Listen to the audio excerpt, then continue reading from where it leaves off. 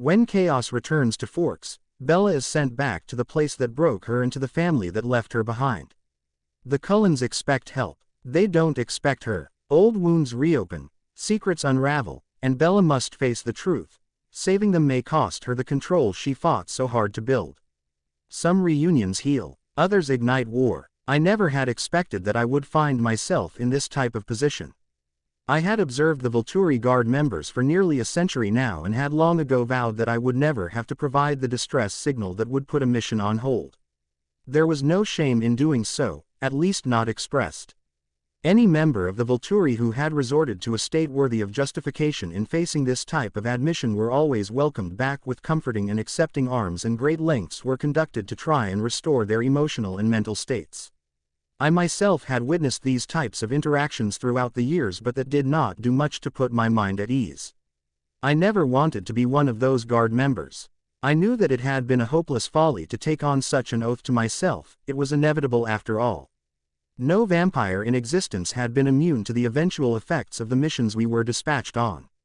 I could only imagine how much worse it would feel if it was true and I had reached this state and was not merely playing a part to get what I needed, the ability to have secret control over the mission and the Cullens, all the while having free reign over the castle. I sighed as I nuzzled into the crook of Jasper's neck, who only responded by placing a gentle kiss to the top of my head and securing me more tightly in his arms. Since we had entered the plane a few hours ago when we had begun the departure back to my homeland, we had remained in this fashion, curled up on our seats, his back resting against the wall of the jet with me held as close to him as possible. I did have to admit that this specific result of the mission was indeed to my liking.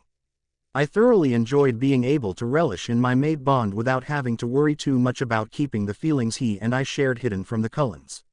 He had seemed to understand on his own accord that we should still be mindful of overly exuberant displays of affection, something that I was mindful to as well. I didn't feel as if it was all right to be overly expressive in front of the family. Our bond, while accepted by all, was still very much new, and it did not feel like it would be appropriate to shove that in their faces, especially Alice's. I had always been a rather private person as well, and even though privacy was something that was lacking in our world by sheer nature of our heightened senses, I still liked to live a life that seemingly provided some sense of discretion regardless. I lazily opened my eyes as I felt and heard the rest of the Cullens move to our area from the back, and looked up at them with contemplative eyes. I hope that you do not feel as if we are intruding, but we wanted to know if we could join you and Jasper. I know that he is more than capable of calming you down, but we thought it would be good for your mental health for us all to offer some sort of companionship as well. Esme said softly as she peered into my eyes, and I nodded.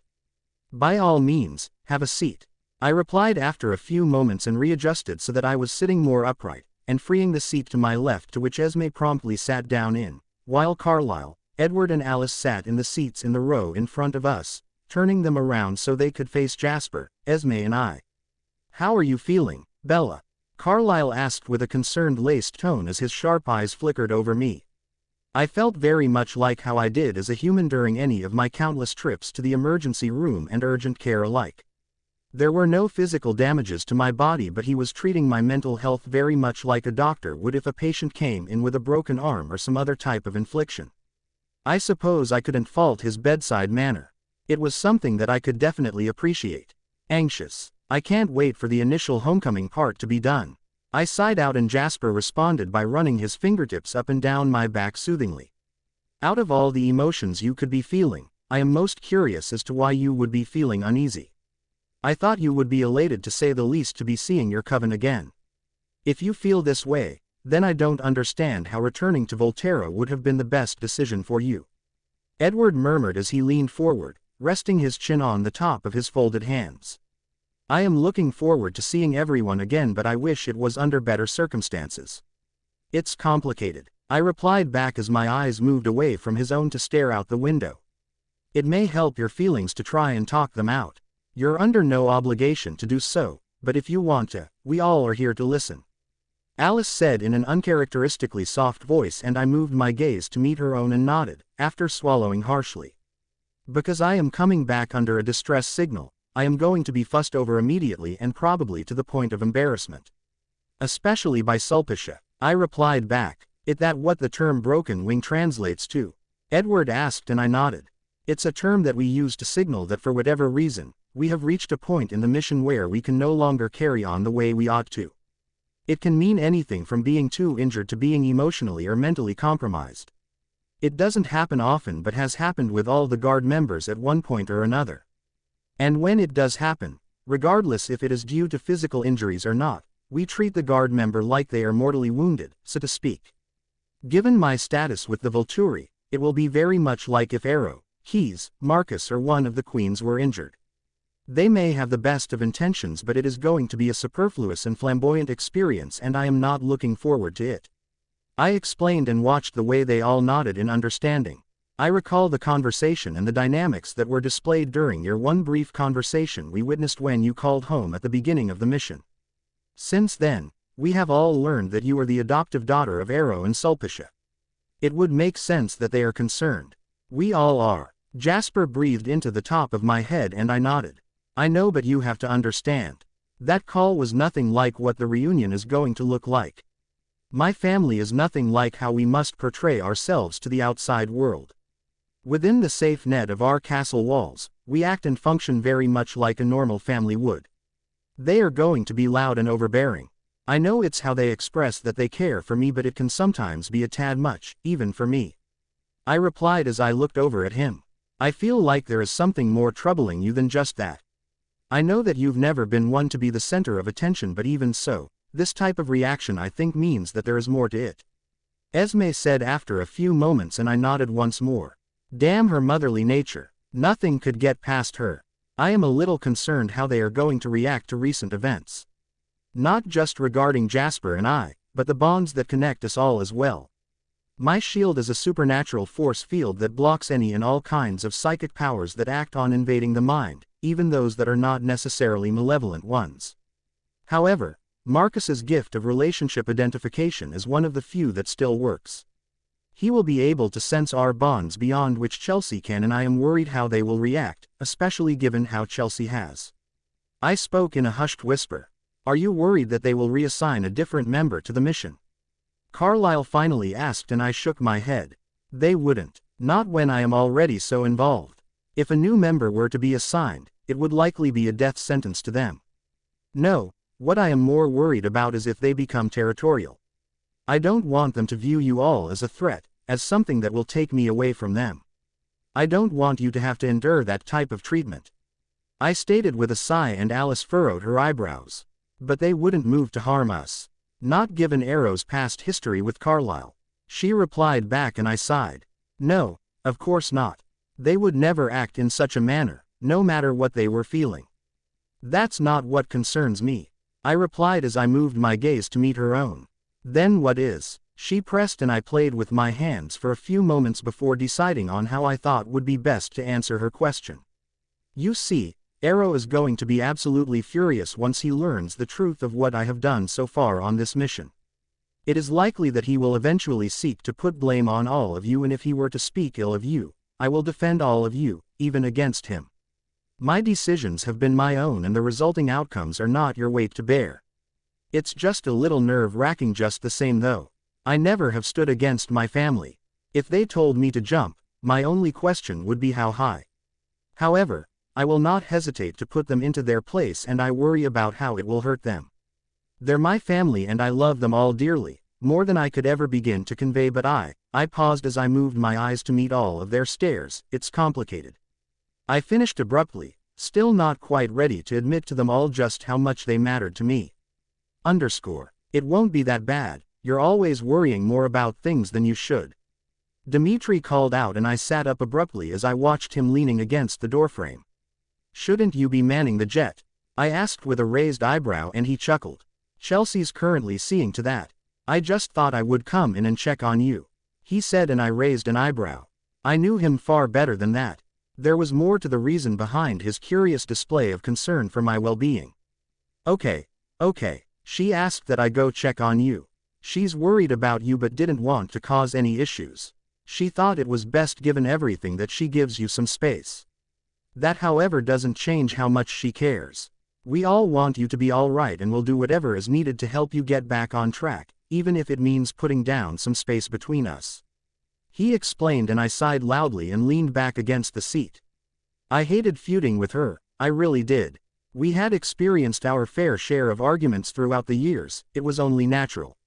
This was, however, the very first disagreement to this extent we had shared, and I can't say that I cared for it very much.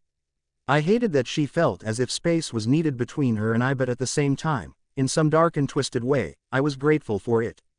I wished we could go back to how things had been between her and I. She had played a crucial role in healing me from the inside out, and I honestly wasn't sure who I would have become without her friendship and support. I just wasn't sure how we could get back to where we had been. So much damage had happened, and regardless of her intentions, her actions had damaged our bond to the point where I wasn't even sure if it could be repaired. You can go ahead and report back that I am not feeling as murderous as I was earlier, I finally stated. Isa, Dmitri began as he walked forward and knelt in the aisleway, looking up at me. I know what she did hurt you. I don't agree with how she acted in the least. But you and Chelsea, you go way back. You were the first friend she ever worked for. The bonds she shares with you goes beyond comprehension. People make bad choices when they're stressed or scared. We aren't immune to having feelings, and those emotions sometimes do get the better of us all. It would do good for her to be back on your good graces. We all know you will need as many people in your corner as possible once Arrow finds out the truth of all of this. He's not going to be happy, so you better prepare yourself for quite the reprimand. He finished, and I huffed. But it is because of the bond that she and I share that I expected more out of her. Things could have gone worse, much worse, and it would have been all because of her. I argued back. Besides, I can take care of myself. I appreciate the idea of additional support, but it is not needed, not when it comes to affairs between Arrow and I. But things didn't turn out negatively, did they? I mean, look at where you landed because of her actions. You, securely being held by your mate and surrounded by a loving and supportive coven, something that we all thought was never going to happen given your history with them all. That should count for something, shouldn't it? He pressed, and I shook my head. This is really a moot point. It doesn't really matter what the outcomes were, no matter how thankful I am for them. She still acted in a way that betrayed my very trust in her. She took the information I trusted her with, and gambled with it as carelessly as humans gamble their money at a blackjack table. I replied back a little more harshly than I wanted, which resulted in my eyes darkening a few shades. Dmitri, I think it would be wise for you to return to the cockpit. I, along with my family, are doing all we can to try and keep her emotions in check, and I feel like this conversation is counterproductive at best. Bella will decide on her own how she wants to handle her personal issues with Chelsea, and I think that it is much too soon to be trying to sway her one way or the other. Jasper practically growled out, and I looked up at his hardened expression and onyx eyes. Very well, but may I make one last suggestion before I leave? He replied, and I nodded my head. I appreciate the respect you are showing by asking first, but we all know you are going to say what is on your mind regardless, so you may as well just go on with it. I sighed with a slight smile, indicating that I was not being hostile. You and I both know that you will recover faster if you lower your shield. You don't need to worry about anyone locating us, not while we are in this jet and hundreds of miles above the ground. He stated as he stood from his position, and I furrowed my eyebrows and looked at the Cullens. If it will help to speed up your recovery time, I am all for it. I believe that he is correct in his assessments. No vampire should be able to sense us, and in turn, it would be safe for you to do so.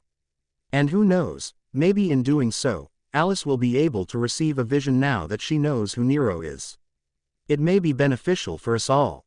Carlyle murmured, and I sighed and nodded, causing Dmitri to smile before he made his exit back to the controls.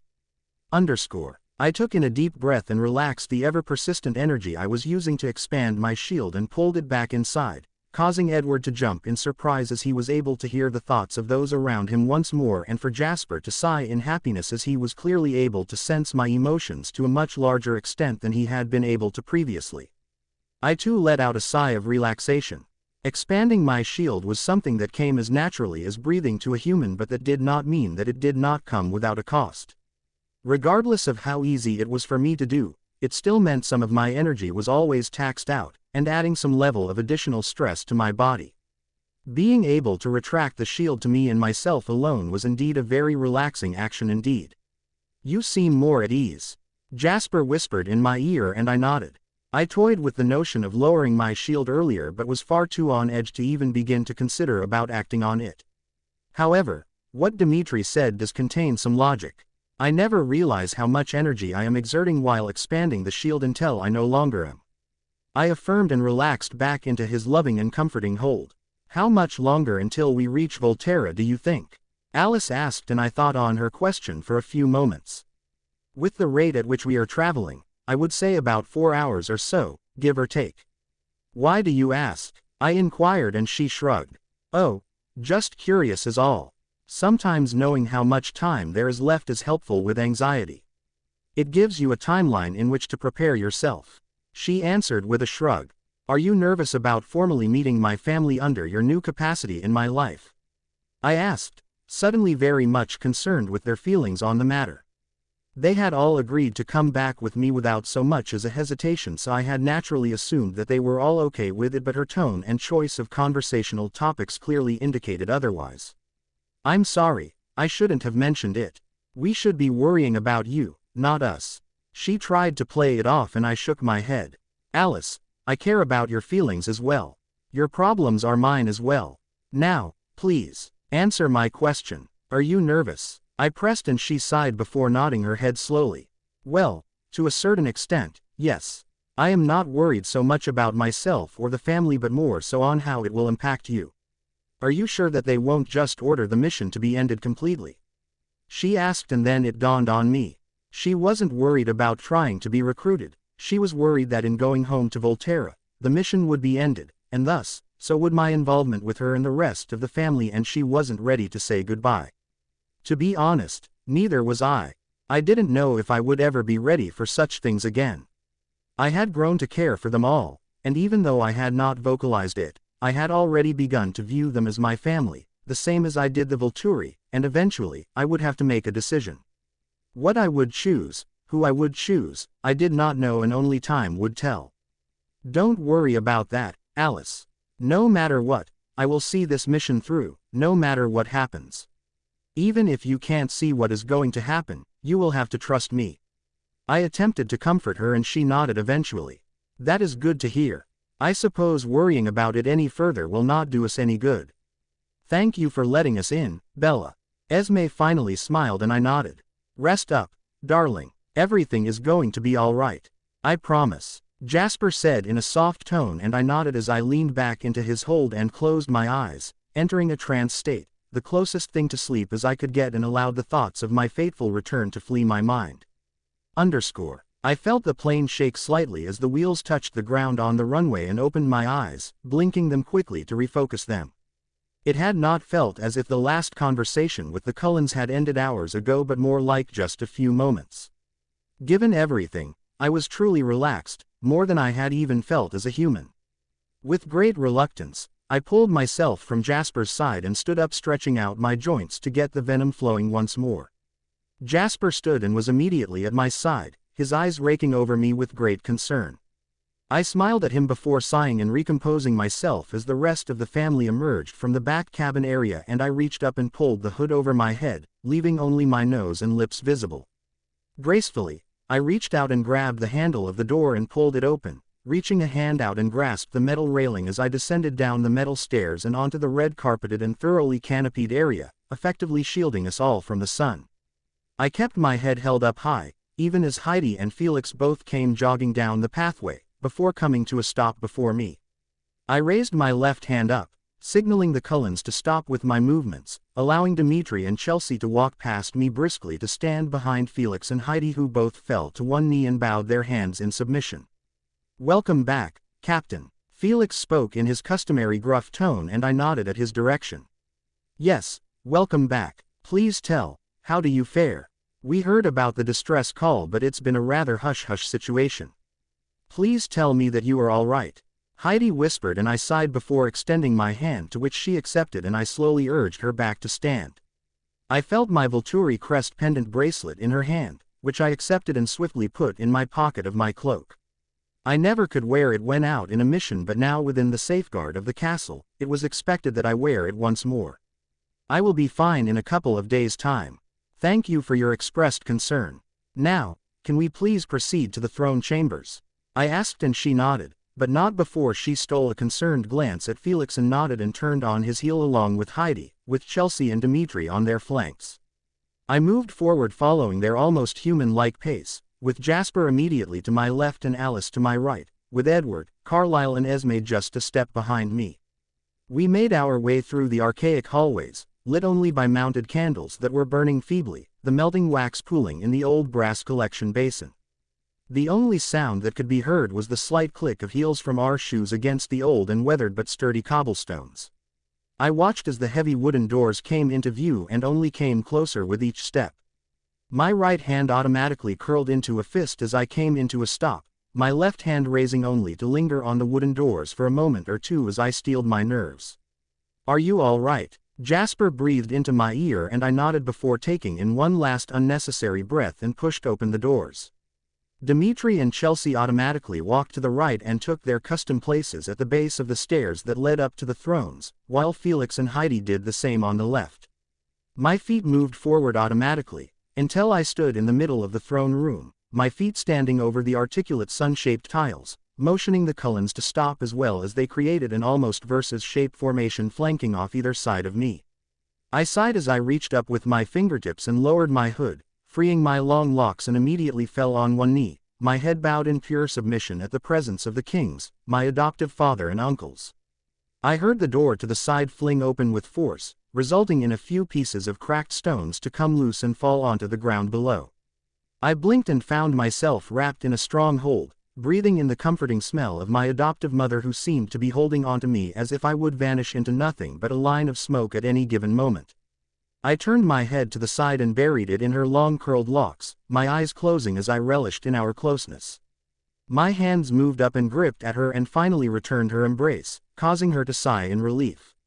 "Oh, my dearest Isabella," she cooed as she finally pulled back and tilted her head at my newly acquired bangs before she reached out with her right hand and pushed them to the side, her red eyes darkening as she took note of the new scar and ran her fingertips against the thin but jagged areas. I looked deep into her darkening orbs as she slowly raised herself from the ground and I rose with her, my attention only being broken as I heard Marcus gasp out in surprise, his robe swishing in the air as he shot up from his throne. Arrow and Keys tore their gaze from me to look at him with curiosity as he moved down the stairs and stopped in front of me, taking my hands into his own. "My dearest one, please tell me that what I am sensing is correct."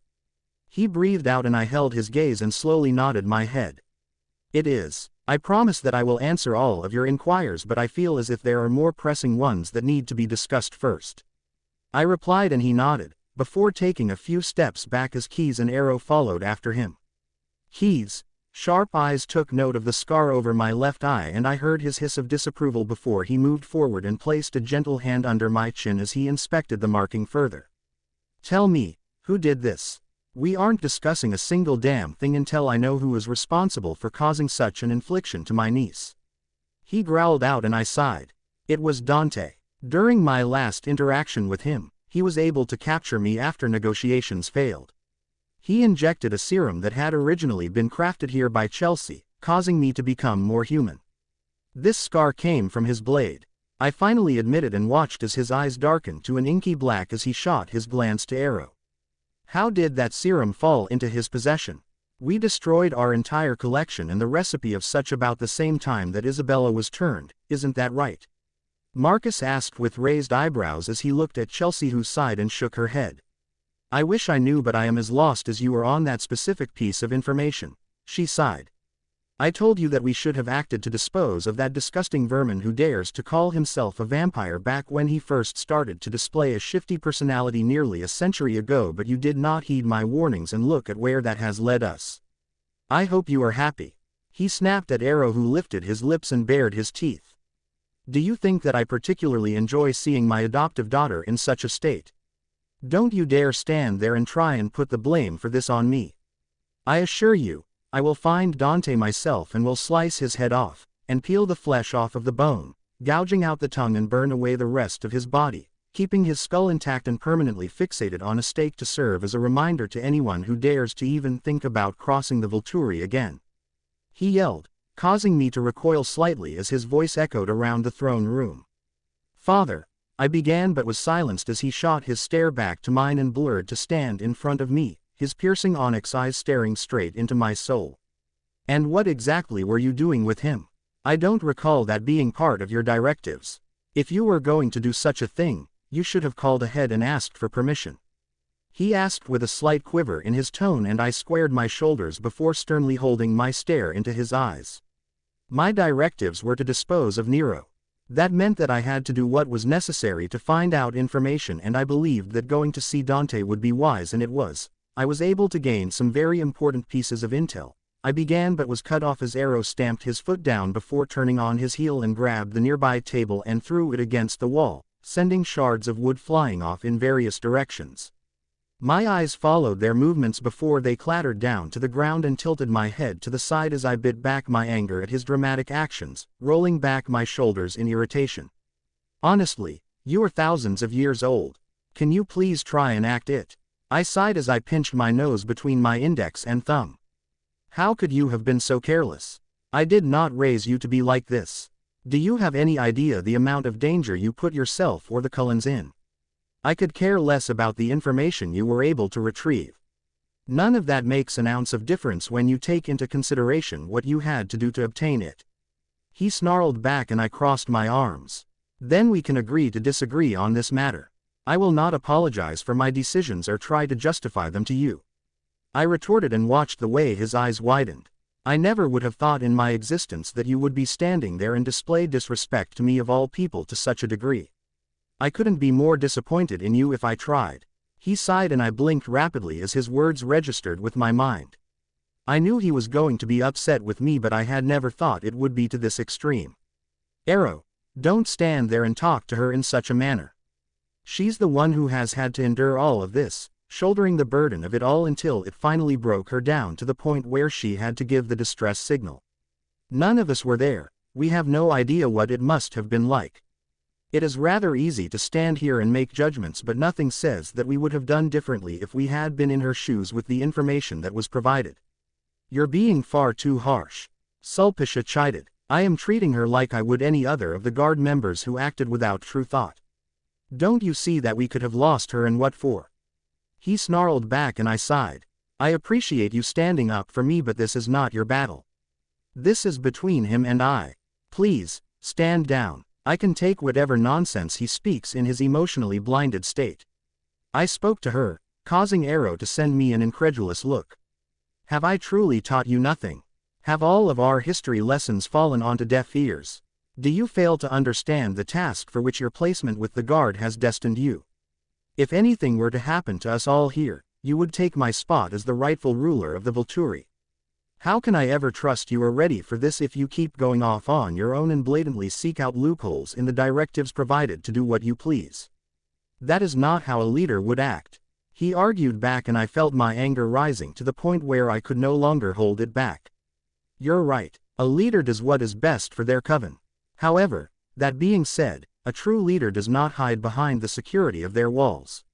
They lead the people in the front lines, ready to take on every battle and fight, providing hope and showing that they will not order anyone to do something that they themselves will not.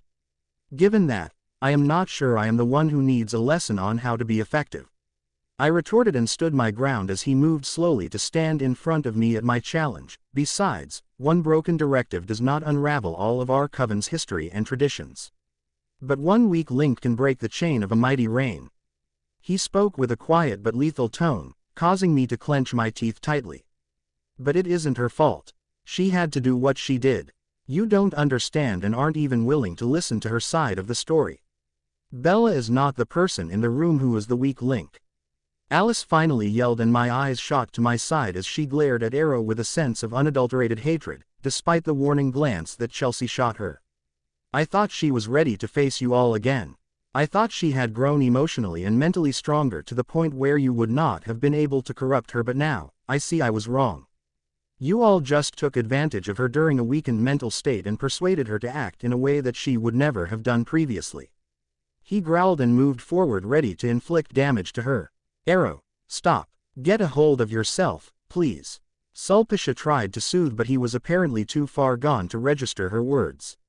My eyes widened and I moved as quickly as I could muster, my eyes darkening to match his own, causing his hand to stop inches from my face as he looked at me with curiosity as my arms extended past my sides, effectively shielding the family from him. My mission directives state that no harm is to come to them.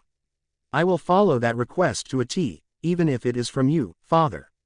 I spoke in a strained voice as I watched the way the hurt danced across his face, as he staggered back a few steps. I glanced back at the family who looked at me with wide and curious eyes, but was granted a thankful smile from Carlyle who nodded in my direction. Arrow, if you would allow me, I think I can shed some light to this situation. Marcus said slowly with caution as his eyes looked at the scenario unfolding in front of him. Keyes nodded at Marcus and moved to stand next to Arrow, clearly ready to restrain him if need be. Well, go on then.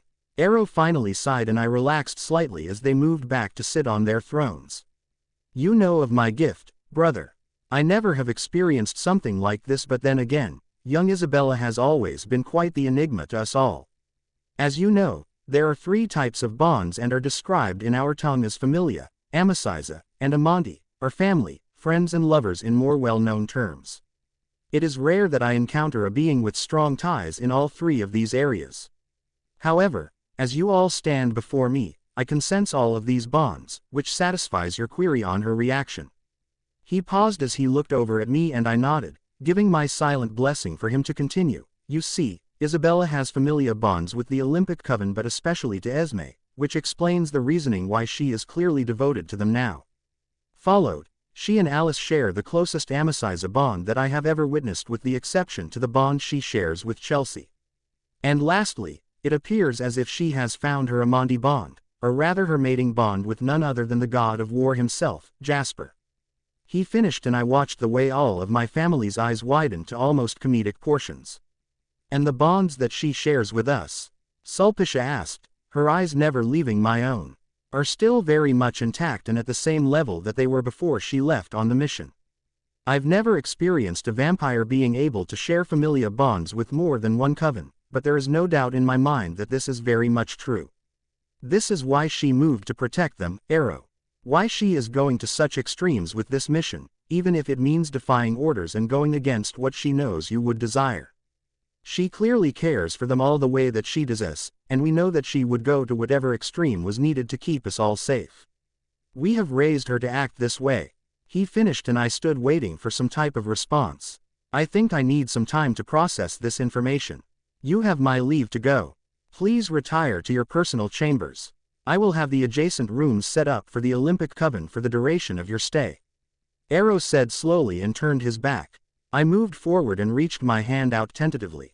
Father, I tried to reason but watched the way his shoulders tensed and Sulpicia moved to stand next to him, shaking her head and warning me to stop my movements. My eyes moved to Keyes and Marcus who only looked at me with worried and loving glances. I looked across the room to Felix and Heidi who mirrored Keyes and Marcus, then to Dimitri who was glaring at Arrow and Chelsea who looked at me with the sincerest apologetic look I had ever witnessed a vampire express. I lowered my hand back to my side and pulled the hood back over my head and turned on my heel and swiftly walked out of the throne room, with the Cullens moving quickly behind me.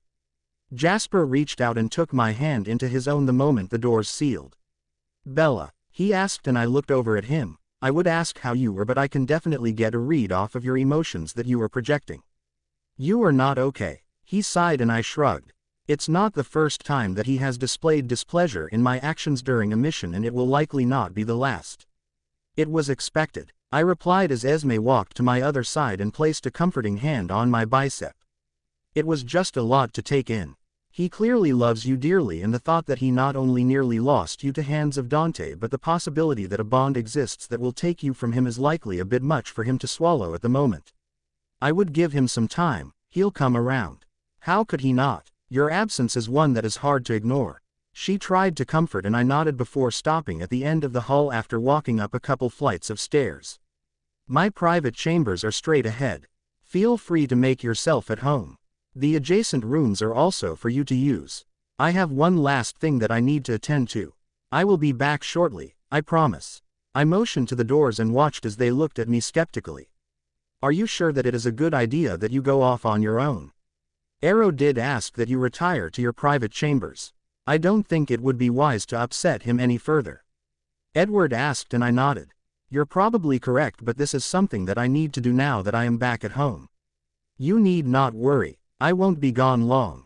Please, I know that it was likely just as hard for you to stand there and witness that altercation as it was for me to take it. You all need time to recover as well, I said, and he looked over at his frayed family and eventually nodded. Hurry back, love. Jasper breathed and leaned forward and placed a chaste kiss against my lips as his hands moved to cup either side of my face, a kiss that I reciprocated without hesitation before moving back and began walking to the end of the hall, quickly taking a left and moving out of sight. I walked down the downward spiraling staircase, and grabbed a nearby torch to light my passage as I moved further down into the depths of the castle to the forbidden archived files. My plan was going exactly as I had expected it to. I knew that my family would be far too distracted by my return and also the news of my recent bonds to pay much attention to my movements. While it had been difficult to say the least to stomach all that my adoptive father had said, I knew it was just one more necessary component that needed to fall into place. I stopped as I reached the sealed doors and grabbed the nearby syringe and let some of my venom pool in my mouth before collecting it and then injected it into the collection basin, granting me access as the lock system disengaged and I pushed the heavy metal doors open with ease. My eyes took in the history that was etched on the walls as I moved to an old and aged wooden desk and opened the doors with my crest pendant that I retrieved from my cloak pocket and carefully unraveled the fragile parchment, my sharp eyes taking in the forbidden histories. I sighed though, none of the parchments provided any of the information I was needing. I sat down in the chair near the table and closed my eyes as I rested my head against the palms of my hands. There had to be something that I was missing. Nero would not have sent me back here if there was not a reason. What would have been the point to his game otherwise? I finally opened my eyes and took in the history etched into the stone wall and stood, placing the flaming torch closer as I inspected the drawings and finally moved throughout the maze-like hallways, my pace quickening with every step that I took with anticipation.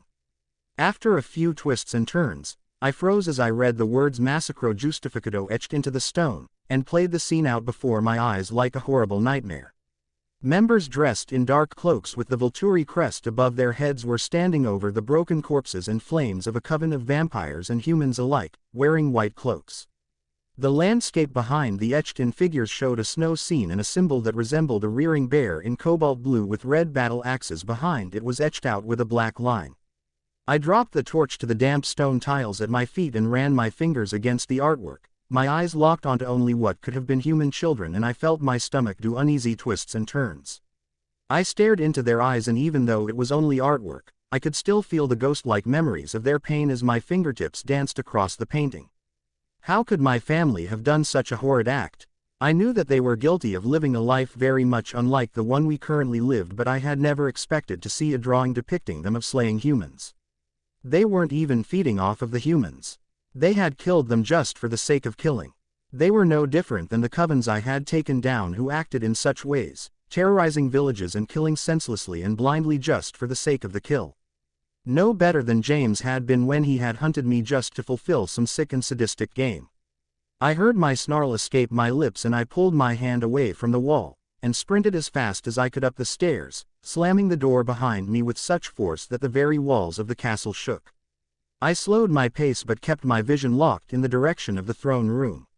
I passed by my chambers, and heard as the doors opened and the Cullens quickly emerged, but I paid them no attention as I stormed back towards the throne room, my hands reaching out and shoving the doors open without warning, causing Arrow to jump in surprise as he looked at me with concerned eyes as I glared daggers at him and strode in, indicating to Felix, Jane, Alec, and Dimitri to block the door and preventing the Cullens from entering. Jane looked at me with curiosity but obeyed without question, and the guard created a line of defense, preventing the Cullens from following.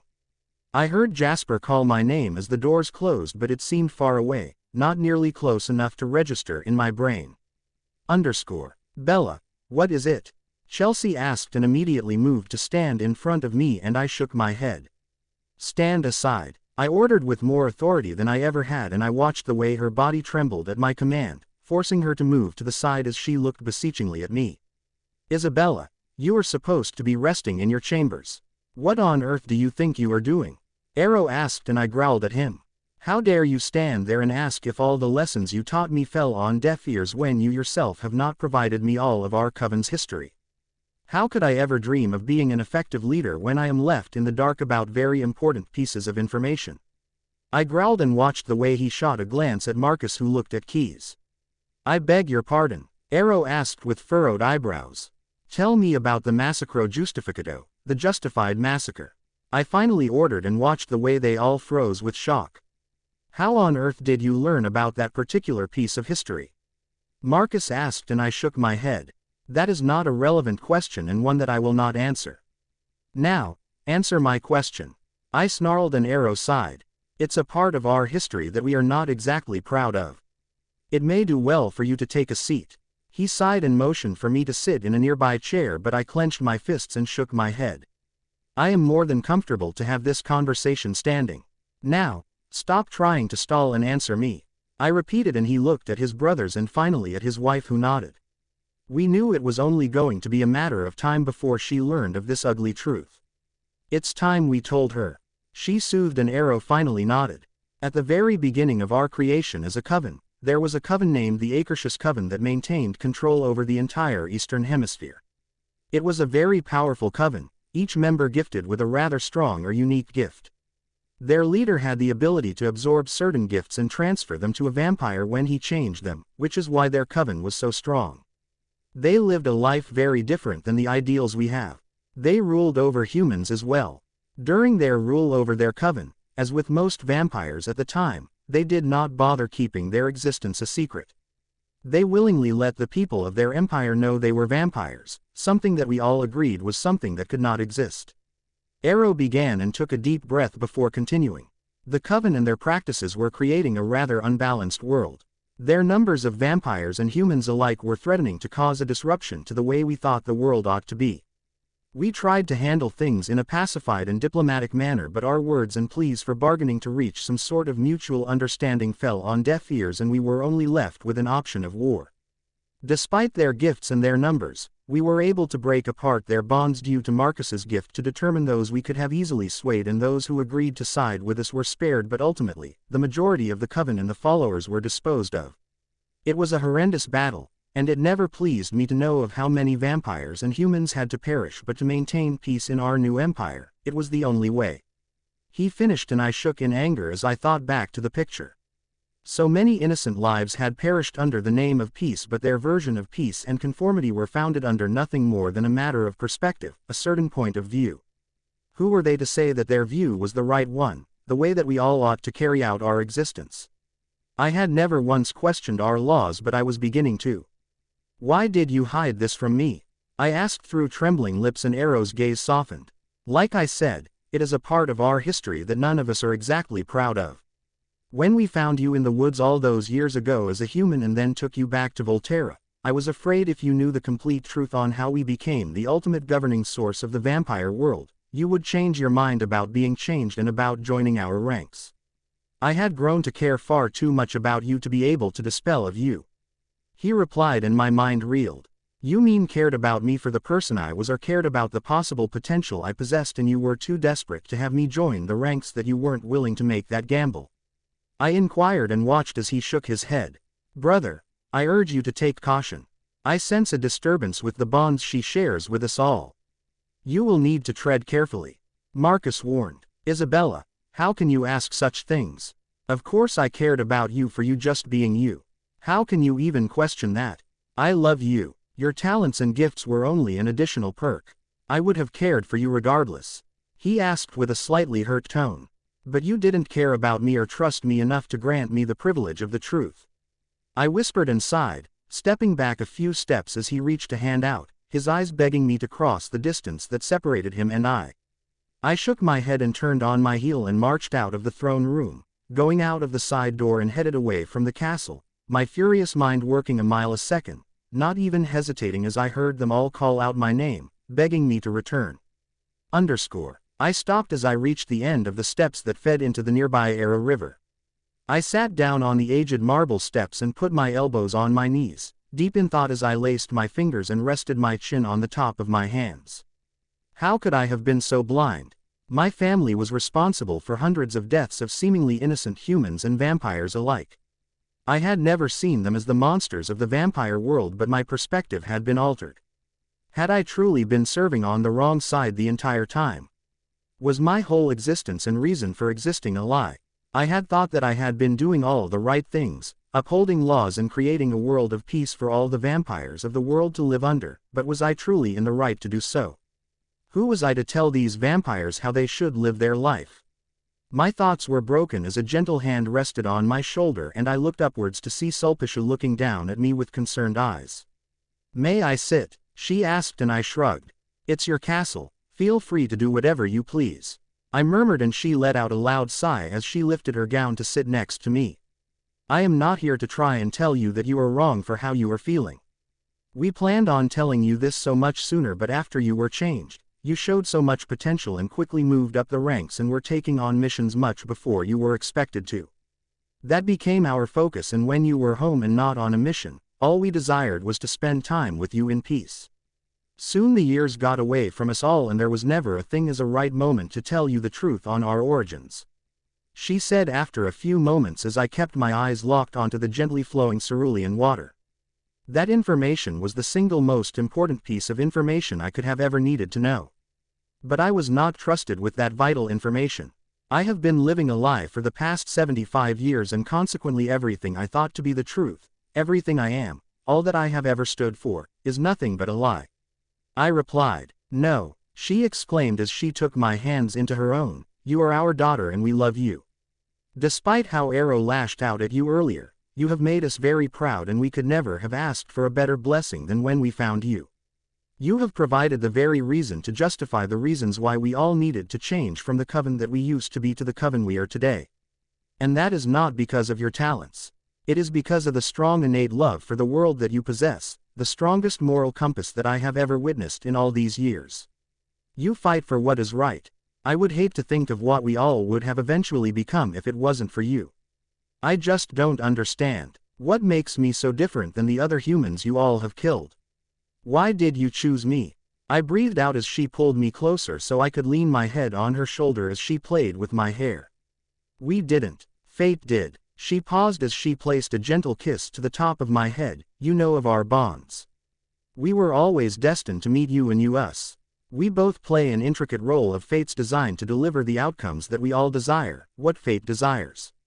We have provided you the very foundation needed for you to build yourself back up into the person you always desired to be, not who we wanted you to become. And in turn, you filled our weary souls and non-beating hearts with a true taste of love, understanding, and loyalty that knows no bounds. You healed us just as we played a part in healing you, and our destinies and reasons for living have grown intertwined. Nothing will ever change our devotion to you, or be able to separate the bonds that exist. I promise you that, my darling. The type of love that we all share is unprecedented." She finished and I looked up at her, feeling my venom building up in my eyes as she ran a gentle hand across my cheek. "Now, you know the truth. What you choose to do with that information is your decision to make, and yours alone. But always know that no matter what you decide, you will always have a home here, no matter how far you stray." She finished and stood, leaving me alone for my thoughts for a few moments. Eventually I stood and made my way back to my chambers, where the Cullens were waiting anxiously for me. I felt emotionally drained, far more than I ever had before. Physically, I felt as if I could move mountains, but internally, I felt mortally wounded. There was no reason for me to act now. I gave into my emotions as Alice took one look at me and ran into my arms, wrapping me in a sturdy embrace. "It's going to be okay, Bella. We're all here for you, no matter what." "What happened?" she breathed as I slowly raised my arms to wrap them loosely around her waist and giving a gentle squeeze before stepping back. "I apologize, but I learned a terrible truth of my family. You see, the Akershus Coven did indeed exist but was all but exterminated by my family thousands of years ago. Their hands are saturated with the blood and venom of innocent humans and vampires alike, all slain under the claim of good intentions. This was the very last thing that I needed to have added onto my already convoluted thoughts and mind. I apologize, but I need some time to collect myself." I sighed and moved past them and opened my door, giving Jasper a knowing look, and he quickly followed me and entered my chambers, closing the door behind him with a light click. I sat down on my king-size poster bed, my fingertips gliding across the soft satin black comforter, and Jasper watched my movements for a few moments before he moved to sit next to me, taking his hands into my own. I can only imagine how you must be feeling. He mused and I sighed, nodding my head. I feel so lost, Jasper. I always thought I was on the right end of the spectrum, but what if everything that I have done was in vain? What if I was never a hero? What if I'm the true villain of the vampire world? I asked in a broken whisper. I know all too well what you are feeling, Bella. I thought that what Maria and I shared was love, but I was only a puppet to help her achieve the end goal that she desired. I thought I was doing the right thing, helping to create an army that would protect my coven from other territories. But she was only using me for my talents. When I finally came to my senses when she ordered me to kill Charlotte, the mate of my best friend, Peter, I realized just how wrong I had been. When I left Maria, and wandered as a nomad for all that time, I was lost. Utterly confused as to what kind of purpose I would ever serve. I had desired to make a difference. It was the very reason why I had enlisted in the army as a human. I wanted to save the world that I believed in, but it seemed like all I could do was destroy it. He sighed and I looked at him as his words registered in my mind. He was right, almost scarily so. It was uncanny. What he described as feeling was exactly what I felt like currently. I don't know what to do, Jasper. My family has changed. It is true that they no longer live a life on the same immoral line of thought that they all had once followed, but I cannot shake the feeling that all of what I have done was for nothing. I can't help but think that Nero wouldn't even exist if it had not been because of what my family did all those years ago. I believe that he is a descendant of that very coven, the one that fell at the hands of my family, and he is now seeking what appears to be justified revenge. How can I even begin to disagree with his points of view? How can I, a member of the very coven who slaughtered innocent human children, dare to question his moral compass, when my own is based off of the very ideals that shattered his world? I sighed and he only squeezed my hand tighter. I do not have answers for that question. All I can say is that you may be a part of the Volturi, but they do not completely embody you. You are your own person, and it is clear that you have your own beliefs, something that causes you to act in ways that defies orders. You are so much more than just your coven. You represent hope, and regardless of the reasoning behind it, you have acted in ways that have saved the lives of so many. You fight to keep peace, something that is hard to find in our world. If anyone can break through his corrupted line of thought, it is you. You changed the Volturi after all, a feat that we all thought was impossible. If you can do that, you can reach him and his coven. He said in a soft voice, coaxing me to lift my troubled gaze to meet his own. What he has done is still not something that can be justified, Bella. He has turned human children against their will and is using them the same way that Maria used me and countless others. He is still killing unjustly, even if he feels as if he is doing the right thing. You cannot allow him to continue with the path he is headed down. He will eventually end up destroying the world, something that I know you have vowed to protect. Never lose sight of that. I suppose you are right. I just have no idea how to reach him. Two villains meeting together to try and justify that one's actions are more justified than the other seems like a ridiculous action. He is never going to listen to what I have to say. I pressed and he shook his head. We will find a way to make him listen, Bella. We have to. If we don't, then everything that you love, all that you stand for and have endured, will truly be for nothing and be lost. You can't allow him to win. If I had to guess, he did exactly what he did at the Denali's to get into your head, to wage war in your mind and heart and cause you to separate yourself from your family. It's hard to go against a vampire who is backed by a coven, but it's not as hard when they feel isolated, confused, and lost. You can't allow him to have that power over you, he said fiercely, and I nodded my head weakly.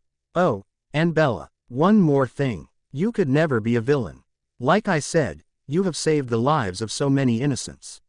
Your good far outweighs your bad. You don't have the capacity to be a villain. That is one thing that you never will be. He tried to reassure. How can you be so sure? Jasper, I am part of a coven who capitalized and built their coven and established power over a bed of corpses. I whispered. Because I know you. Better than you probably even know yourself. Your emotions give you away, breaking past the mask that you put on in front of everyone else. He paused as he leaned forward and placed feather-like kisses to the side of my neck. Jazz, I began, but he pulled back and placed one of his hands to the side of my face. Let me find the cracks in your soul and heart that have left you in such a state of disarray and allow me to fill them, sealing them with my love. It is the very least I can do," he whispered as he bore his gaze deep into my own. I understood exactly what he was asking and I was in no position to deny him of his request. I needed some sense of love, something to make me feel like I was indeed a person worthy of love, worthy of this type of bond. I eventually felt my head nodding and leaned forward, breathing against his lips. "Please, let your love rain down on me." With that, his lips crashed onto my own with a passion that I had never felt before, one that filled my veins with pure fire, and I was more than ready to allow the purifying flames of his passion to heal me from the inside out.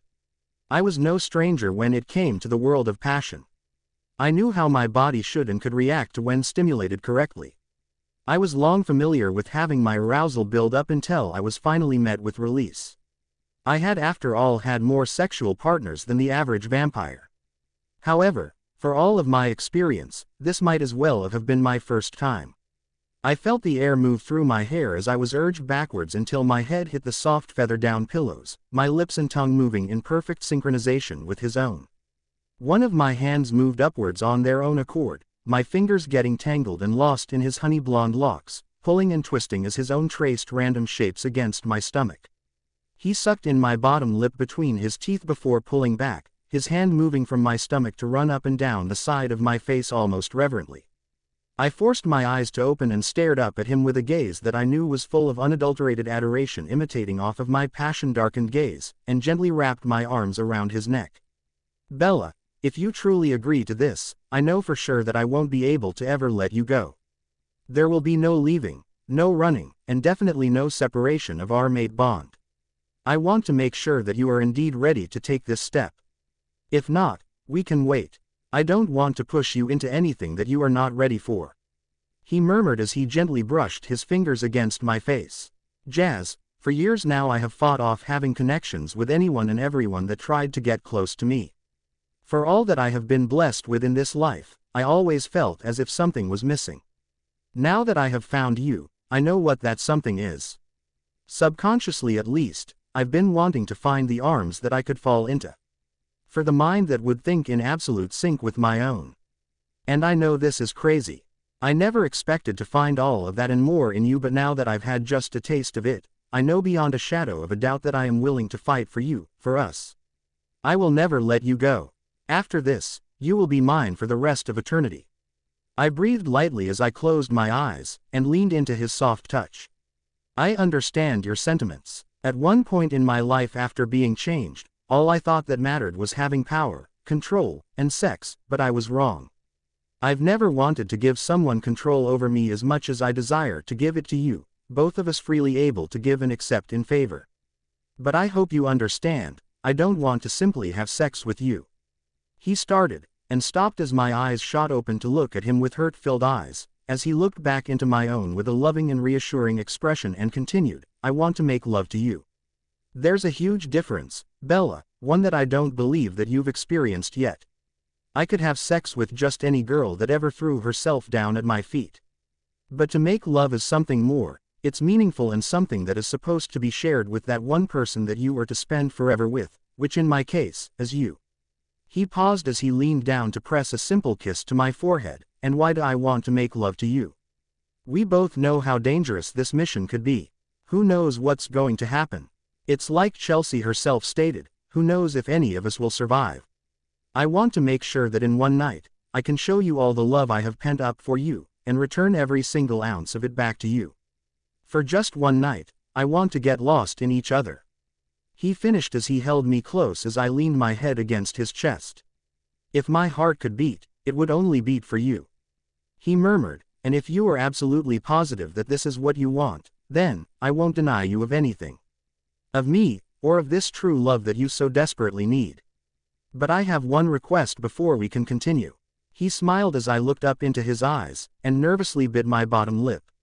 "What is it?" I whispered as my eyebrows furrowed in thought. "Your shield has been up again since you came back from the altercation with the kings. Even now, it remains as strong as ever. I ask, please, for tonight, please lower it enough to let me in." He breathed against my lips as his fingertips ran across my jawline. I sucked my lower lip in between my teeth. I had never had sex without my shield being fully erected. By lowering my shield, I would be putting myself into the most vulnerable position I had ever been in. With all my control gained over years and years of rigorous training, I had learned how to let a specific person in, and keep others out, but I had no idea if I would be able to maintain that while giving into the ecstasy that I had only just begun to taste due to his skillful movements. I knew full well that Edward was close enough to hear thoughts if I slipped, and Alice for sure would be bombarded with visions of our love-making, something that I did not want either one of them to have to endure. Just the same, I knew the reason why he was requesting this of me. His gift was able to reach me through my shield, but if I allowed him in, it would only be magnified and increased, which would inevitably enhance the pleasure received by the both of us. If I could allow him the pleasure of having sex with me, then I would also have to trust him enough to let him in fully. I will try, I finally whispered back as one of my hands moved up to grip at his bicep of his left arm, taking in a deep breath and reined in my shield, instantly overwhelmed as his talents went to work, sending every ounce of love he could muster straight to my core. Thank you. You have no idea how much of an honor this is to me. I promise I will not betray your trust. You can trust your heart and soul in my hands. I will not break them. He breathed out as his own eyes fluttered shut, his body shaking slightly as my own emotions merged into his own. There is nothing more standing between us. I sighed lightly, so, please. Just let these feelings go, and let them flow. That was all the urging that he apparently needed. His carefully constructed control seemingly seemed to snap under the utterance of my one simple phrase, causing him to give in to the want and desire that he'd caged and tried to pacify since our fateful reunion occurred in the forest. He leaned up from his position, and reached down and unbuttoned the silver buttons of his white dress shirt, peeling off the fabric with ease, and with a flick of his wrist, tossed it over to the other side of the room. I looked in awe at his toned core muscles, running my hands over them, memorizing the feel. My sharp eyes took note of the sheer number of scars that littered across his otherwise perfect skin. His gaze locked into my own as I became immersed with their patterns. I know that it must be terrible to see me like this. I look like Frankenstein himself, considering how many times I had to use my venom to put myself back together. He breathed and my eyes shot up to meet his own, who almost appeared to be ashamed of them. This was something that I realized I needed to address. You aren't the only one who has markings of their past. You have no reason to be ashamed of them. They only show just how far you've come, and I promise, you'll never have to live a life like that again. I smiled reassuringly and he nodded before reaching down and grabbed my hand, placing gentle kisses to each of my fingertips. He then released my hand, allowing it to fall back to my side as he reached out and undid my cloak, and I leaned up off the bed to help. Once it was removed, my long hair spread across my shoulders and against the pillowcases. He placed his hands on my back and slowly lifted me up as he gripped the zipper and slowly pulled it down, causing the fabric to come loose around my neckline and chest.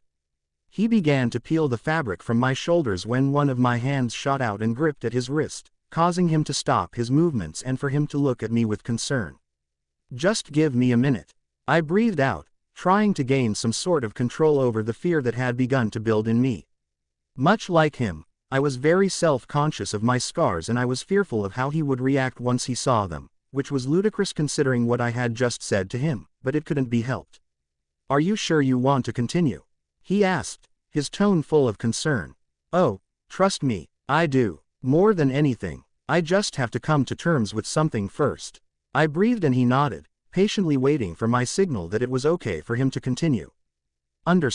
Finally, after a few moments, I released my grip on his wrist and nodded my head, and he continued his actions, his eyes leaving my own, and looked at my scars located around my neck with a light gasp.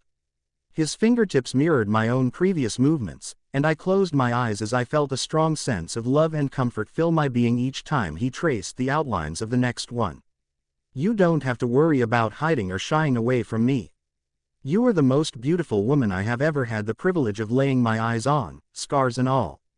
He breathed against my chest as he leaned forward and replaced his fingertips with his lips, placing gentle kisses on each one, causing venom to build up in my eyes behind my eyelids. His hand reached down and he grabbed my hand once more, slowly sweeping his tongue over my palm, and eventually sucking on my fingertips, one at a time. A light hiss escaped my lips as I felt a bolt of desire run down my spine, down all of my nerve endings. Jazz, I breathed out, suddenly incapable of forming any further words. You're intoxicating to me, Bella, you go straight to my head like aged whiskey did to me when I was a human. He moaned, before leaning back down and running his lips across my neck. His lips ghosted over my neck, gentle and barely touching. I sighed beneath him, as he finally positioned himself to lay on top of me, supporting the majority of his weight on his forearms that were placed on either side of me. He then slid his hands up under my gown and up my knees, stroking the sensitive area behind them, before making his way up to my thighs. He then kissed his way up my body, finally capturing my mouth in a dominant kiss. While he had my lips, he slowly placed his hands on my slim waist, and pushed the fabric down until I was only left in my bra and underwear under him. I reached down between our bodies and unbuttoned his black slacks, pushing them down as far as I could, until he reached down and tore them off along with his boxers, tossing the destroyed fabric to the side. I sharply breathed in as I felt his need for me as he gently ground it against my core through my undergarments. He finally released my lips and pulled back slightly to make eye contact, as his hands went behind my back and waited for my approval, to which I granted with a nod of my head. His nimble fingers reached the clasp and undid the hooks, and slid it off me gently, while pressing a kiss to my shoulder.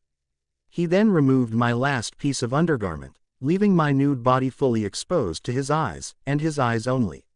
He pulled my body against his own, both of us angling in for a kiss, and our lips met greedily, roughly, tasting and exploring without qualms, tongues sweeping against one another, battling for dominance once more. His strong hands roughly slid their way over the bare skin of my back, taking in the softness of my skin, exploring the various dips and inclines of my solid muscles before coming to grasp my full bottom roughly as I nipped hard on his lower lip. My hands became tangled once more in his unruly blonde hair, fingers alternating between caresses and tugs, holding him still so I could plunder his mouth with my tongue even as he fought back, until he finally gave up and allowed me the fleeting moment of dominance I was seeking. We broke away briefly, panting for unneeded air, eyes locked as we both contemplated what we were doing, his orbs questioning me once more, still offering me an opportunity to back out before it was too late, even as his fingers clenched around me in a subconscious show of passionate possession. I granted him a smile, answering his unspoken query with another fervent kiss. I heard his audible groan of pleasure at my acceptance, wrapping his arms around my waist and hugging me close. We continued our unabashed exploration of one another. There was no need for caution with the sense of acceptance and completion swirling that was being felt by both of us simultaneously. I ran one hand down the back of his neck, my strong nails trailing against his skin, earning a shiver and nip to my lip. I tugged his blonde locks in playful reprimand for the action, but only moaned softly when he suckled softly on the tender area. Something must have clicked inside his mind at the sound. It became apparent that he liked being the reason for eliciting such a response from my lips. Growing bolder, eager to hear another, he slid his hands upward, over my hips and ribs until he was drawing lazy circles with his thumbs on the sensitive skin of the sides of my breasts. I involuntarily shivered at the contact, sinking into my bedding a little bit more, so that his hands could slide forward to cup the full weight of my breasts. His thumbs continued their lazy circular motions, skimming the edges of my nipples. He leaned down to place gentle kisses down the side of my jaw, trailing down my neck even as he lightly, playfully, pinched the engorged tips. I gasped as I felt my body respond further to the point where I was sure I was dripping, my fingers clenching in his hair, and he did it a second time, finally earning another moan from my lips, unable to hold it in. I felt his lips as they grinned against my neck at his accomplishment. He then continued to explore the various areas of my breasts whilst discovering other sensitive areas along my neck and ear, memorizing every pleasure spot I had. Regardless of the amount of pleasure I was receiving, I refused to take all without also giving. Sighing, I untangled my fingers from his straw-colored tresses, sliding my hands over the slopes of his muscular shoulders, down the planes of his sculpted chest, feeling his very defined washboard abdomen with a throaty sound of pleasure. I continued my movements until I reached his hips and rested my hands there, continuing to lazily run my fingers against the coarse hairs I found. I heard as he hissed out a breath against my neck. He had clearly discovered that he had underestimated my enjoyment for revenge. He was not the only one who could tease with perfection, and it was time for him to have a taste of his own medicine. My soft hand grasped his erection firmly, my thumb sweeping slowly over the tip in a circular motion. Giving a growl of startled enjoyment, he briefly bucked his hips in response to the new sensation. I chuckled huskily, knowing I had indeed gained the upper hand. "Oh, sweet Jesus, you are far too good at this," he growled, his eyes closed in pleasure as I continued to rub my thumb over the sensitive head of his member.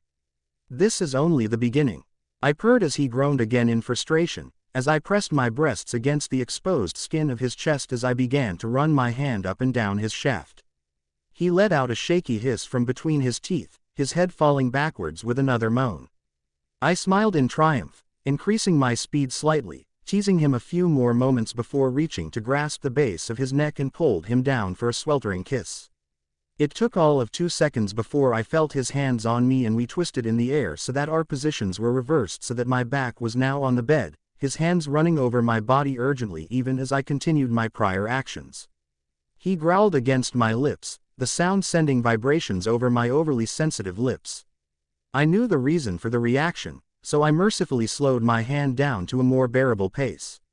He pulled away, his dark eyes alight with desire that I had never witnessed before, as he lowered himself into a crouch so that he was level with my breasts.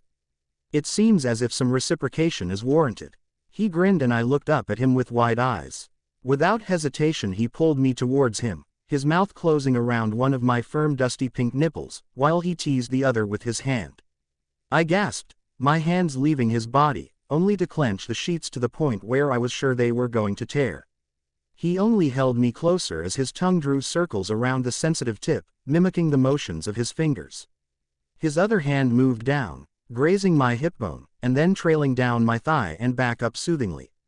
I tried to clench my thighs to ease the ache that was becoming almost unbearable between my legs, but his hands stilled my movement. "No, so fast, I want you to find release in me and me alone." He breathed out in a playful tone as he ran his hand up my thigh, fingers brushing at my soaked center but not intruding. He opened his eyes, clearly glancing to catch my eyes for permission. I felt the intensity of his emotions and swallowed heavily before giving a shaky nod. He let out a large grin, and then moved to give attention to my other breast, alternating hands as he did so before running his fingers over my mound gently, reassuringly. I had no idea why he was choosing to be so gentle. My virginity had long since been taken. It was aggravating just as much as it was arousing.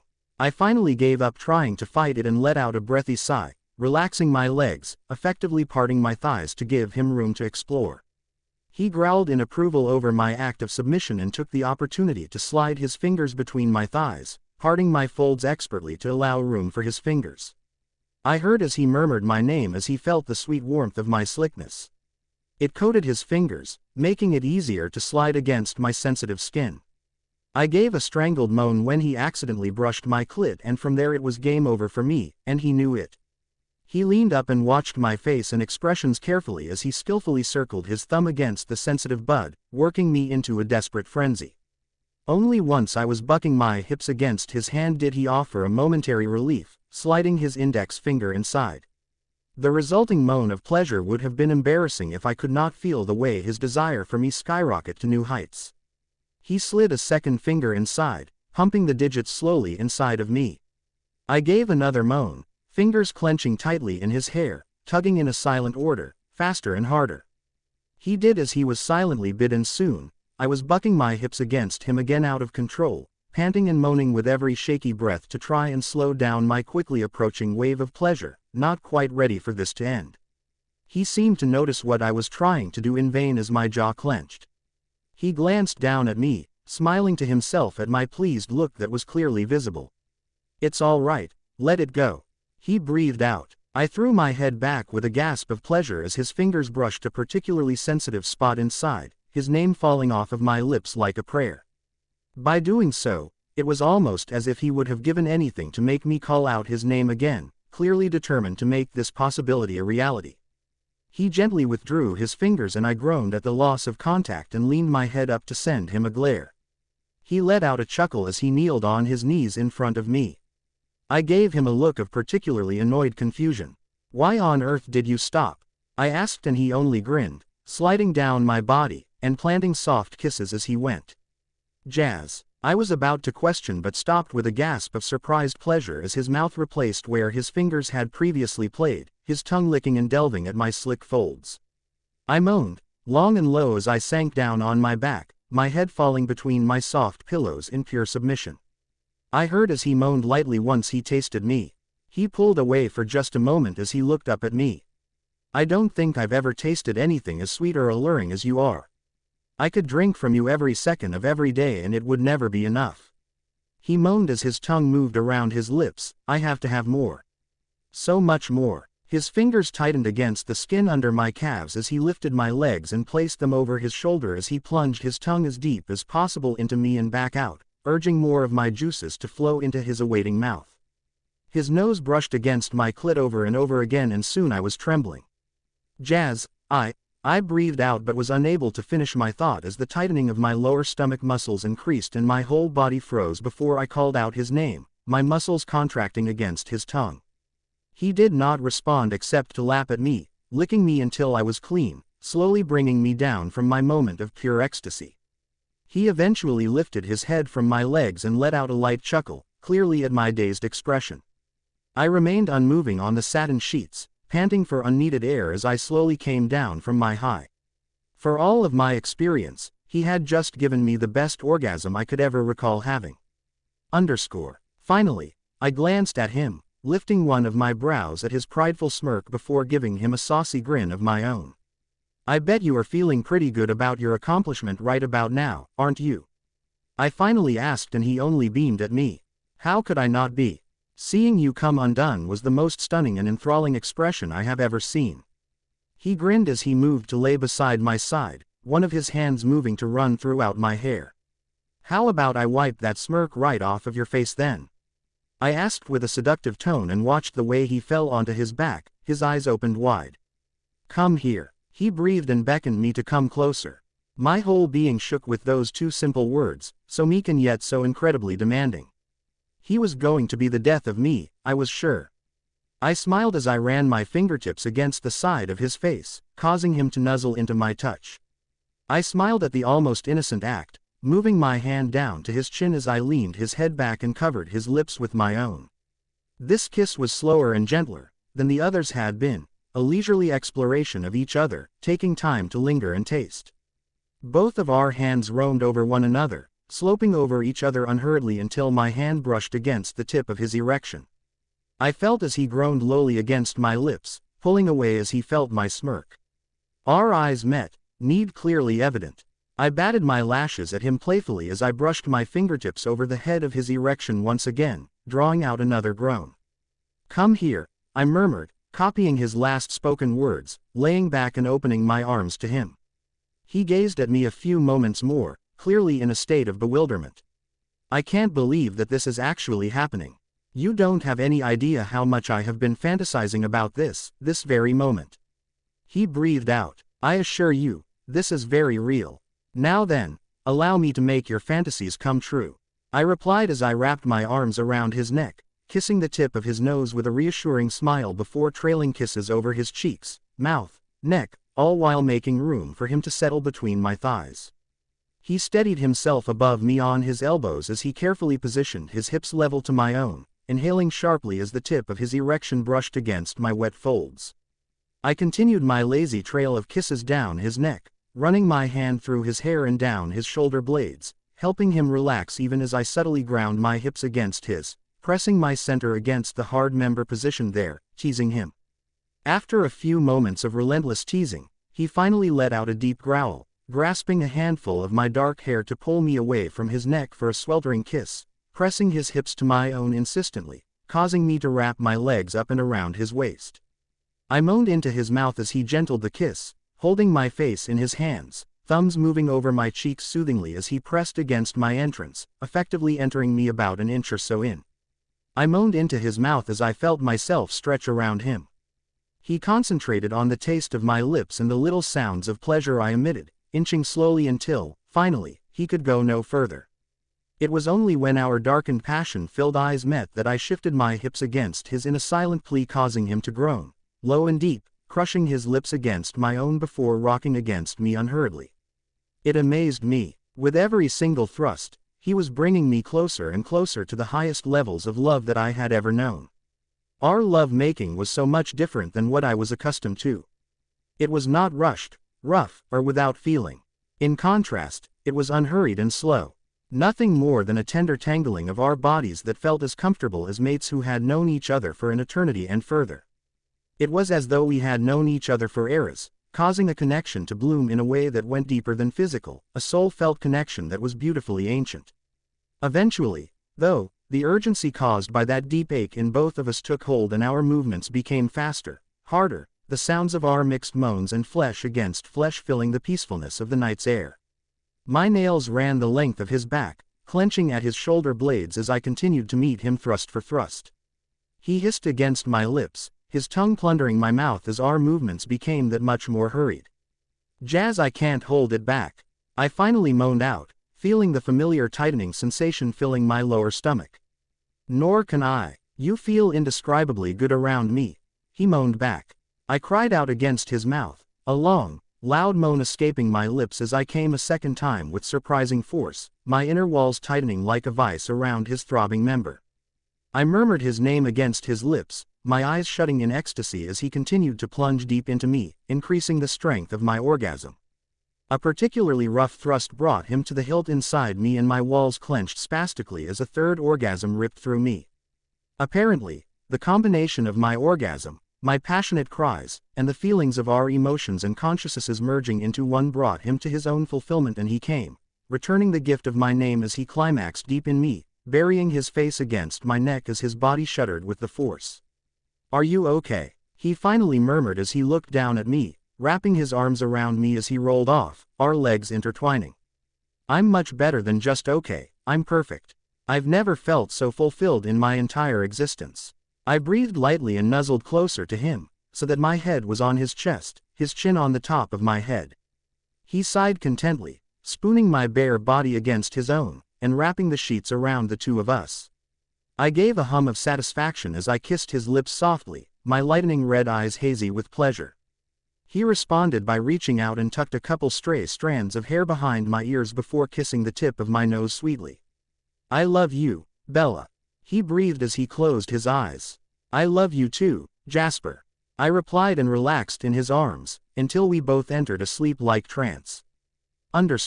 My eyes fluttered open as I stretched out my limbs. I looked over to my right where Jasper lay, still lost in a trance of bliss. I smiled as I ghosted the tips of my fingertips against his face, barely touching the skin.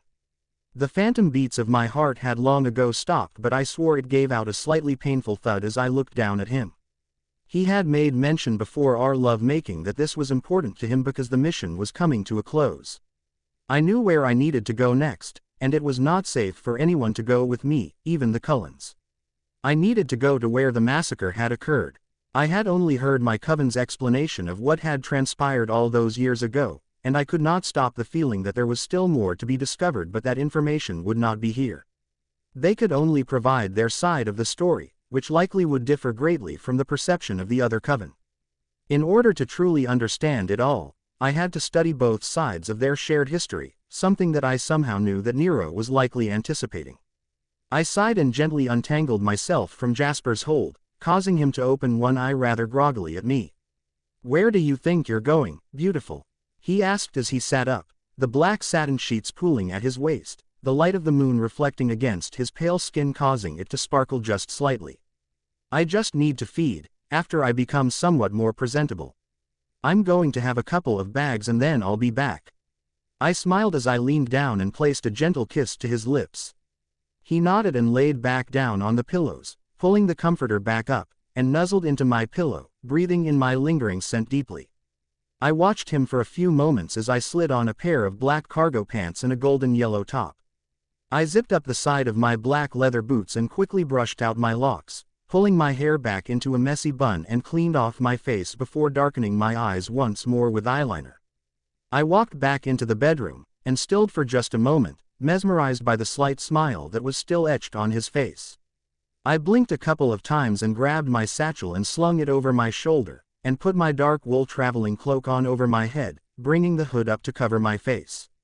I walked silently over to my saber that was leaning against the wall and secured it on my belt loop. I walked over to my bedside table and silently opened the drawer and pulled out a syringe before turning my gaze back at my one and only true love. I strode over, and looked down at him for a moment. This serum was something I often used during missions, sending both humans and vampires into a peaceful slumber so that I could effectively end them without them being able to register any pain or fear. It made my actions that much more humane, or at least so I had justified. I leaned down and placed my lips on the side of his neck, causing him to sigh in contentment before quickly injecting the serum where my lips had been just mere seconds prior. I felt his body stiff but relax almost instantaneously, causing him to enter a true peaceful slumber, his mind effectively shut off from the outside world and from me. "Forgive me," I breathed as I ran my hands through his hair before almost regrettably pulling back. This was the only way that I could protect him. He had been through so much, more than anyone ever should have to. His mate bond would call him to protect me, even if it meant exchanging his life for mine, and I simply could not bear to live in a world where he did not exist. I could now understand fully the plight that Edward had been in all those years ago. He had done what he thought was best for me by leaving me alone in the woods, knowing full well that I would not have accepted their departure in my life had he done any differently. I had not understood his actions at the time or even during the past 75 or so years after, but now that I stood looking down at the being I loved more than anything else, I understood completely. Stealing one last glance over my shoulder, I mouthed the words, "I love you," before I exited and closed the door soundlessly behind me. I raised my shield up so that no one would be able to sense me and walked past the doors where I could hear the rest of the Cullen stirring, clearly getting ready to have a meeting with my father and uncles, likely to discuss the next course of action. I paused as I smelt Alice, and paused outside of the door, my hand twitching slightly as I resisted reaching out to open it. They were going to be furious once they learned of my secretive departure, but I loved them far too much to have them be put in any further danger, not because of me. I forced my hand to still and blinked rapidly as I moved away from the door into the upper levels, knowing that no one ever went up to this area, and I would be able to move freely. My eyes shifted to the side as I passed by the family portraits and of our coven members that had been painted throughout the years. My feet came to a halt as I looked at the one of Arrow, Sulpicia and I. It was the day that I had accepted their offer to become their adoptive daughter. All three of us were smiling largely, and I felt a single trail of venom as it escaped from the corner of my eye. I raised my hand to the painting, and felt my head drop. "I promise, I will do whatever I must to kill the past demons that are threatening war on us all. Please forgive me for my transgressions. I never meant to betray you or the trust you put in me, but I have to do this, and I only hope that in time, you will grow to understand. We are in this as a direct result of your previous decisions, and if I do not do this, the world as we all know it will be lost." I breathed out and pulled my hand back from the painting and walked out to the large balcony that overlooked the city. My eyes took in the beautiful Mediterranean constructed homes and heard the heartbeats of all of the people who resided near our castle. I looked up at the starry night, leaning my head back, and breathed in a few breaths before I launched myself off of the side, landing gracefully on the balls of my feet in a hunched position.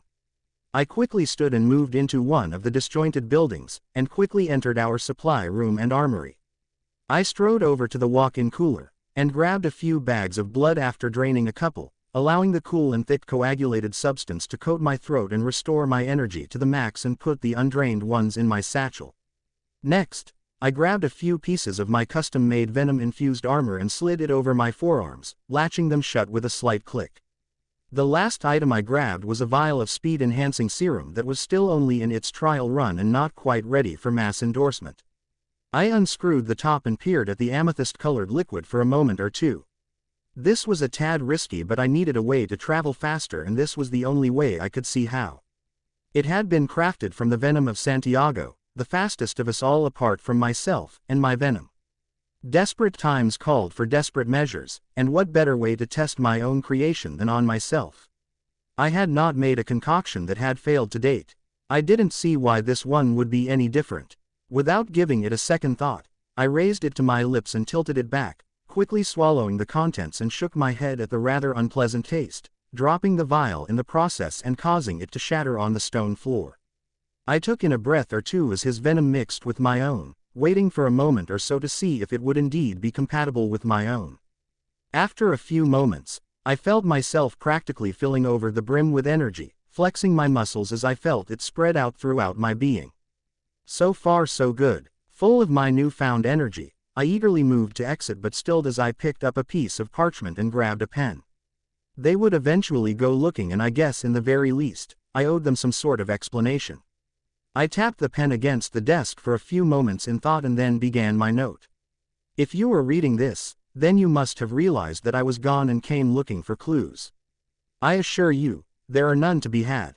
I know you will likely be furious with me, and I can understand, but this is what must be done. I vowed to keep the Cullens safe, and this is the only way that I can guarantee that the directives will not be broken again. I alone have to be the one to see this through.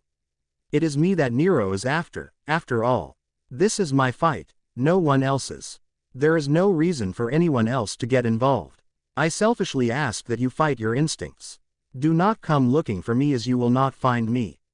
I will return once I have the answers to which I seek. I love you all and ask for your forgiveness. I sat the pen down and let out a sigh. I reached up and took out my earpiece and phone, leaving them on the table. I reached into my pocket and held onto my crest, turning it over and again in my fingers until I finally sighed and put it back in my pocket, not quite ready to leave this piece of me behind. I turned and exited the building, securing the door shut behind me in the process. I paused for just a moment more as I peered over my shoulder and looked at the place I had considered to be my home for the past 75 years. I felt a sharp pain in my chest, my hand going to grip it tightly, knowing I was fighting against my bonds, something that did not come without a cost. Still, I knew in my hearts of hearts that this was what had to happen. As betrayed as I felt with my family, I knew that this had to be done to end this threat and to ensure survival. On top of that, the Cullens were in the safest place possible, and I knew now without a shadow of a doubt, I could not do what needed to be done while worrying about their well-being and safety. I needed my focus to be on the matters at hand, and nothing else. With my shield up, not even Dimitri would be able to track me. They would not be able to find me, and even though it hurt like hell to fight against my ties with them all, I loved them enough to do what was best for everyone. With one last glance, I took off as fast as my feet would carry me, heading straight to the Norwegian territories. I exited from the North Sea, thankful to see that it was night once more. It would only mean that I would be able to do what I needed to without worrying about exposure. The moon hung ominously in the night sky, as I blew out some air from past my lips, sending salty water droplets spraying out in random directions. It had been about 11 hours since I had departed from Volterra, and I knew that it was more than likely that they all had learned of my disappearance and Jasper had learned of my act of what appeared to be betrayal. I hoped that they had been able to see reason with my departure, but I knew that it was not likely. With every step I took, the pain in my chest at being separated had only intensified until I swore I was going to have a heart attack. When that had occurred, I had actually stilled my motions on the ocean floor, falling to my knees, gripping at my chest until it had eventually passed. Since then, it had grown to nothing but a dull but persistent ache. I was sure that they were likely feeling some sort of similar feeling as well. I'd have to make up for this, I was sure. I only hoped that they would offer me a chance to get back on their good graces. I reached my hands up and wringed out my hair, watching as the water dripped off in a steady stream and then continued on, heading to the Vigeland Park, the place where I was sure I was going to find some answers. The park itself was filled with various sculptures depicting their country's origins and history. There would be no better place to start my search. It was the only open field close to where the Akershus fortress was located, and, in my mind, it made sense that the massacre would have happened in that very field all those years ago. My garments quickly dried due to the rate I was traveling, and I came to a stop as I saw the entrance to the historic and revered ground of their cultural history and origins. My feet moved against the soft grass and I knelt down and picked up a hand of loose dirt from between the soft green blades, my eyes closing as I felt the ghost-like haunting that spread out across the land. I finally stood and began walking around, my eyes taking in every ounce of history that I could until I eventually found myself in front of a weathered temple, made entirely out of alabaster stone. I tilted my head to the side as I saw the crest of the Volturi clearly visibly etched into the doorframe. Unable to contain my curiosity, My feet began to move forward up the staircase until I came to doors with no handle. I huffed in annoyance. These doors were clearly only for decorative purposes and there was no way to enter. But what on earth would a Volturi shrine be doing in a place like this? My head shot to the side as a cloaked figure appeared from the side, taking me by surprise. I let out a warning hiss, realizing that they were a vampire just like me. The being was tall, even taller than that of Felix. His face was covered in a satin-like white cloak and he raised his hands in peace as he stopped his advances. "Who are you and what is your purpose for being here?" I growled out, still very much on edge. "I am just a humble vampire such as yourself who was tasked with ensuring the protection of the historical sculptures in the area. Tell me, what brings you here, Impavidia Inquisitor? You are a long way from home." He asked and reached his hand out to which I tentatively accepted so I could gauge his intentions. "I come in peace, I only seek knowledge," I replied back in a strong voice, watching the ways the corners of his lips lifted slightly. He smelled of something familiar but not a scent that I readily recognized. "Ah, but are you positive that you truly are ready to discover the truth? It is not for the weak-minded. It would be quite the shame if you came all this way only for your mental strength to crumble upon meeting with Nero." He sighed and my eyes widened. "You know of Nero. Where is he?" I asked with urgency but he only shook his head. "He is indeed here and is expecting you, but you are not quite ready to face him. I can escort you to him but only if you pass the trials beforehand. That is his condition. Only after succeeding will you be ready to digest the truth." He spoke and I inwardly cringed. All of this screamed of a trap but it was my only lead and so far, I couldn't sense any malice coming from this vampire, just curiosity. "I accept the challenge of your trials. Where must I go?" I asked and he nodded his head at the temple. "You already have the key needed to unlock the hidden entrance to the temple. Proceed if you truly feel as if you are ready for the challenge. I urge you caution. You may be strong but this will be a true test of your abilities and one that you must take on by lowering your guard completely. The trials are a series of mental games, playing off of your subconscious fears but it is only when your fears are liberated that your mind truly will be open and ready to accept knowledge. I will await your return. Drink this vial once inside if you wish to proceed." He instructed and dropped my hand as he handed the vial to me and I turned my attention back to the doors. I walked closer and inspected them, my fingertips of my free hand moving against the doors deep in thought, searching for some sort of keyhole or some other sort of lock but found nothing. I sighed and turned back to ask the vampire for more information but found that he had vanished just as quickly as he appeared. Sighing, I leaned my head against the door and thought back to his words. Realization spread throughout my being as I began to comprehend his almost cryptic instructions. In order to enter, I would have to lower my guard completely, which meant I had to lower my shield entirely to the point where it no longer protected me. I bit down on my lower lip hard and looked around. This was not something that I desired to do. My shield was indeed my strongest defensive weapon and by lowering it, I would leave myself completely vulnerable to any mental attacks. However, the desire for knowledge outweighed logic and with one last hesitant breath, I reined in my shield until I felt the unfamiliar feeling of chains in my mind breaking apart until I had dismissed it completely. I opened my eyes and much to my dismay, a keyhole was now clearly visible. How this building could register gifts of other vampires was indeed a mystery to me but hopefully I would learn more in time. I knew that vampires had grown to be incredibly scientific over the years. We had to evolve with the passage of time in order to ensure our survival. I myself had mastered many different serums that had long since replaced the technologies of our past, causing our abilities to reach new heights and levels of effectiveness. Even so, this was even beyond anything that I had ever witnessed or thought about attempting. My only thought was that this building was under some sort of barrier, perhaps in place by Nero. I did not know of his abilities but if a vampire or a human could be cloaked under a gift of a vampire, perhaps a building could too. It was something that intrigued me greatly and I made a mental note that I was going to test this theory once I returned to the castle, assuming I ever would. I leaned forward slightly to inspect the keyhole and its patterns. It was a unique lock and did not require a key, but rather something that fit into the slot like a rather articulate puzzle piece. I reached into my pocket and pulled out my pendant, carefully inspecting the design of the crest. I turned it over and reached out, putting the pendant facing design side down, watching as it slid into the slot perfectly, and with a light click, the doors swung open. I pulled the pendant out of the lock and put it back in my cloak, taking in a deep breath to help steel my nerves. I was for sure going where no other vampire in my family's history had ever been. There was no information to help prepare me for this moment. I was in truly uncharted territory. I did not know of what trials would await me, but I had to trust myself and my abilities. If I could not do this, no one could. I slowly and tentatively moved my feet forward as I entered the aged temple gradually and cautiously, turning around only when I heard the door move back in place on its own accord and sealed shut once more. I cursed under my breath as I ran forward and put my hands on where the doors had been previously, but now was only a wall. My exit was gone, and the only way out was to continue onward. I squared my shoulders and brought the vial to my eye level and inspected it closely. I had never drunk anything that was not of my own creation. There was no way of knowing what this would do to me. It could very well leave me unconscious and vulnerable for attack.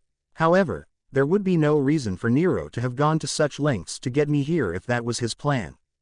If it had been, he would have injected this very serum into me during our brief interaction in Denali. There must be a reason for this course of action, and the only way I could discover those reasons was if I continued to play my role of his game.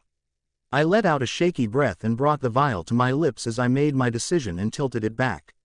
I drank deeply and as quickly as I could. My body's reaction was immediate. I staggered on my feet, suddenly feeling extremely dizzy, causing me to lean back against the wall and slide down it until I was resting on the ground, my head swimming in the most uncomfortable manner possible. My venom seeped out of the pores of my skin and I shivered as I instantly felt ill, much like I had as a human when I experienced a stomach flu. I closed my eyes and my hand went to my stomach as it threatened to expel the serum right back up, my eyes scrunched together in discomfort. A groan of distress escaped my lips as I rolled over into a fetal position, willing more than anything for the horrid feeling to dissipate. How I longed for Jasper to be here, or Alice, hell, any of the Cullens or my family would do. The amount of agony that I was in was unprecedented.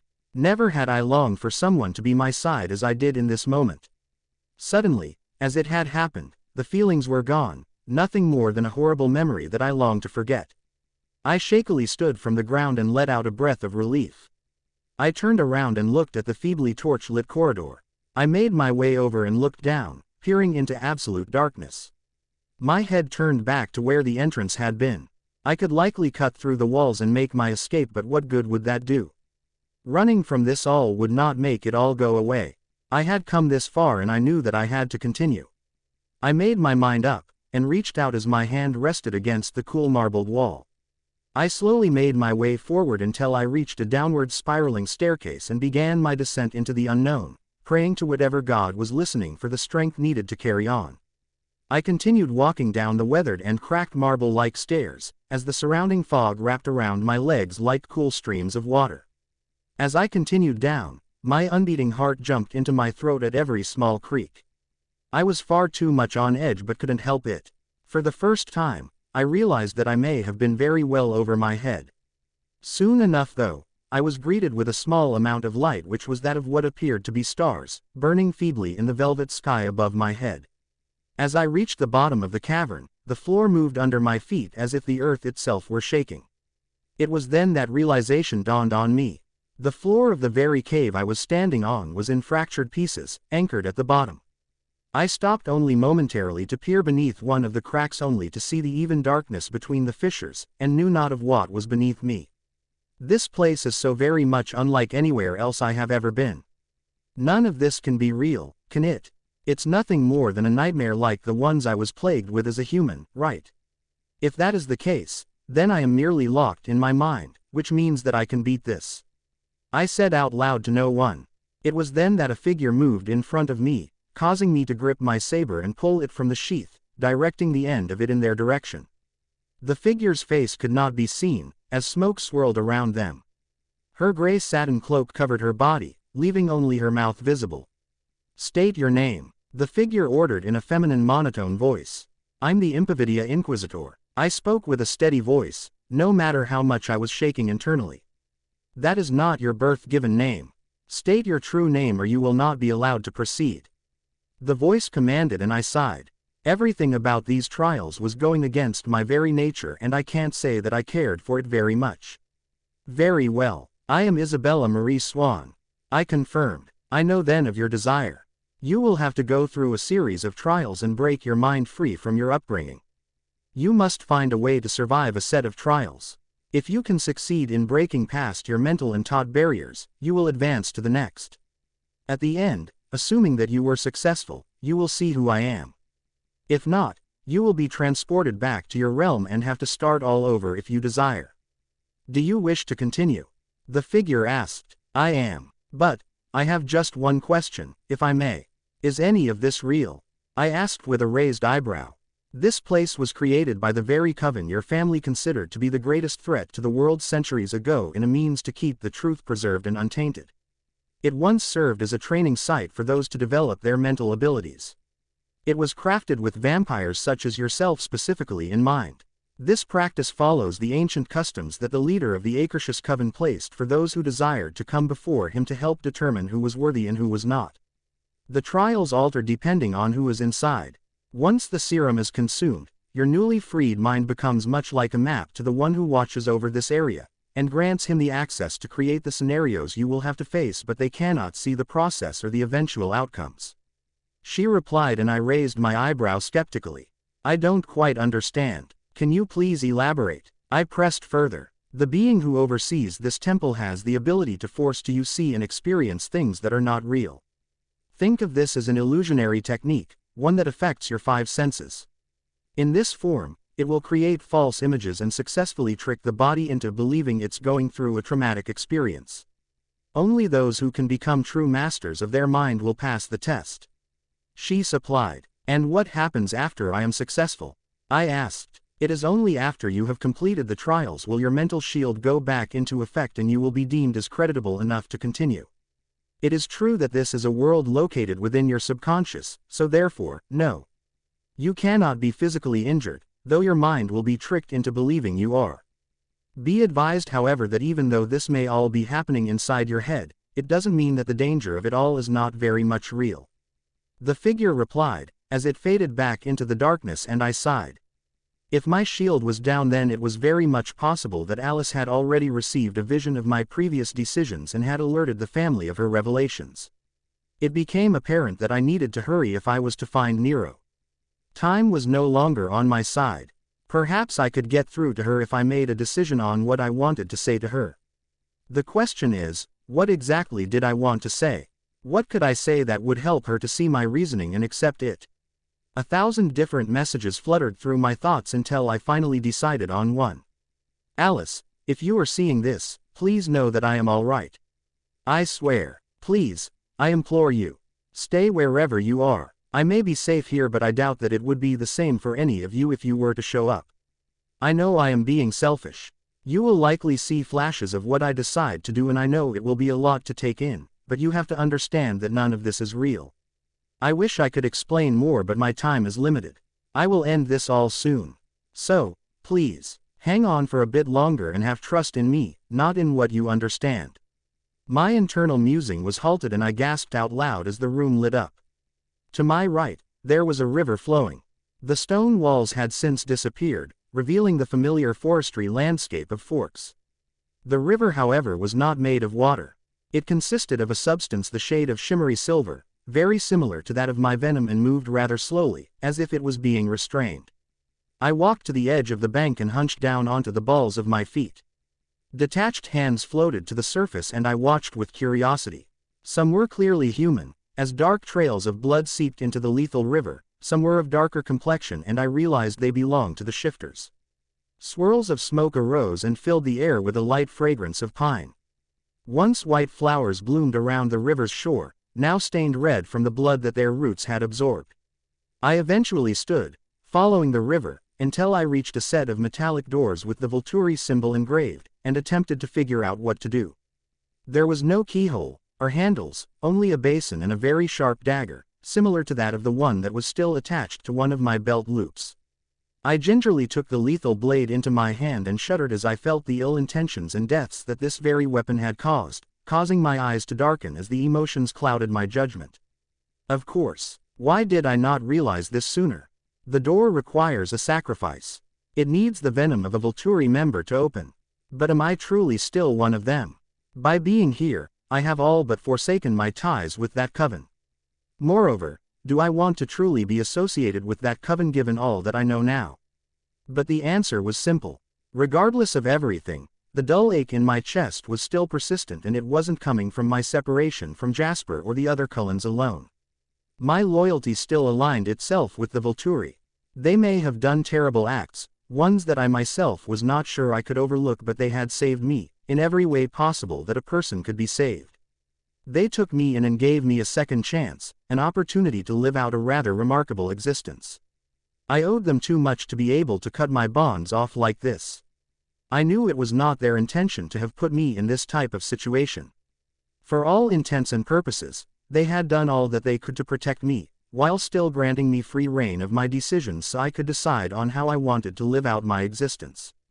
My lips formed into a straight and thin line as I brought my hand up and sliced through the pad of my hand deeply and quickly, the hiss of pain escaping through my clenched teeth. I watched the way my venom pooled in the palm of my hand, and made a fist, allowing the excess drops to fall into the collection basin. I watched as the silver lines lit up the Volturi crest, causing the doors to swing open, and I entered with caution. I gagged the moment I entered the next room as the putrid smell of rotting flesh and sulfur filled the air. I was overcome with a very odd sensation, very similar to that of when I had first been injected with that serum during my encounter with Dante. I sighed as I heard and felt my heart beat once more. This was ridiculous. The scenery began to morph, and suddenly, I was standing in a burning building. I looked up as I heard a creak of wood and saw a beam weakening, threatening to fall on top of me at any moment. Without thinking, I ran out of the door, my heart pounding in my ears as I looked around. I was in a village, the very one that I had been at during my very first mission.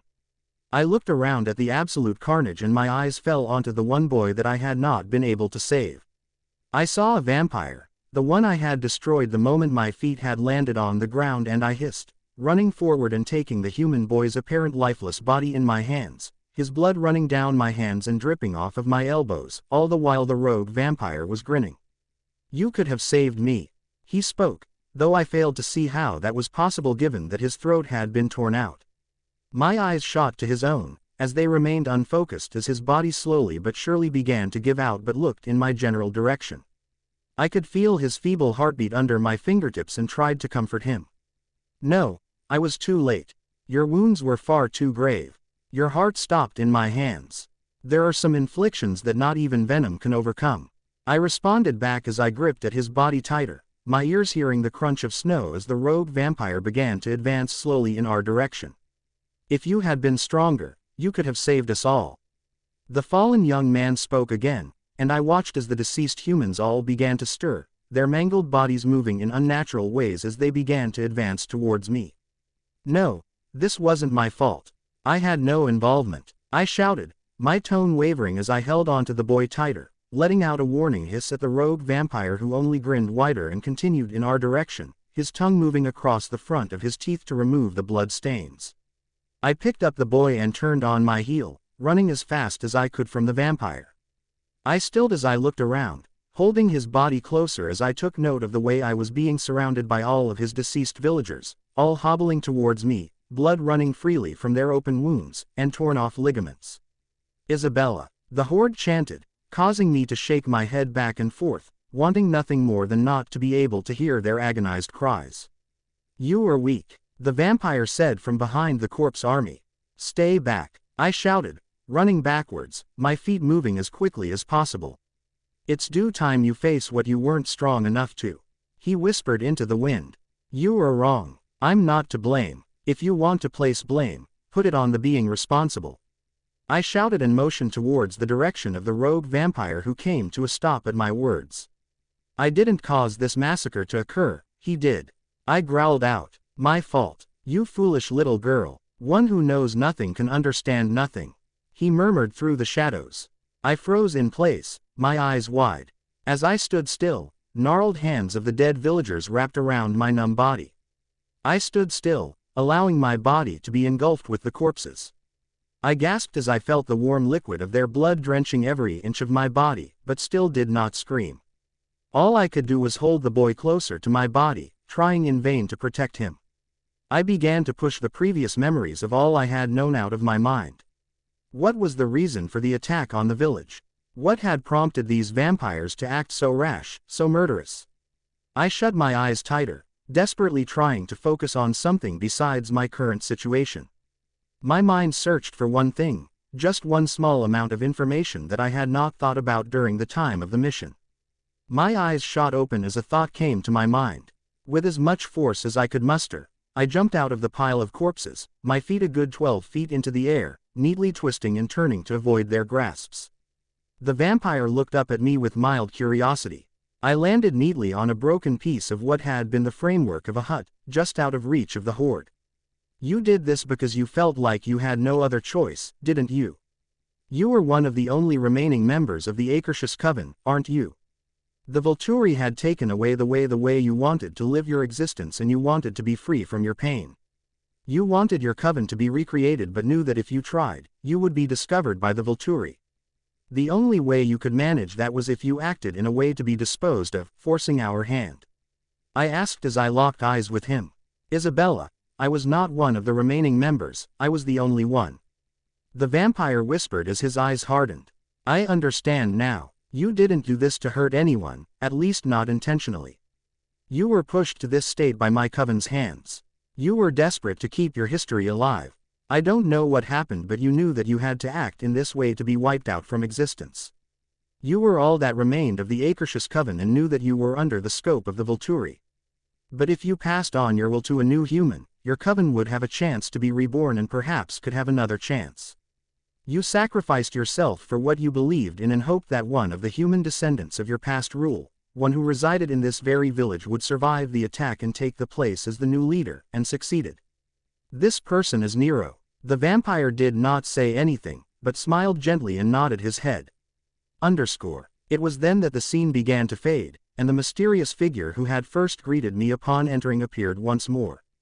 I stood shaking, my eyes moving to my now empty hands, lifting them slowly to run through my hair as I tried to gain control over my emotions. Had I truly not been able to gauge that his body had already begun the change when I had discovered him all those years ago? If that was the case, I had made decisions to leave him alone and go through the change without any support. He woke up without any of his family or friends left alive and had to endure the chaotic first few years on his own without any guidance. What would have happened if I had been smarter and as wise as I was now? I had only just become a vampire when I had met him, and was a newborn myself. Was I truly the catalyst to the creation of Nero? What would he have become if I had taken him back with me to Volterra? You passed the first trial. She spoke with a slight edge of praise in her tone, and I turned my gaze in her direction. Of course I did. What were my other options than to succeed? I huffed and rolled my eyes as she shrugged. What is next? The second trial is just up ahead. The figure spoke, before vanishing once more. Determination ran through my veins, very similar to my venom. I had to know more. I had come too far to simply throw in the towel. The last trial had shaken me to my very core, but I was strong enough to handle this. I had to be. Too much was at stake for me to fail. Having to swallow the bitter taste of mistakes was not something that I was accustomed to, but I understood far better than I had before coming here. The Volturi may have caused the initial massacre of the village, but I had failed in saving a young man getting ready to go through his change. If I had recognized the signs and not been distracted by the horrific scenery that had surrounded me, I may have been able to notice and prevented him from eventually becoming who he was today. Taking in a deep breath, I moved my feet forward until I reached another door with the Olympic Coven symbol etched into the cold marble. I closed my eyes, and focused my thoughts on the bonds I shared with them all. It was risky in doing so, especially knowing that my mental shield was down. I couldn't shake the still persistent feeling that this was somehow a trap, and I had done all I could to make sure that my true feelings of the Coven remained a secret. It was the only way that I could keep them safe. If my involvement was made known, they would be in danger. Still, this seemed like the only way I could continue on, something that was necessary. I closed my eyes and gave into my emotions and acceptance of my bonds with them, placing my hand on the door. I felt a rush of acceptance flood through me, and the marble cracked, the jagged and broken pieces falling at my feet, leading into the new trial. I opened my eyes just in time for a wave of smoke to pour out. My eyes widened and I automatically took a few steps back. Inside the smoke, there were faces resembling that of James and Victoria, screaming for retribution and hands with gnarled fingers grasping for what was lost, the very control of their lives as they had perished, resulting in them being turned into nothing more than a pile of ash.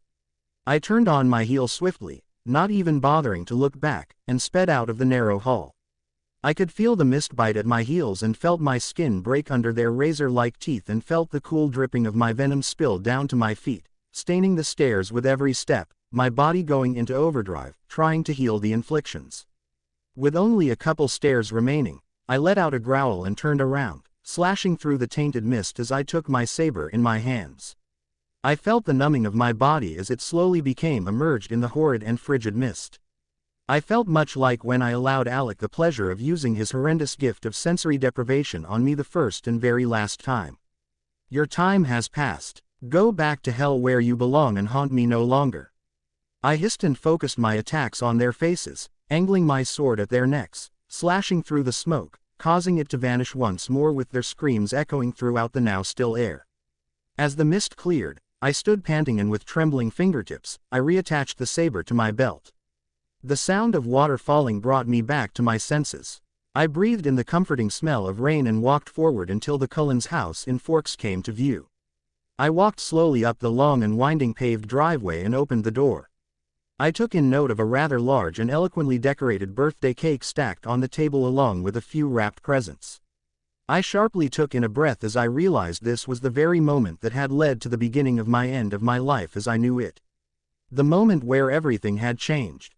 I walked over and picked up a present, inspecting the package a moment or two before a burning sensation filled my fingertips, causing me to hiss in pain and forced me to drop the package, causing it to bounce a few times from impact as it rolled away from my feet. I raised my hands to my face, my eyes widening as streams of blood pooled up from the pads of my fingertips and dripped down my arms and onto the carpet below. I brought my hands to my chest and held them as tightly as possible, turning around as I heard a shuffle of steps and was met with Alice and Jasper, who both were looking at me with something very akin to pity. Jasper, you have to get out of here. Alice, take him away. He won't be able to manage on his own. The temptation is too much. I gasped as I tried to stop the blood flow by wrapping my fingers in my cloak, but all I managed to do was stain the cloak, my blood staining and soaking through the fabric. Alice, what on earth are you waiting for? Can't you see that you are causing him to be in pain by staying? Please, get my mate out of here. I urged as I watched the way his eyes darkened and his body shook in an attempt to control his urges. Oh, you fool, the only one causing him pain is you. He wouldn't be in pain at all if he was with me. You can't give him all that I can.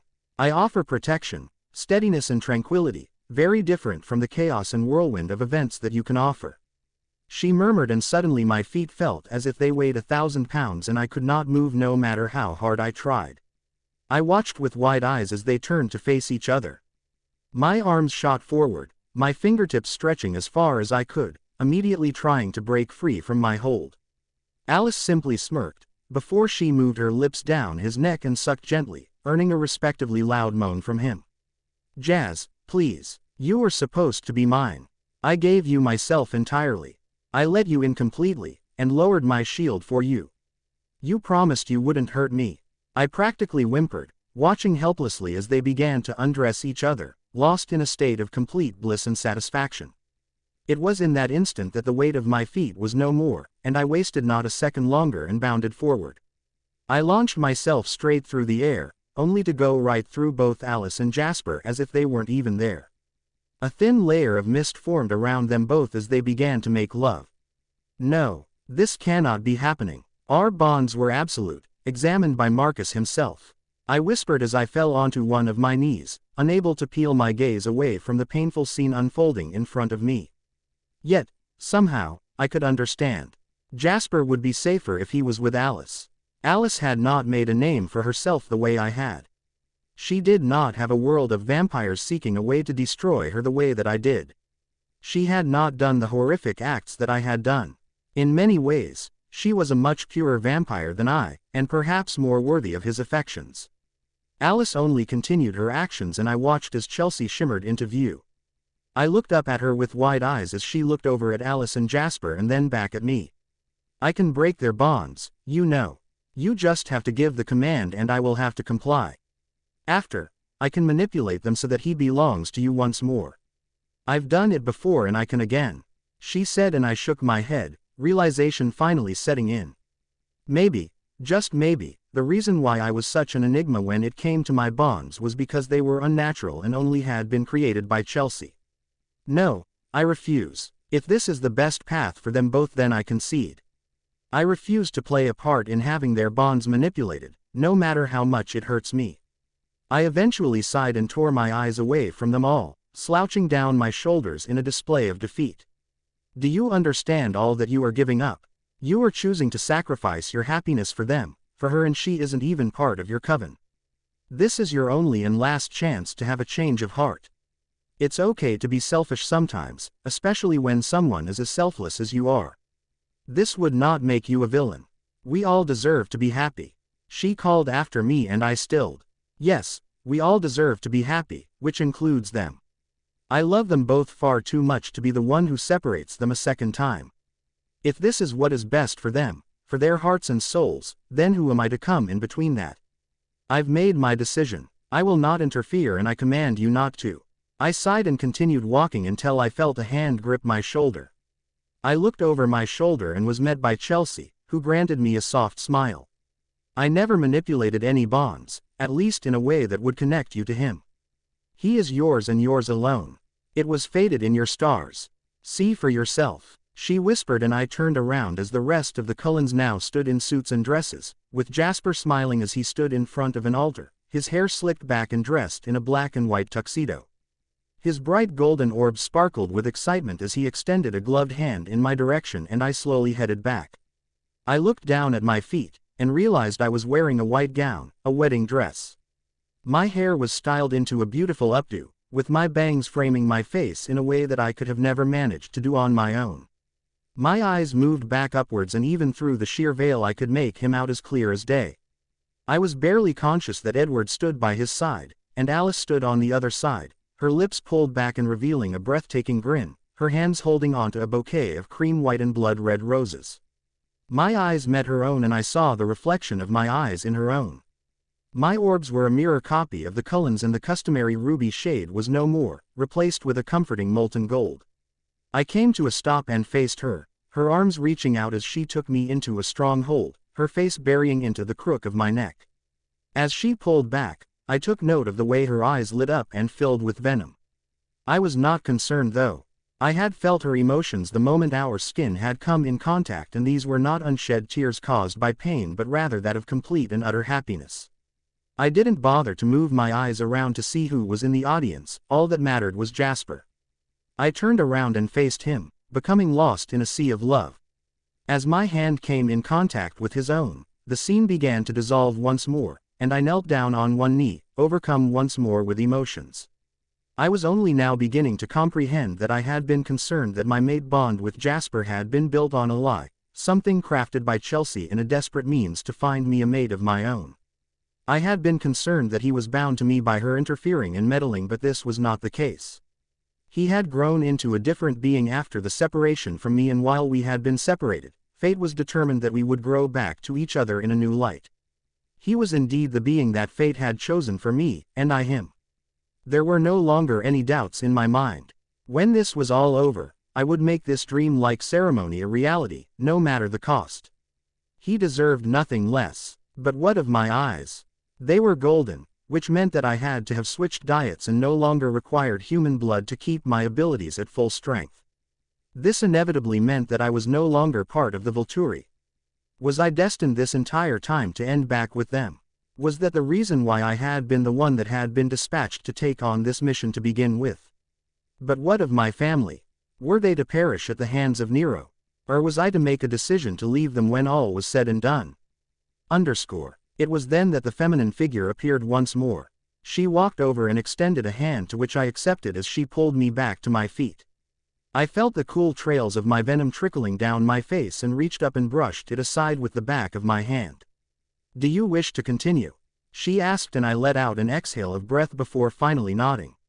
"I've come this far. There is no sense in admitting defeat now, I affirmed, and she nodded before she took a couple of steps backwards.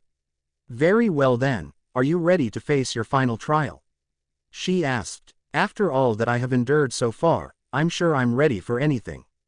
I spoke with such conviction, it even surprised myself. She nodded and reached up, and pulled down her hood, her long dark brown locks flowing freely down to the middle of her back.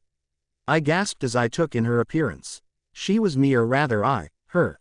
It suddenly became rather challenging to separate this moment from the dreamscape of my mind and that of reality. I don't understand, who are you? I asked with raised eyebrows, my hands trembling as she looked over me, her unearthly orange-tinted colored eyes locking onto me with amusement. The color was a perfect blend of my red eyes and the Cullen's golden ones. I thought it would be obvious. I'm you, or rather, what you could be if you stopped fighting so hard against yourself and accepted all parts, the bonds and interactions that have shaped you into being the person you are today. She spoke and my eyes widened. I don't understand what you mean. I have accepted all that I am. I snapped back with a hint of irritation. Ah, but have you accepted this part of you as well? She asked and gestured with her hand to the left, and my eyes moved, my lips moving over my teeth as I let out a warning snarl. From the shadows emerged another copy of myself. The eyes of this being were devoid of any light. There was no white to be had, as the entire eye area was onyx.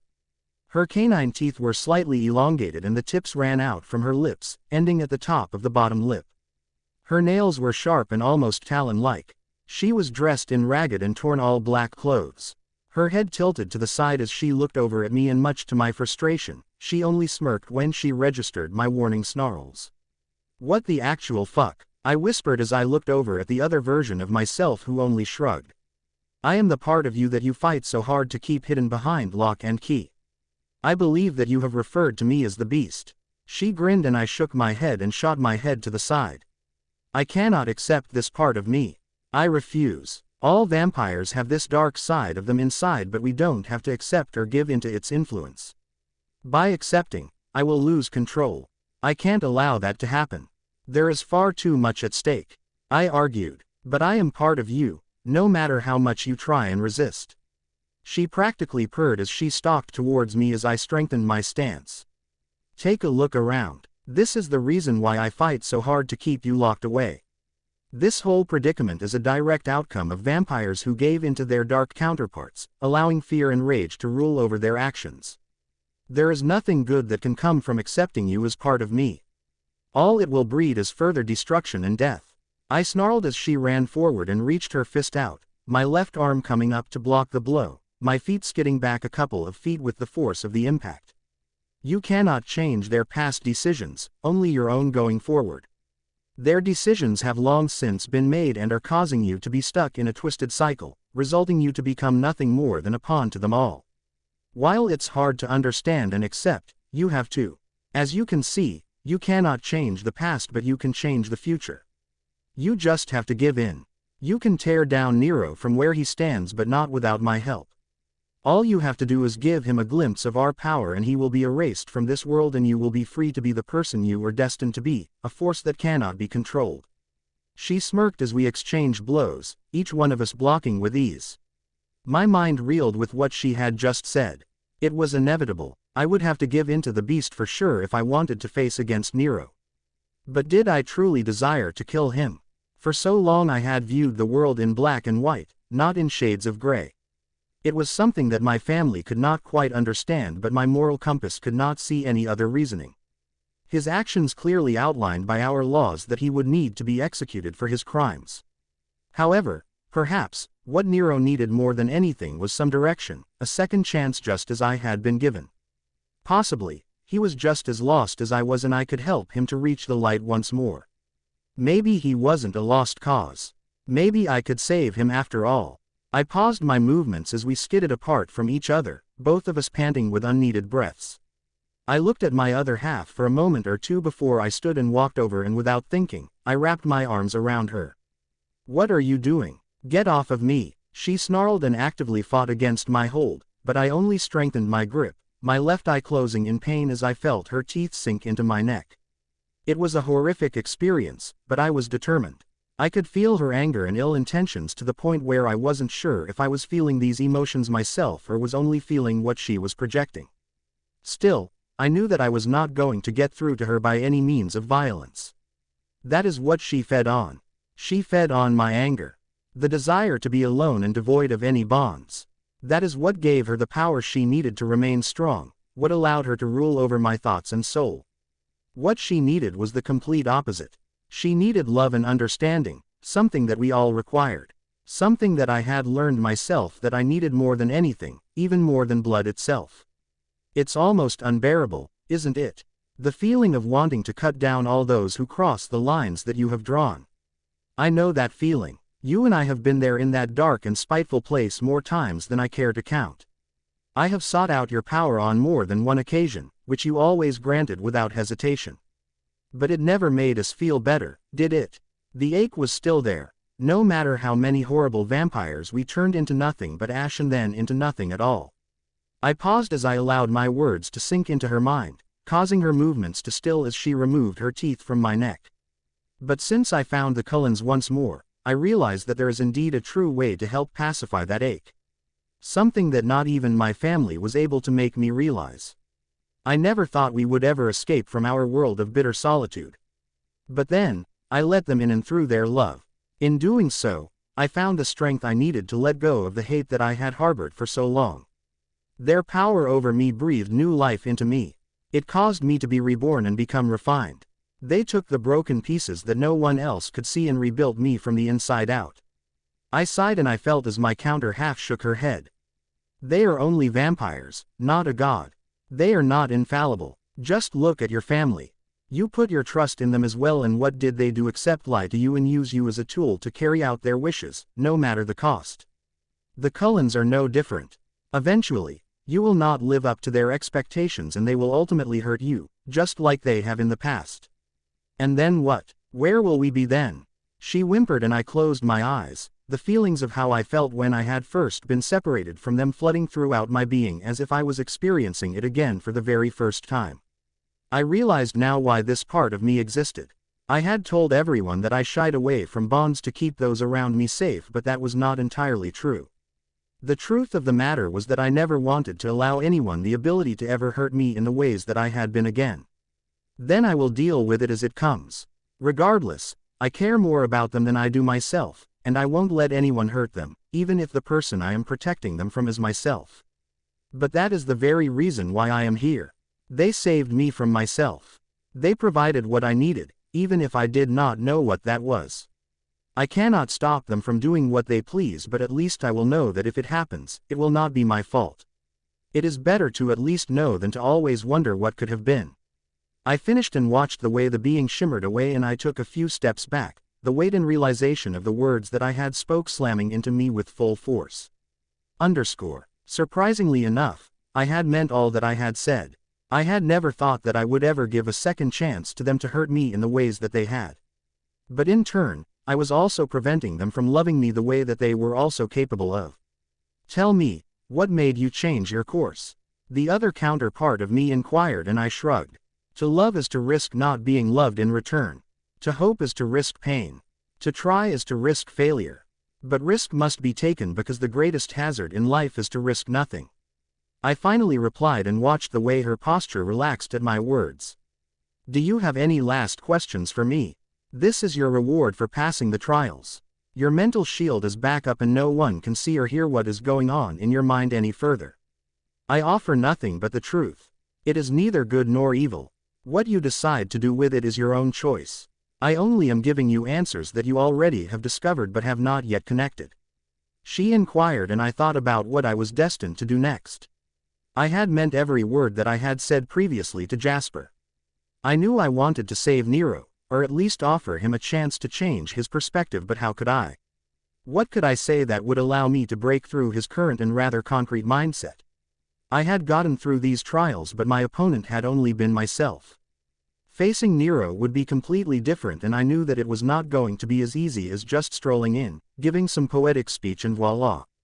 There was always a possibility that I was too late.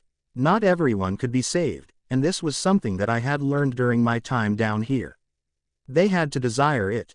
If they were not ready to accept the possibility that they were wrong, my argument, no matter how carefully constructed, would fall onto deaf ears. Yet, I knew that I had to at least try, if nothing more than for my own closure. I did not reply to the question that was asked, but found myself looking at her speculatively. She said that she embodied all of my hidden potential if I chose to accept all sides of who I was. If she was correct, then the strength that I required to fulfill this mission and my destiny at the same time had been lingering just under my skin the entire time, but I had masked it with my own fear and doubts, mindful of giving in too deeply on one specific side, afraid that I would lose myself in the process, unable to see that the only thing there had been to lose was everything to gain. My final test had been to defeat myself, and my hidden and locked away fears. I was sure that I was mentally and emotionally stronger than I had ever been before. The only question was if it was going to be enough. I was sure that he had more tricks up his sleeve. These trials were likely only just the beginning of what I was going to taste before the mission was fulfilled. "I'm ready, aren't I?" I asked, and I watched as she nodded her head. "It is time to believe in yourself, in us. Every single thing you have endured has led you to this moment and granted you the power needed to fix the ancient wrongdoings that are now plaguing war on your world. Just let go of the control you are trying to hold onto. Just simply be." She finished, and I nodded. "He's not going to listen to reason, is he?" I asked rhetorically, but she answered just the same. "Reason is the wrong word choice. You must keep in mind that you both have strong ideals and ones that you are prepared to die for. You still see him and yourself on very different ends of the spectrum, but if you look inside, you ought to realize that he and you are not that different. Both of you were thrown into the world of vampires without your consent or true understanding. Since being turned, you both have been taught the ways to which we all ought to live out our existences. You are acting based on your own perception of what is right and wrong, which is the very same thing that he is doing. The difference only lies with the teachings and information that you were provided. I assure you, you may have very well turned out very similar to him if you were left to your own devices and did not find yourself under the loving care of a supportive coven." She sighed, and I looked over with a raised eyebrow. "I find it hard to believe that he has been working alone. There is no way that he could be this powerful, build an army, and it all to remain hidden from our scope. Someone else must be pulling the strings." I sighed as I began to pace. "Very good. You were correct in your assumptions.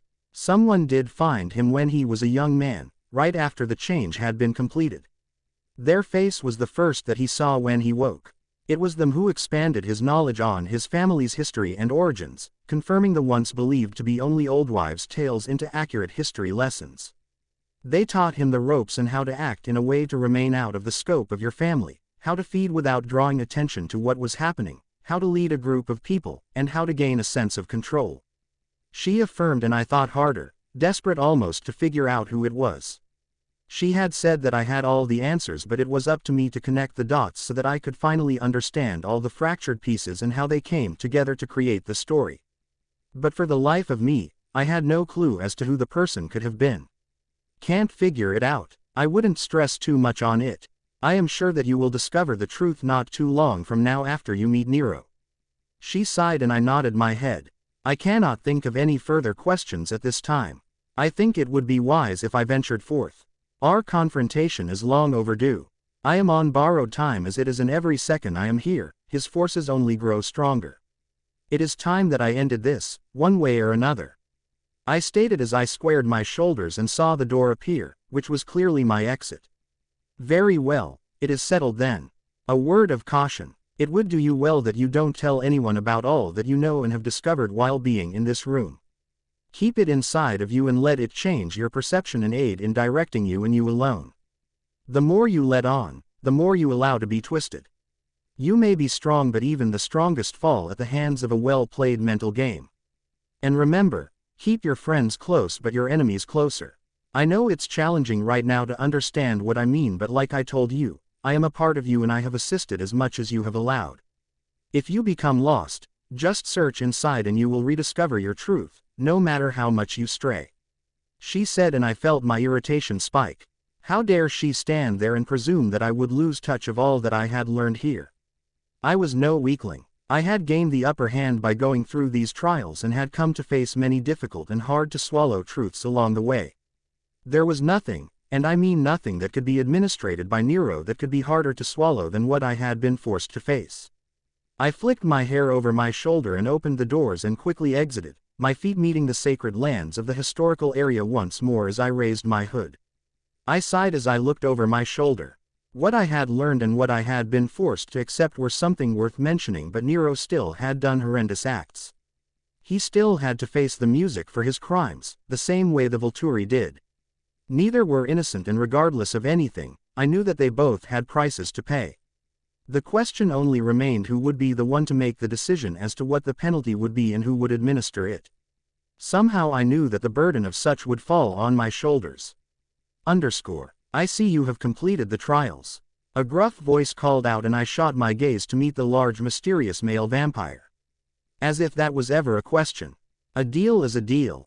Now, take me to Nero. I nearly growled out and watched the way his shoulders shook before he let out a loud laugh. I see nothing about my statement warranting laughter as a response. Now, I will ask one last time. Take me to Nero. I growled out and watched as he stilled. I promised I would take you to see him, but I didn't guarantee what state you would be in when I did so. He chuckled and my eyes widened as I crouched down and hissed out my warning. Now, don't you dare get her all riled up. Nero will not be pleased if she is returned to him in pieces. He has far greater plans with her than that and will destroy you if you interfere. A new feminine voice called out and my eyes shot past him, as another white-cloaked figure dropped from a nearby tree, her hood covering her face so that I could only see her lips. I breathed in deeply and found that I somehow recognized this scent, but it was not one that I could pinpoint. How absolutely infuriating. I had clearly come across these two beings at some point, but why my senses and memory were choosing to fail me now was beyond my comprehension. Oh, come on. This is the Impavidia Inquisitor, the strongest vampire to date apart from Nero, crying out loud. How could I turn down a chance to spar with her? He huffed and my head tilted to the side as I watched their interaction. Something about this seemed oddly familiar. You will just have to control yourself and get over it, you stupid man-child. She is supposed to be presented to him unscathed. Don't make me withhold sex from you as a punishment for not following orders. She reprimanded and my eyes widened as his hand lifted to the back of his hood, where he scratched at his hair almost sheepishly. There was no way. I knew exactly who they reminded me of, but it was not possible. More than anything, I needed them to reveal who they were. Would you mind lowering your hoods? You both know who I am, so it only seems fitting that I ought to know your true identities as well. I asked as they turned their attention to me. Ah, but we only know who you are as the Volturi. We do not know who you truly are behind that hood. Besides, even if we desired to, we are not to reveal that information until you are before Nero. If you wish to know more, I suggest you come with us. She spoke with a hint of frost and I nodded. Together we ran out of throughout the Vigeland Park, throughout the developed cities until we entered the tide of the Norwegian Sea. We continued running at full speed as we sank beneath the currents, our feet running through the water as if it was solid ground as I kept my gaze locked on the direction we were headed.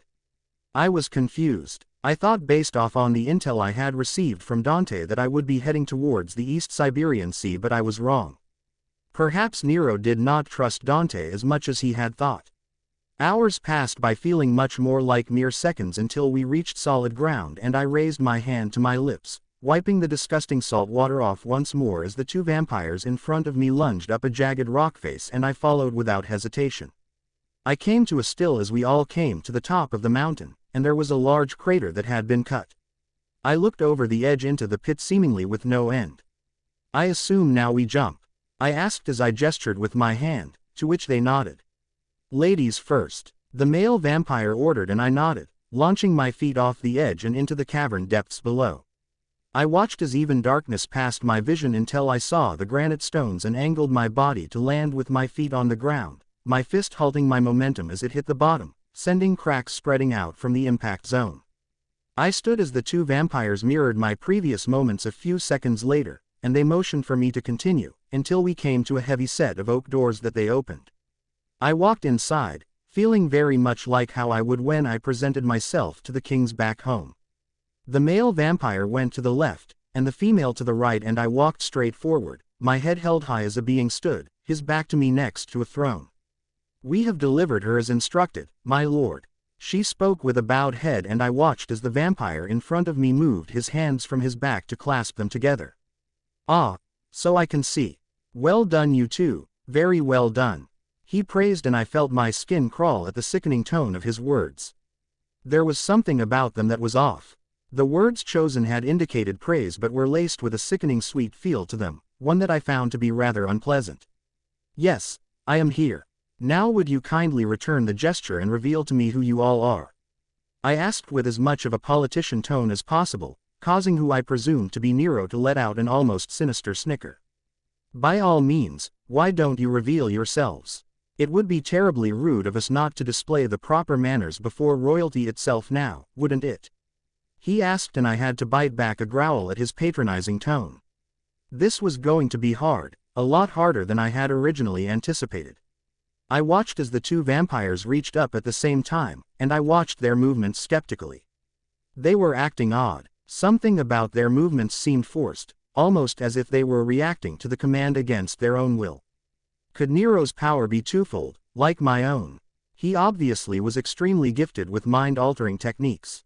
Could he also possess some sort of mind control? If that was the case, had he been behind why Chelsea had acted the way in which she had? Is that why her actions had even come as a surprise to her, because she was not the one willing her body to act in a way of her own bidding? My thoughts were broken as I looked at the beings in front of me. They looked exactly as I remembered them. The male vampire was very handsome indeed. His cheeks dimpled in as he smirked, and he ran hand to smooth out his slightly curly, dark brown hair. My eyes moved to the female slowly, watching the way her long wavy blonde locks spilled out past her shoulder blades, and the icy stare that she gave me was all too familiar. There was only one being who had ever been able to master such an expression with such perfection. Emmett and Rosalie. There was no question in my mind, but the reason as to why their alliance had shifted was truly questionable. There was no way that they were here on their own accord. I looked at their eyes, and saw the same murkiness that had been in the eyes of the first newborn I had killed when I had returned to Forks. He had them under some sort of control, one that I had to break. What have you done to them? I growled out and watched the way he laughed as he turned around to face me. There was no mistaking it. He clearly had been the young man who I had assumed died while protecting Anita and Gunnar. All in good time, all in good time. Now why don't you do us all a favor and lower your own hood? I've been dying to meet the real you. Now tell me, who are you? He grinned, and I reached up and pulled my hood back without hesitation, revealing my true identity. I am the Impavidia Inquisitor, the adoptive princess of the Volturi Coven. My name per my birthright is Isabella Marie Swan, and I am the being who is going to be your liberator. I had given a lot of thought on how I would feel and what I would say once I came face to face with my nemesis. I had originally seen him as nothing but a parasite, a dangerous one that needed to be exterminated as soon as possible. He was behind the newborn army that was threatening to wipe out an entire town of humans, shifters, and vampires alike.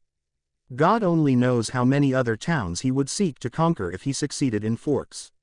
He had taken children and stolen away their ability to choose what type of life they wanted to live.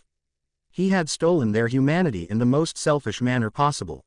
He had altered their sense of purpose and forced them to lose whatever humanity they had and turned them into nothing more than blood-craving monsters, void of any independent thoughts or will. I thought my mind and feelings were set in stone on how I would deal with him. I would do everything within my power to destroy him, turning him into ash and then burn that as well until there was positively no trace of him left anywhere on the planet. I would wipe away any trace of him so that not even his memory could plague the world any further.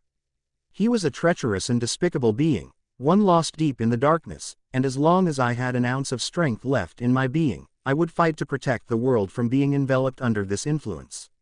However, as the mission had progressed, I had come upon some very important pieces of information that forced me to see him in a new light. I could not find it in myself to completely overlook what he had done, but I could understand the basic principles that founded his thought patterns. Instead of hatred, all I could feel now for him was pity. He had lost everything and been thrown into the world of vampires without proper guidance. He was a lost soul, and while he would have to face righteous justice to atone for his crimes he committed, I wasn't so sure that he deserved the destined outcome that I had been planning to deliver him to. I watched the way his lips broke out into a grin as he took in my words to him, his eyes raking over me as he registered my true identity. For the life of me, I could not figure out what his motives were.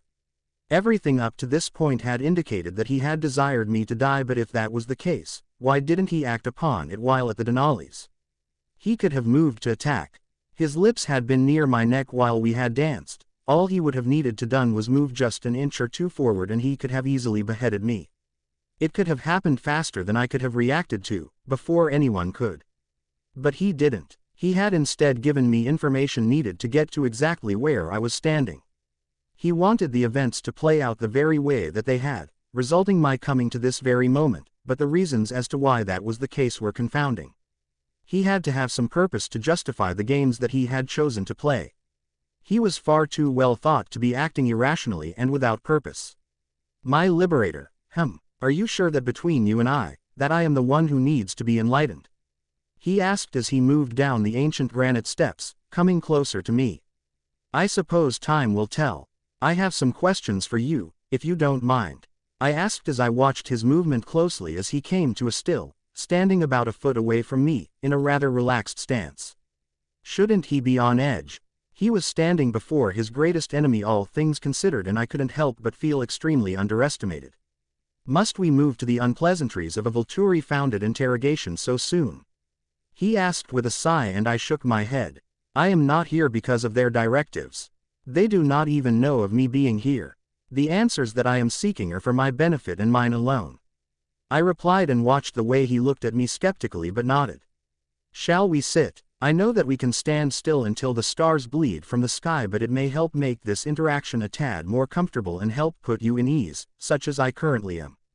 He asked and motioned to two nearby red velvet padded chairs. I nodded an affirmation and he smiled as he and I moved to take our seats, my legs instantly crossing as I sat, my hands folding onto my lap. I suppose my first question is rather rudimentary. I desire to know who you were as a human. I believe that I may have encountered you during my first mission after being changed. You had seemingly died while protecting two younger children while vampires raided your village, but I believe that you had somehow overcome your injuries and had successfully been changed, without my knowledge. I asked, and he rested his elbows on his legs, his hands clasping together in thought. That is correct. I was just a young man at the time, a few days or so after my 17th birthday. I remember that day all too well. My father was an elder of our village and the people looked to him for wisdom and for strength. When the horde of vampires came, there was nothing we could do. They all fought valiantly but in vain. Soon, everyone around me was dying. I had found Anita and Gunnar outside, and Gunnar was about to exchange his life to try and give Anita some time to run. I couldn't bear the thought of someone so young dying, so I intervened. However, what could I as a weak human possibly do against a vampire? He sighed and I tilted my head to the side. Not much, I assure you. I breathed and he nodded. That is true. However, the vampire who had moved to kill both Anita and Gunnar became intrigued by me. I didn't know at the time why he was stalling, but he was clearly in a state of contemplation as he stalked towards me, almost doing some sort of inner pro and con list regarding my death. He told me that I would be of use to him before he launched forward and sunk his teeth into my neck. I thought for sure that I was going to die, but he eventually pulled away, but his teeth were still in my neck, so he ripped out my throat in the process. He continued and I couldn't help but allow a slight hint of disgust spread out across my face as I recalled what state he had been in when I had discovered him. I shouldn't have been surprised. Not many vampires had the inner mental strength needed to successfully change a human. The moment that the harmonious and exquisite flavors of blood met our taste buds, a sort of frenzy occurred. The bloodlust hazed over our senses and it became nearly an impossible task to stop feeding. To do so was fighting our innermost innate and core instincts. At least, so I had been told. This was not an experience that I had to endure. Likely due to my strong aversion to blood as a human, something that had been made apparently clear to me during that horrible blood type experiment in biology, I had been gifted with an enhanced ability of self-control, perhaps similar to that of Carlyle's. I had been able to turn Anita and Gunnar with no issue on my end and even had spat out their blood that had made its way into my mouth after the initial bites. But vampires like Carlyle and myself were extremely rare. The vampire who was responsible for turning Nero had not been able to unhinge his jaw, which had resulted in the catastrophic body damage that I had been witness to, the aftermath of his almost failed attempt. I remember choking on my free-flowing blood, unable to get any oxygen to my lungs. All I could do was gasp for air frantically, all the while I was slowly but surely drowning. I recall seeing you moments before I thought my heart was going to give its last beat. I understand that you thought I was dead. I thought I was too. But then, somehow, my heart started up again and I felt like I was being burnt alive. I have no clue as to how long I laid in that state. When I eventually came to, I realized I was not human. My heart was not beating but I was alive, so much more alive than I ever thought it was possible to feel. He finished and I nodded. I wanted to extend my sincerest apology for leaving you that day. It was my first mission and I was not strong enough to mentally block out what I was seeing to be able to focus on every detail around me. I was overwhelmed. If I had been wiser, I would have noticed the way your body was responding to the venom. But when I felt your heart stop, I thought I was too late to help. I sighed and he shook his head. I do not blame you for that, and so while your apology is appreciated, it is unneeded. Becoming a vampire was the best thing that ever could have happened to me. I never quite fit in the world, you see. I always thought I was destined to do more, be more than I was. It was almost like I was born to be a vampire. After being changed, I never felt so comfortable in my own skin. He replied and I nodded, relating very much to what he was saying. I had felt the very same, almost per verbatim. What is your true name? I assume Nero is some sort of cover. I asked and he smiled as he looked straight into my eyes. Don't you remember the dance we shared? My given birth name is Axel Rorik Christensen. Nero is simply the alias I go by, very similar to your own as the Impovidia Inquisitor. I chose it for the same reason you chose your own. Names hold meaning. The origins of the name I chose translates to strong and vigorous, something that suits me to a T. I would argue that you and I are the strongest vampires in existence. He explained and I nodded. He was likely correct with this assessment. Mental shields remained one of the rarest and strongest gifts that a vampire could be gifted with. Vampires were nearly indestructible physically speaking. However, the easiest way to break a vampire down is to get into their minds and to wreak havoc internally. If you could get into their minds, you could destroy them from the inside out. This is the exact reason why that one specific gift of mine was such a prize to be had. If Nero, or Axel I suppose, possessed a gift that could alter all 5 senses of a vampire that fell under his gift, he posed a very significant threat. If the power was misused or used unjustly, there could easily be an unbalance of power, which was the very thing that I knew my family strived to prevent from occurring. Is that the reason why you had desired to kill me? I asked and he laughed out loud, causing my eyes to squint a tad in frustration. There was no reason for him to be flippant about any of this, not after everything that I had gone through to get to this moment. Kill you? Why on earth would I want to do that? He asked and my eyebrows rose. Surely this question was nothing more than a simple-minded pass at a joke. Well, you will have to excuse my misguided perceptions and assumptions. Generally speaking, sending newborns after someone or setting up some sort of trap with a being such as Dante indicates that to be the motive behind the actions. I replied with a shrug, watching the way his eyes darkened briefly at the mention of Dante's name. You have it all wrong. My only desire was to get you here. I sent the newborns initially to collect you, but you were simply too strong. It then became necessary that I change my tactics, which is why one was sent with a picture of you in her hand. I had a feeling that you would seek out Dante given your odd relationship with him, desperate for some sort of information to prevent any further killings and to protect yourself.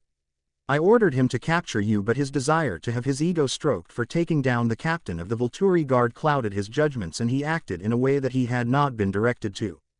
I apologize that you had to endure what he put you through. I assure you, he has since been disposed of. There is no reason to keep an agreement with a being such as that. He clarified and I furrowed my eyebrows. I don't understand. What is the purpose of your newborn army? Why were you targeting the Cullens and those who I had connections with? I asked and he shrugged. I knew that you would not come to this point on your own accord. You were far too deeply connected to the Volturi. You needed motivation. However, Given all of your strengths, your one weakness is that you are rather predictable, if one were to carefully study your patterns. This is the one weakness that every vampire shares. We all remain rather steady and stick to our course of patterns.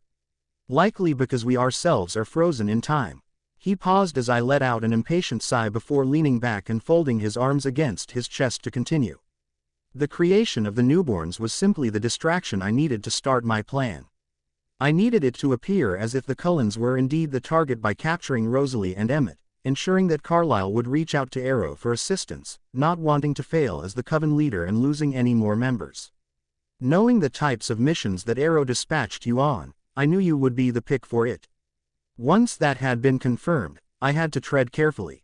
Every action after that was carefully constructed, knowing that eventually I would have this moment with you, if I played my cards right. He explained. But why did you choose the Olympic Coven? If what you say is the truth, then you ought to know I would have been dispatched to any similar mission, regardless of the coven you decided to target. I inquired. I have been doing all I can to discover pieces of your history, Isabella, for as long as I can remember. While the majority of the information I was able to gather was founded on nothing more than hushed whispers, I was able to put enough together to learn that you had a relationship with the Olympic Coven while you were still a human. This meant that you were familiar with forks, another factor that would be in favor of you being the one dispatched for this mission. It would save you from having to learn the layout of the land, something that would be crucial while serving as a protection unit for the Coven. He replied back and my head tilted. Why did you keep Emmett and Rosalie alive? I asked as my eyes flickered to meet their own, willing my mental shield to expand to meet them. I watched the way the haze in their eyes flickered but did not completely dissipate. The hold that Nero had on them was strong. It would require a much larger amount of my shield to be extended to them if I were to break through his hold on them, which meant I would have to sacrifice more of my own that I desired to, if I truly wished for them to be set free, leaving me potentially open for him to target. They served as a very pivotal component to help determine more information about you. They knew quite a lot about you. I had wanted to collect on Alice but she unfortunately was the one who got away from me. Still, Emmett and Rosalie were able to provide information on your past that I needed to set things in motion to get you to react the way I wanted you to, considering that my gift cannot penetrate your shield. He explained and my eyes moved from the two almost puppet-like vampires back to meet his gaze. And what is your purpose with them now that I have made it here? I pressed and he shrugged.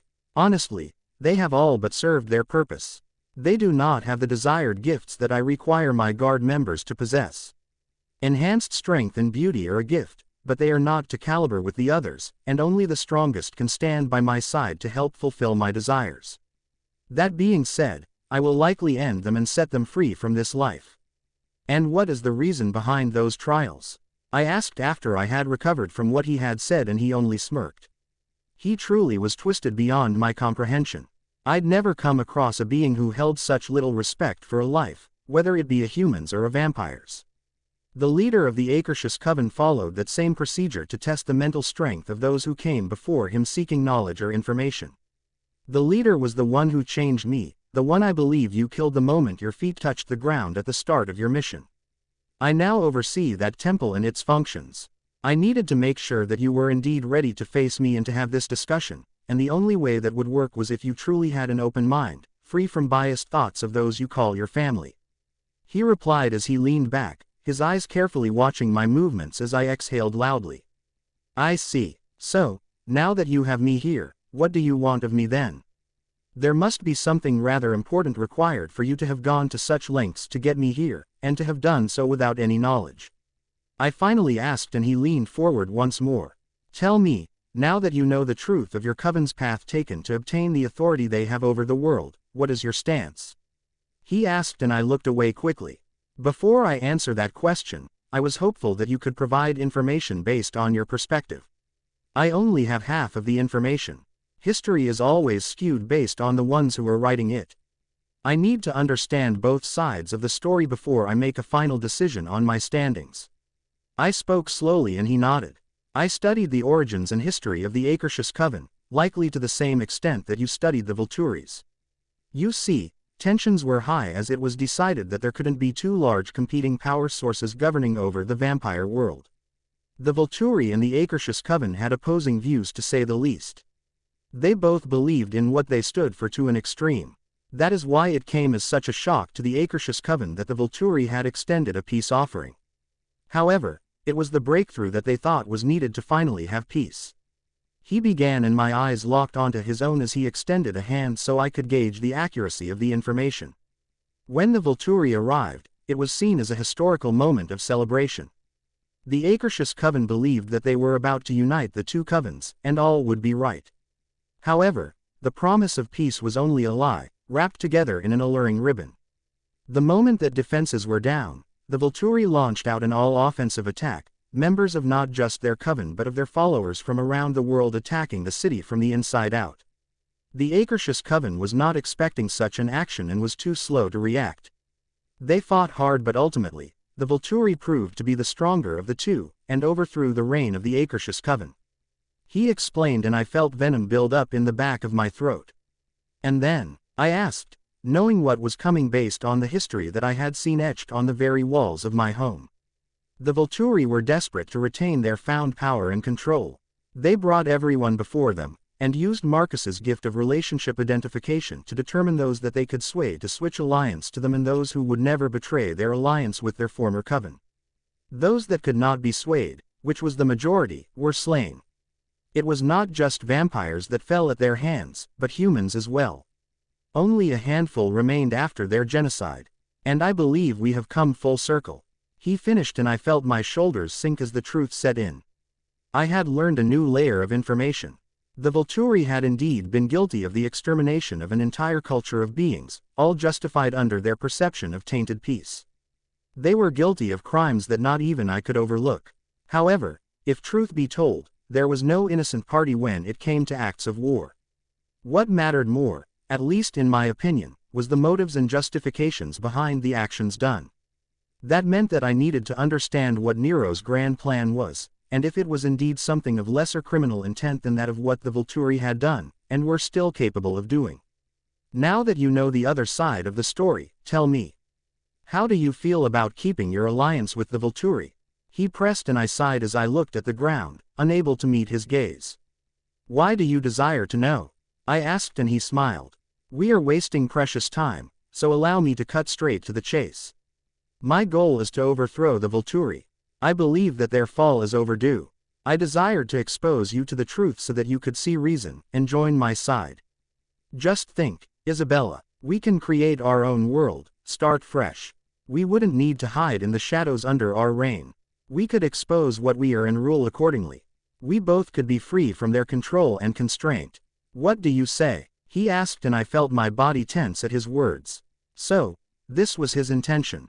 We hide our true nature because human minds are too feeble to accept the truth. By living in the shadows, as you have said, we can protect them without putting their mental state on the line. I countered, but he shook his head. That may be true, but my gift of mental control could force them to see things in a new light. We can cause them to live a life of altered perceptions, but they would be happy. Humans are weak and are not able to comprehend what is truly best for them. Under our reign, their choice would be taken away, which will provide the ultimate sense of freedom. It would be a win-win situation for all parties. And those who had some sort of shield or mental sickness that prevented my gift from working, could simply be disposed of. He stated, and I felt my stomach do an uneasy flip. Taking away a person's control was the very thing that I fought tooth and nail to preserve. No one should be forced to live a life with an altered sense of reality. To think that this was his plan made my skin crawl. He truly was a lost soul if he believed that this would be best for the world. People were indeed weak, but that did not mean that we should have that amount of control over them. Now then, tell me, where does your alliance align itself? He asked with more urgency in his tone. I knew when I decided to join the Volturi that they had done deplorable acts. They were not innocent. I knew that they had gained power and control by destroying rogue covens, but this piece of information with this specific coven was not shared with me. All of this has come as a complete shock. Looking back, I believe that if I had known of the truth of the matter, I would have rather died than ever become part of them and fought to uphold their beliefs. I began, and now, he pressed, and I sighed as I lifted my gaze to meet his own. While I can't say that everything that they have done is morally correct, I believe that they have the best intentions behind their actions. They aim to protect humans, and allow them to live out their life as they see best. Humans may make bad decisions. They may do what is against their best interest. They act selfishly, and in the end only hurt themselves in the process. However, even as they may be plagued with indecisiveness, anger, jealousy, and other negative emotions that act as a purely emotional foundation for their decisions, they have a right to make those choices. No one, and I mean no one, should try and become an author to their fate. Taking away the autonomy of a person, no matter how pure the reasoning behind it is, can never be justified. I spoke, and together we stood, his body tensing to meet my own. Interesting. I did not see this coming. I thought for sure that you of all people would be able to see my side once exposed to the raw truth. If anyone could see reason with my vision for the world, I assumed you would. He sighed. You really shouldn't underestimate me. You don't know me nearly half as well as you think you do. I replied with a clipped tone and watched as he seemed to mull over my words, taking in my very apparent challenge. Is that your final decision then, that you will not join in my forces? He asked, and I gritted my teeth in annoyance. A snowball has a better chance of not melting in hell than you have of me switching my alliance to stand with you. If that is all, then I will be on my way. I don't believe we have anything further to discuss. I spoke as I flicked my hood up over my face. What a shame. I had hoped that by exposing you to the truth and freeing you of the mental chains that have been placed by the Volturi, you would be more receptive and able to see the benefit of my plan. But, no matter. If you will not join me by your own free will, then you are a threat and one that will need to be disposed of. You will not be leaving here on your own accord, he stated, and my eyes instantly darkened. So be it, I hissed, and without giving it a moment's more thought, I rushed towards him, my teeth bared as excess venom dripped off of the ends. My feet skidded against the granite tiles. My forearms raised in a crossed fashion as I blocked one of his fists from making contact with my face. My onyx eyes watched his movements as he staggered back a couple of steps from the recoil, his eyes glowing with a hatred that I was sure I had only scratched the outermost layer on. I had thought that I could reach him, somehow, but after knowing of his intentions and the strength to the convictions that he possessed, I knew it was a hopeless folly. At this point, the only thing I could do was dispose of him if I desired to save not only Forks but the entire world as I knew it. He was ready to kill and to die to defend the reality that he believed in. The only reason why he had done everything that he had done to this point was to try and win me over, to force my perceptions and beliefs to morph to be in alignment with his own. I had come to the realization that he was far too lost to be reasoned with. His beliefs were set in stone, just as my own were. While I could admit that not everything that the Volturi had done could be justified, they were definitely more in the right than Nero was. I could not let his plan unfold, no matter the cost. I watched as he advanced at me again, and I flipped my body backwards, launching my body off of the ground and avoiding his grasp by mere inches, causing him to only growl in annoyance. He was strong and fast, but not quite up to my par. He was, however, far stronger than any other vampire I had come across, but in the end, he was only just another vampire, which meant he could be disposed of in the same manner that I had disposed of other countless ones, given the right opportunity. I just had to time my movements right. There could not be any mistakes. I had a feeling I would not granted any second chances. Ah, so the rumors are indeed true. Your speed is remarkable, even for a vampire. Well, no matter. I know of the way to force you to surrender. He grinned, and my gaze hardened as he looked over at Rosalie and Emmett. Finish her, he ordered, and my eyes widened as my mind failed to comprehend the words that he had just spoken. My directives had been very clear. I had made a vow that I would do anything in my power to keep the Cullens safe from harm. While it was true that I had not known of Emmett or Rosalie's hidden existence with Nero, and presumed them to be dead, they were still beings that I was bound to protect. I could not lay a finger on them. If I did, not only would I be breaking the very directive that I had used as a foundation to stand against Arrow, but I would be betraying the very trust that I had built with the Cullens. There would be no way that I could justify my actions if I disposed of them. The Cullens would never be able to overlook that, and I doubt that I would have been able to forgive myself for it either. I watched as Emmett raised his right arm, his fingers clenching into a fist as he popped his knuckles with his left hand, an excited sneer running across his lips as Rosalie shrugged her hair back and hunched down, her left arm going up horizontally, her right following the same pattern but facing downwards. They were still under his control and they were going to come at me with all they had. They weren't in their right mind. Their actions were not their own and I could not blame them for it. And in order for me to be able to fight against Nero effectively, they needed to be removed from the equation. I could not get to him until they were no longer in the area. That meant I could only do one thing and one thing alone. I sighed as I knelt down on one knee, my left hand gripping around the handle of my saber and unsheathed it as I placed the tip of the blade on the tiles, resting my forehead against the handle. I took in several deep breaths, before pushing more of my metal shield power to them as they rushed towards me, eventually and thankfully forcing them to come to a still, just inches away from me. "What are you doing, you fools?" I said. "Attack." He growled and forced out more of his influence on them, forcing me to double down on my own gift exchange, my jaw clenching tightly in concentration.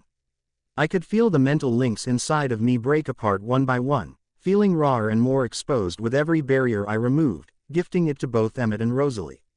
I raised my head from the handle of my sword, my right eye squinting in effort as I gauged their eyes and saw the way that the weight of his and my influence was seemingly tearing them apart from the inside out.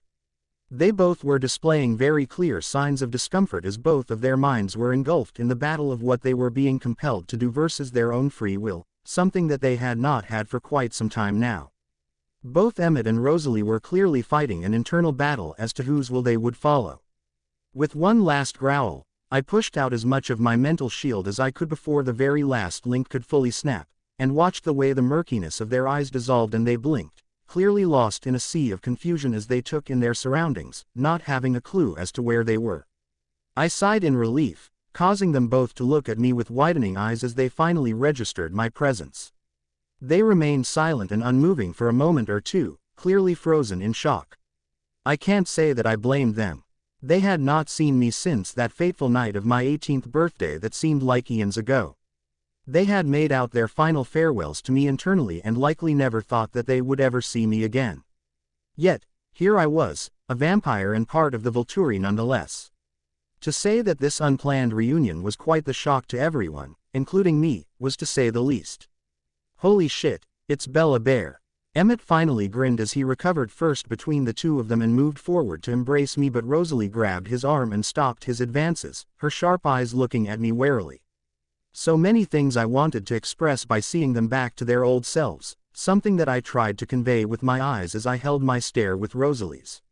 I had thought I had lost my chance at rekindling a relationship with them both. It was almost a shell-shocking experience to say the least to see just how wrong I had been. I knew that they were confused and it was likely that they thought I was somehow behind their predicament, and that may have been the case at one time if the Volturi had not pardoned them all for the crimes committed when I had been a human. But as things stood now, they couldn't have been more wrong, and somehow, I needed the time to convince them of the truth of the situation, time that I did not have, not while the threat was still present in the room. This is impossible. No one should have been able to break through my ability, not even you. I never thought I would see the day when my influence was broken. However, what is done is done.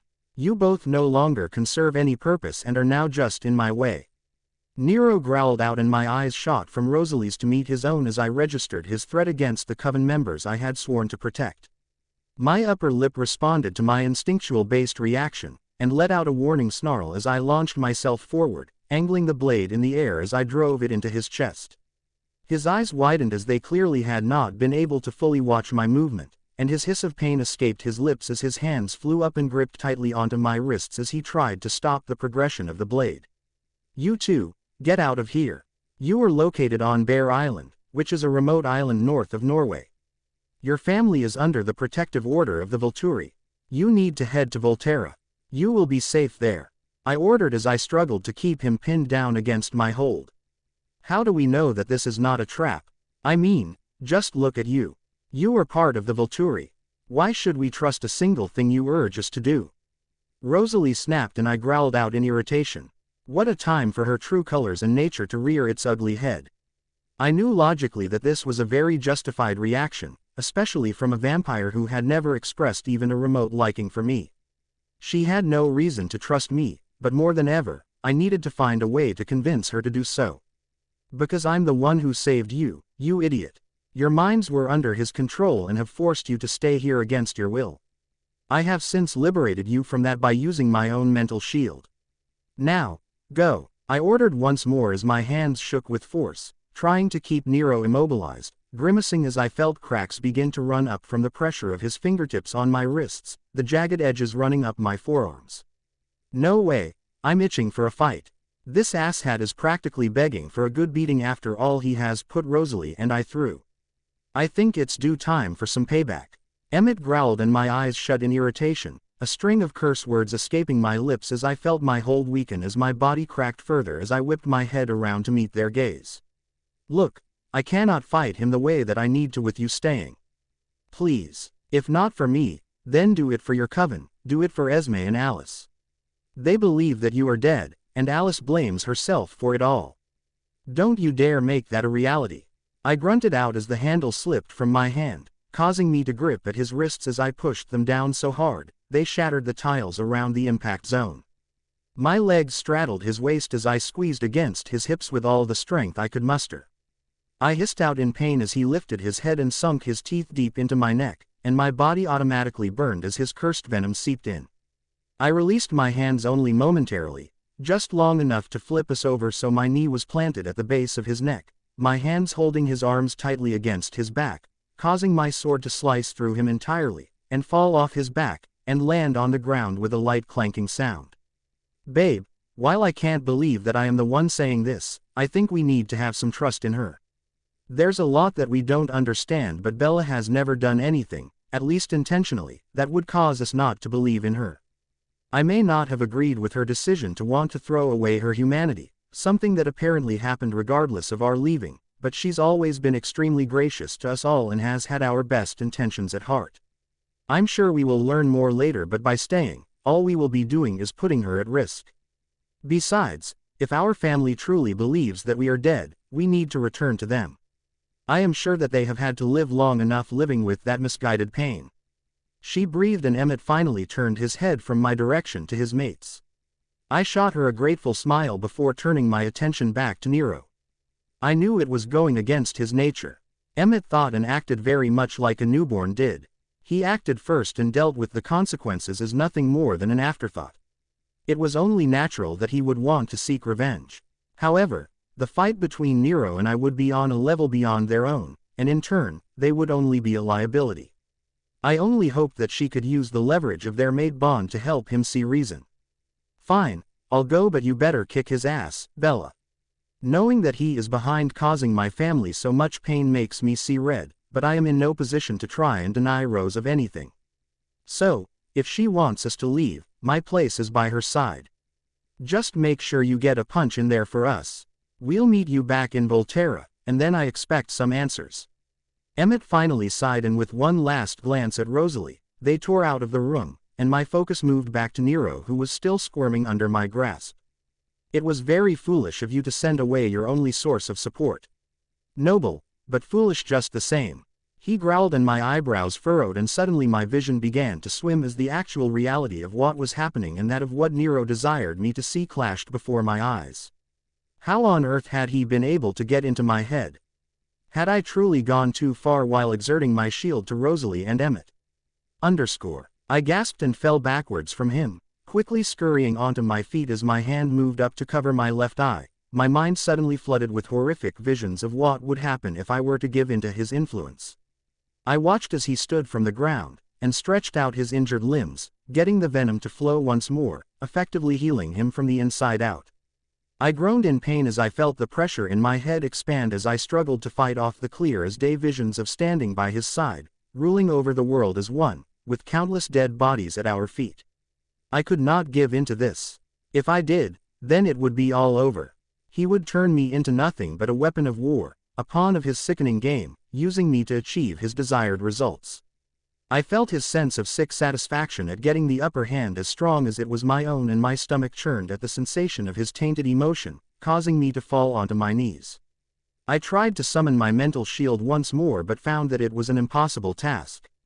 Half of me was filled to the brim with the desire to choose the path that he desired me to take, while the other half actively fought against it. Given such, I was far too distracted to be able to collect my wits. Oh, no you don't. There will be no time for you to rebuild your shield. He growled and advanced towards me. I blinked and then glanced down as I felt his hand grab my cloak, the fabric falling in between his fingers before he threw me against the wall, and I gasped in pain as I became embedded into the stone. Sharp shards of stone went flying into random directions as I slid down the wall, resting against it. My body simply could not follow my will. I was too slow to be able to defend myself. Half of me was not under my own command as it was. I cursed at my terrible luck. This was the one and only downside of a mental shield. It was impossible to control it while I was actively being attacked, and without anyone here to help, I was truly defenseless. It's remarkable, isn't it, the infallibility of the mind. I never thought in 1,000 years that you would lower your guard to such an extent that I could infiltrate your mind, but, in the end, your desire to keep the Cullens safe proved to be your greatest weakness. And to think, it was all in vain. He grinned as he stood from his crouched position and began to stalk towards me slowly, and I forced my head up to stare up at him with one eye open. What do you mean? I rumbled out as my body shook harder, my mind threatening to fail me at any moment. You all but sent Emmett and Rosalie to their death wish. You see, as we speak, my counterpart have ordered our forces to attack and obliterate your beloved city and all that occupy the area, including the Cullens. Rosalie and Emmett are heading there with no way of you to be able to warn any of them. After, they will go and destroy Forks and all that reside in it, claiming the area as our new coven grounds. Once again, you have failed. You will be the reason why they all perish. There is nothing left. It is all over for you. Now, submit to my will. He smirked and I let out an ear-piercing scream, my head tilting back as a stronger wave of pain flooded through my being. Of course, how could I forget? There was another vampire helping with the army. I let out a sigh. I guess it was true that no good deed ever goes unpunished. I had sacrificed my shield so that Rosalie and Emmett could escape, and it had not come without a cost. No matter how strong I had become mentally, I knew that Jasper had been right. A vampire was a lot easier to target when they felt alone, and without support, lost in a whirlwind of confusion. My mental shield prevented me from experiencing those emotions, but without it, Nero had been able to place all those doubts back into me with force and strength that I had never known. I had done all I could to prevent this from happening, and yet my actions had caused fate to play its role out regardless. I couldn't deny though that he was right. This was all my fault. The deaths in Volterra and Forks would be on my hands. My desperate thirst for knowledge, coupled with the distrust in the Volturi as a whole, had led me far away from the castle, and everyone I loved was going to fall, and there was nothing that I could do to stop it. No matter how strong my family was, or the Cullens, they could not take on the sheer number of newborns that were coming their way, not without some serious preparation. I never should have acted so rash. It was foolish to think that I could have done this all on my own, that this would be nothing more than an information-gathering interaction. I guess it was true what they say. People need others to draw on for support and strength. I had the right support system, but I had still not understood the full strength that could have come from their numbers. When I had arrived here, I still had fears, at least in my subconscious, that prevented me from seeing the truth of such matters. If I had known then what I knew now, I would have taken them all with me, using them to help strengthen my resolve. Instead, I had left them and in turn, put them all in terrible danger. The truth of the matter, no matter how difficult it was for me to swallow, was that I could not kill Nero, not in my current state. Yet, there had to be something, one last thing that I could do to put a wrench into his plan. I couldn't just throw in the towel, not yet. Realization slammed into my chest like a fist and my face scrunched up in pain as I felt the full weight of what I had to do. He was betting on using me as part of his plan. He needed me to carry it all out to perfection. That is the reason why he had done things the way that he had. If I was not so crucial, he never would have gone to such lengths. I could prevent myself from being used as a pawn in his game. It was the least I could do, but it would mean I had to pay the ultimate price. I sighed and felt my head drop down as I began to accept my fate. I thought that I was immortal. Given my abilities and strengths, I had never given much thought to how I would die after being changed, even after I almost had died after my interaction with Dante. Yet, I knew that this was inevitable. I had once more become the catalyst to the situation, and there was a way that I could turn the tide, or at least cause a serious disruption. I had said that anything that could potentially put the mission on the line was a threat and had been disposed of. I myself was not an exemption to that rule. Though, I still wish things had turned out differently, more than anything. It was true that if I had never accepted Arrow's proposal in the woods, I wouldn't have been put in this position, and it's possible that Nero would not have done what he had, and perhaps another more seasoned vampire would have been able to stop him before he was even turned. However, I knew that I could not really regret a single thing. By accepting the mission, I had been able to rekindle the lost flames on the bond that I had with them all. I had my family back, the one thing that I had desired more than living itself when I was a human. I had found and been able to taste what true love felt like, even if it was for the first and last time. I suppose that there was no greater way to go out than to die in place of the family I loved. No greater act of protection could be offered to the Cullens than for me to remove the threat of Nero using me against them all. My thoughts, as convoluted as they were, focused on Alice for just a moment. I focused on my thoughts and my actions, hoping that my resolve in its tainted state was still going to be sufficient enough for her to receive a vision. Perhaps, if nothing else, I could give her one last warning before it was too late. I am sorry, Alice. I will not be returning to any of you as I had planned. There is so much that I want to say but don't have the time. You must alert the Volturi that the entire army Nero created and someone else is overseeing is on its way to Volterra. Now, I need you to listen close because these will be my last words and I ask that you share them with everyone. I've come to realize a vampire's life is not measured by how they live but rather it's measured by what they accomplish before their death. And looking back, my life has really been full of failures, all the way from being a human to becoming the captain of the guard. I'm still making them. Leaving you all the way that I did was my gravest one to date. I hope in time, you all will forgive me. Nero exists because I failed him, failed my very first mission. Throughout the years, I stomached all of my other failures and swore I'd accomplish a deed so great that it would obliterate them all, but that turned out to not be something that I could achieve.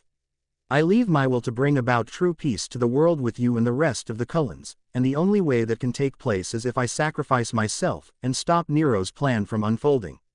If anyone can bring light to this dark situation, it's you all. I believe in you, more than I've ever believed in anyone or anything else. Please tell my family that I love them and Chelsea, that I now understand that her actions were not of her own, and I forgive her. And please, look after Jasper. I wanted more time. I wanted to experience the bonds that I have rekindled with you all, and extend that with my coven members as well. I wanted, well, it doesn't really matter. I guess there are some things in this life that are out of our control, like who we fall in love with, or when our time is up, and to try and fight them is pointless. I have so much more that I want to say but my time is up. I love you all and promise to look over you all from the other side. Please, be strong. I broke off my thoughts abruptly as I steeled my nerves, and struggled to steady out my shaking limbs. I watched as he continued advancing towards me, knowing that I was on borrowed time. I forced my hand to follow my commands and reached into my pocket, my fingers wrapping around the cool steel of my trusty Zippo lighter, before pulling it out and raising it to be eye level. "What on earth are you doing?" he gasped out, and I felt my lips move up into a satisfied smirk as he stilled the pressure of his invasive gift as he was lost momentarily in a state of shock. I had meant every word when I had said that he did not know me as well as he thought. He underestimated my devotion to not just the Volturi or the Cullens, but rather to my ideals as a whole. The only trait that humans and vampires shared to a T was not to act against self-preservation. It was not common for vampires to fall victim to suicide. The only ones who resulted to this state had done so after losing their mate, a fate worse than death itself. I felt my stomach drop, knowing that this was the very thing I was going to force Jasper to experience, but I was doing this because I loved him so fiercely.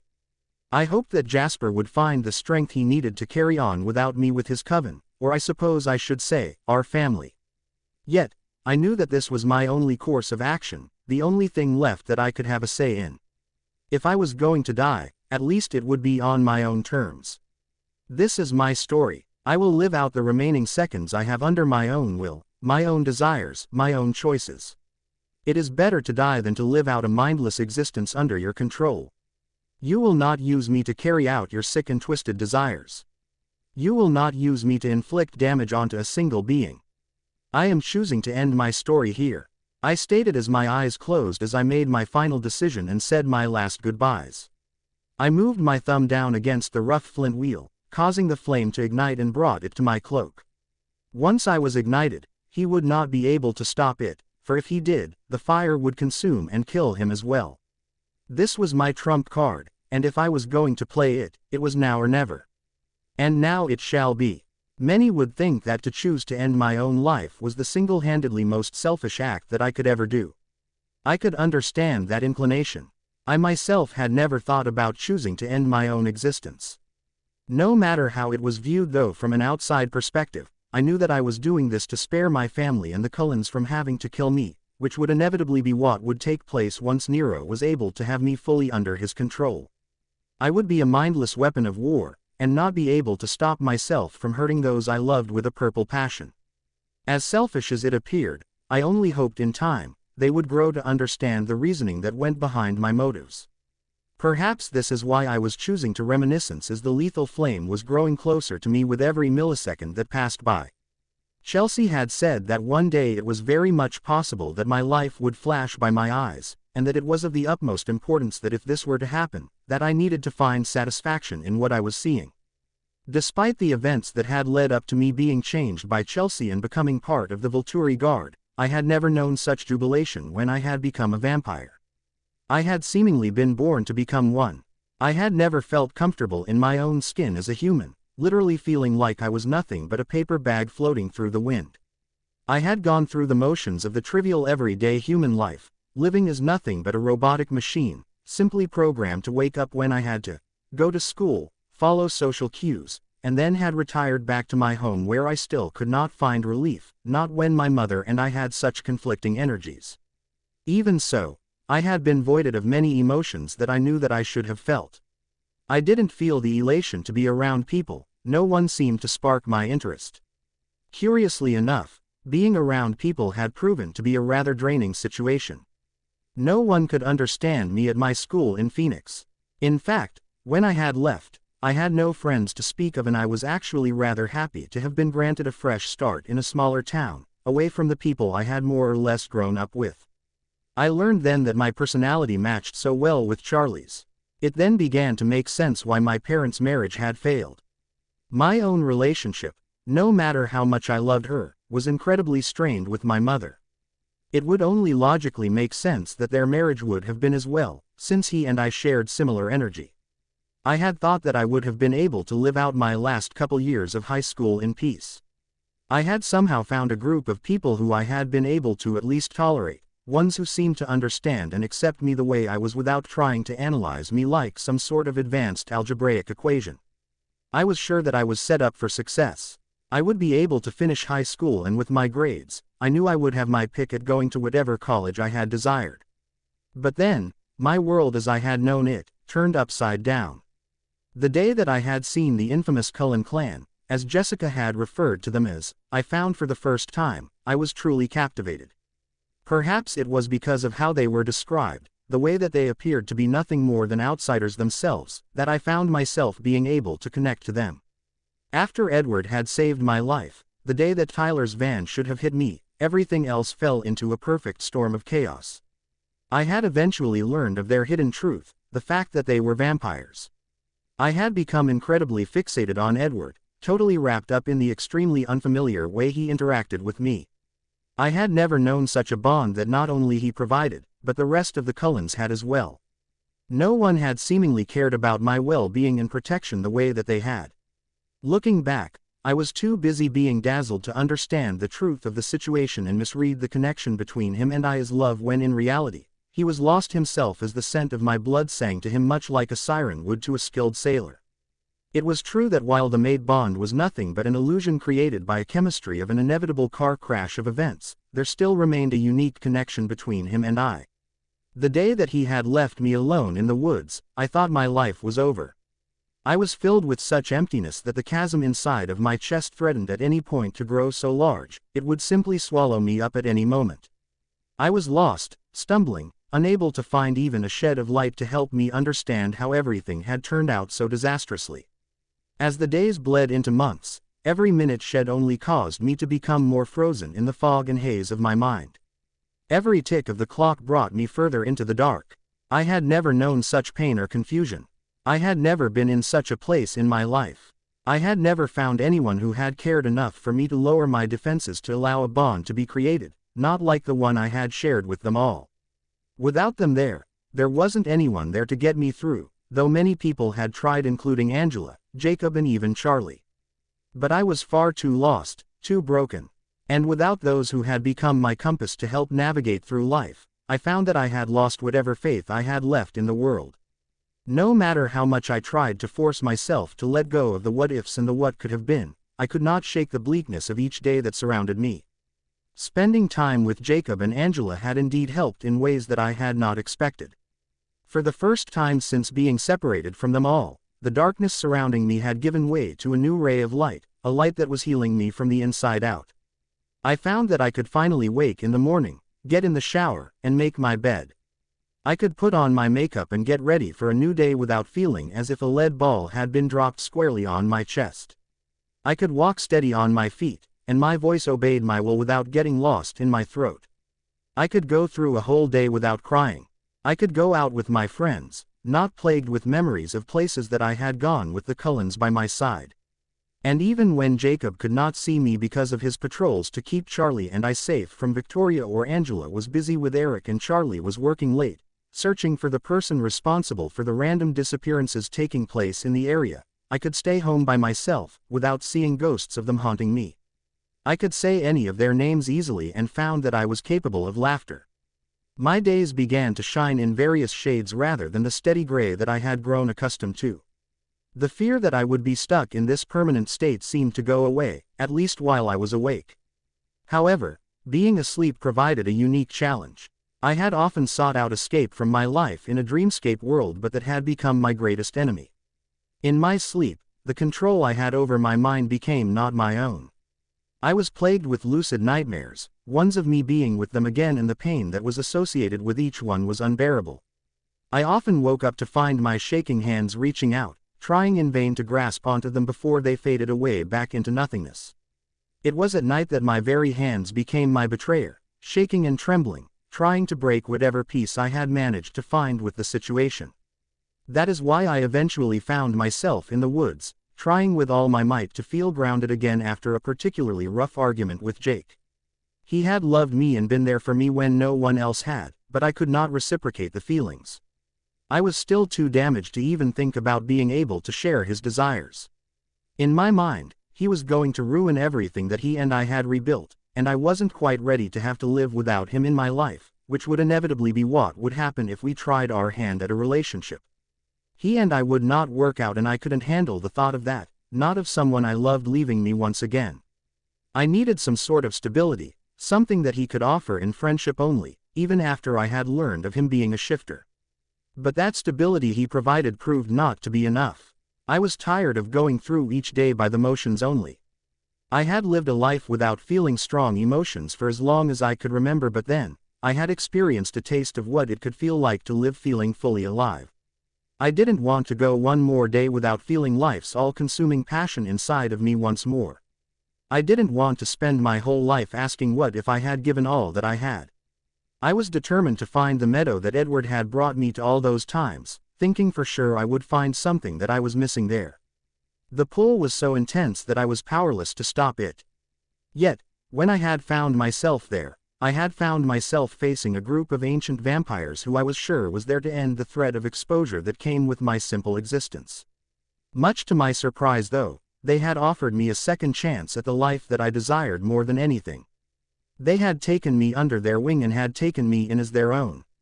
They had taught me everything that I desired to know and had given me the support and love that I needed to fully heal from an entire life of issues, and not just from the abandonment of the Cullens that had left me so shattered, but an entire existence of issues. I remembered the night that Chelsea had changed me.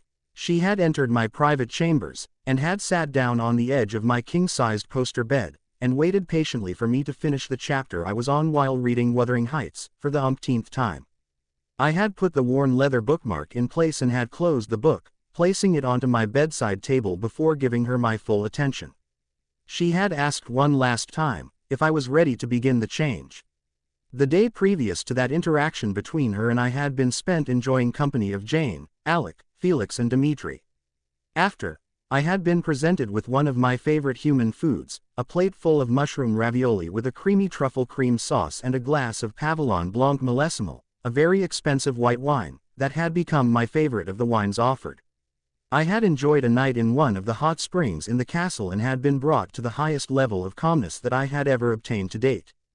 After such, I had been fawned over by Sulpicia and Heidi, who had styled and cut my hair to my preferred style, knowing that once the change was complete, it would never change unless I were to cut it again. They had brought in an ornate gown with ivory and gold trim colors, and skillfully braided my hair with flowers into a side French braid, and had been presented to the kings in the courtroom. Arrow had walked down the steps, and had asked if I was indeed ready for the change. Tests had been conducted on my mental maturity and wavelengths, so the question was no longer if I was mature enough, but rather, if I was ready as a personal choice. It was something that did not need to be offered, but I had found myself touched by the gesture just the same. I had affirmed that I was ready and would be waiting in my room, where I had asked to be changed to give some sort of privacy. I had left the courtroom, and found that the entire guard was standing on either side of the hall, appraising me with happiness.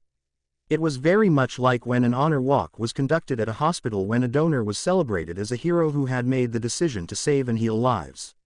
As such, they were honored, commemorated and celebrated by holding these walks. These simple, yet powerful, gestures showed the family of donors that they were not alone. It showed that the world around them was grateful for the gifts their loved one was about to give.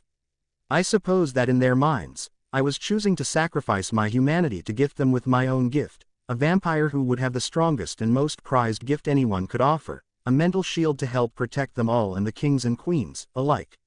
I had then settled into my room, climbing onto my bed after taking off the gown so that it would not be ruined by any blood stains. I had slipped on a pair of comfortable black yoga-style pants and put on a simple navy blue long-sleeve knit top.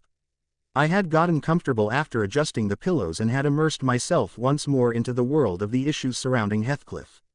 As Chelsea had entered the room, I had looked at her with curiosity. It had not been discussed on who was going to administer their venom to change me, and I thought she was going to provide instructions, but rather had surprised me.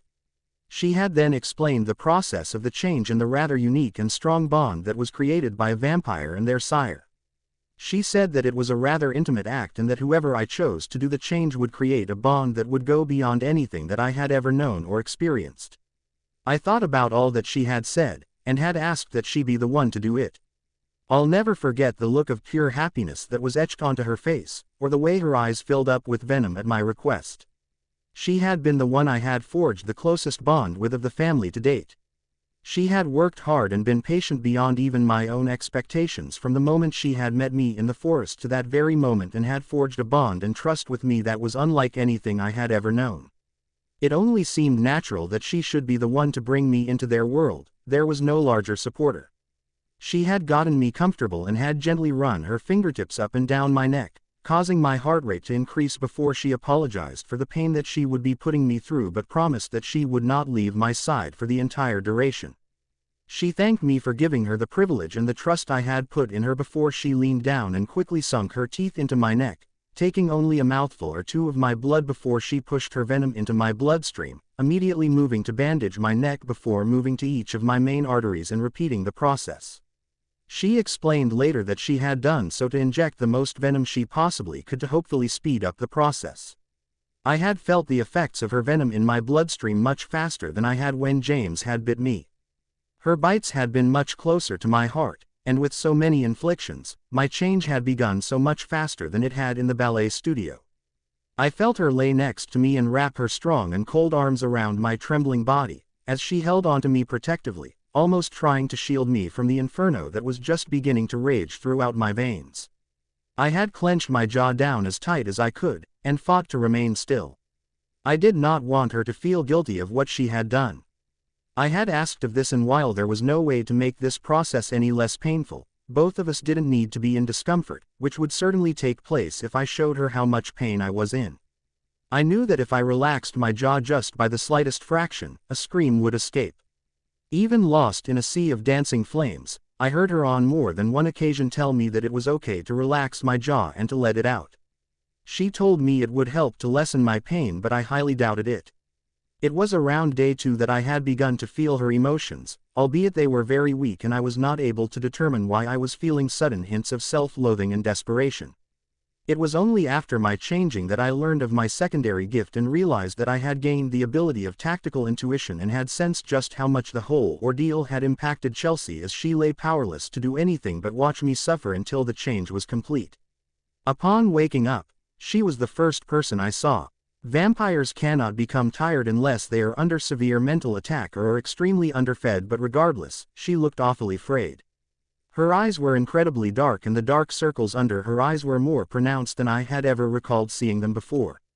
She appeared on edge and only relaxed when I had reached over and had embraced her, being very mindful of my newfound strength as I thanked her for the opportunity. Apparently, it was common for a vampire to not have any recollection of who they were or those around them after being changed. Memory functions of the vampire world worked very differently than it does for humans. It was not uncommon for the venom to wipe the memory clear, and then only newly created ones could remain. If there were indeed human memories preserved after the initial turning, they would fade in time. That explained why Edward remembered little of his human life, Alice remembered none, and why Rosalie remembered it all. For me, I remembered it all to perfection, something that was also rare, but it didn't surprise me. Nothing about me was normal. Why would this be as well? I was presented then to the kings and queens after being cleaned up. Arrow had been most amused to see that my shield still indeed was intact, which meant that I did have a gift and was not plagued with a mental defect as a human. Not too long after, the discovery of my secondary gift was detected and training had begun, after I had fed on a few bags of human blood. My gift of enhanced control allowed for me to be dispatched much sooner than expected, and I was ready to make my mark on the world, something that I excelled at. I moved up the ranks, and with Chelsea by my side, we conquered every mission that was thrown at us. I had never known the experience of a true family, not like what I had been presented. Arrow and Sulpicia had become the mother and father that I had always wanted, loving and fiercely protective to a point. Marcus and Keys, the insightful uncles who acted very much like an angel and demon on either side of my shoulder to help guide my decisions. Felix, the chaotic twin that I always wanted, the both of us getting into more trouble than anyone else, especially after being turned and pulling pranks on Alec and Jane, who could not get back at me due to my shield. They may have acted like they hated me for it, but I knew that they both secretly enjoyed the challenge of the game. Going on impromptu shopping trips with Heidi, not because I enjoyed it necessarily, but because she valued my opinion on items she wanted. Walking around the library with Chelsea when she was not with her mate, picking up random books for the other to read and then discussing theories. Of course, my nights with Dimitri when we were not on missions, when we enjoyed each other's company not just by having sex but also by doing stargazing and enjoying the stillness and quietness. Being dispatched on this mission had proven to be the biggest test for me that I had taken to date. It had challenged me to see things in a new light, forced me to face the demons of my past. Looking back, I was fairly certain the reason why I was selected for this mission was not because of my familiarity with forks or with my abilities. I believed now, more than anything, Arrow had asked me to take on this mission to help make sure that I was indeed healed, or at least had an opportunity to do so if I was not, by working with the Cullens once more.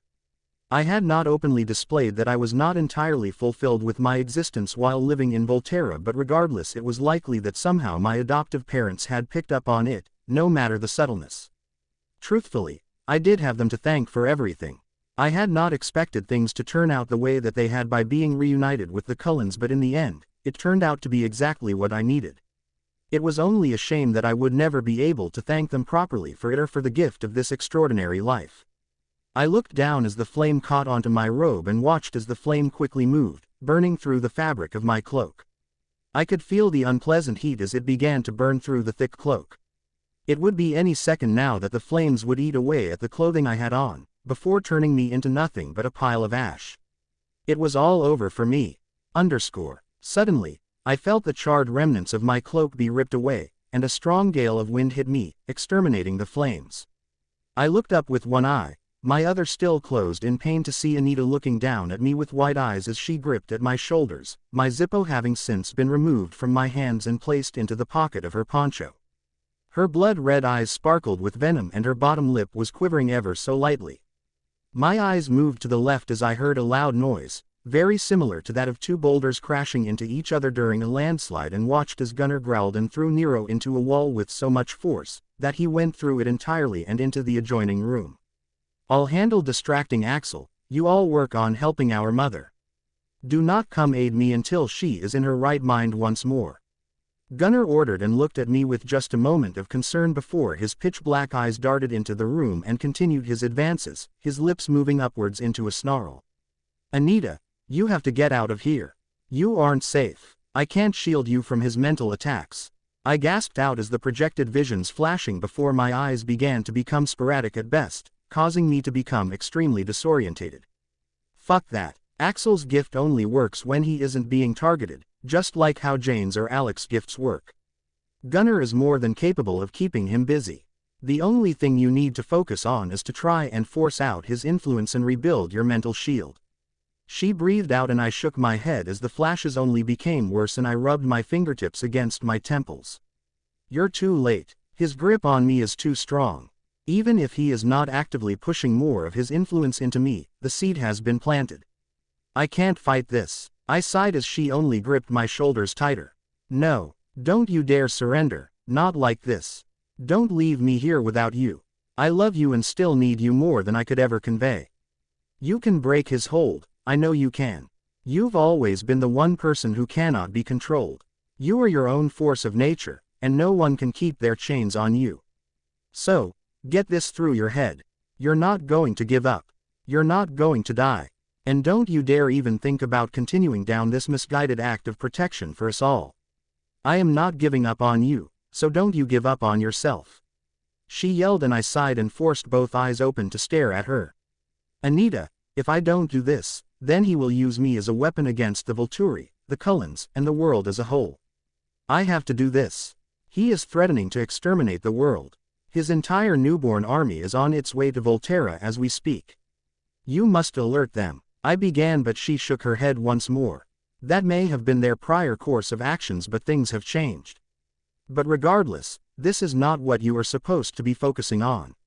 Stop worrying about everyone and everything else, and focus on yourself for once."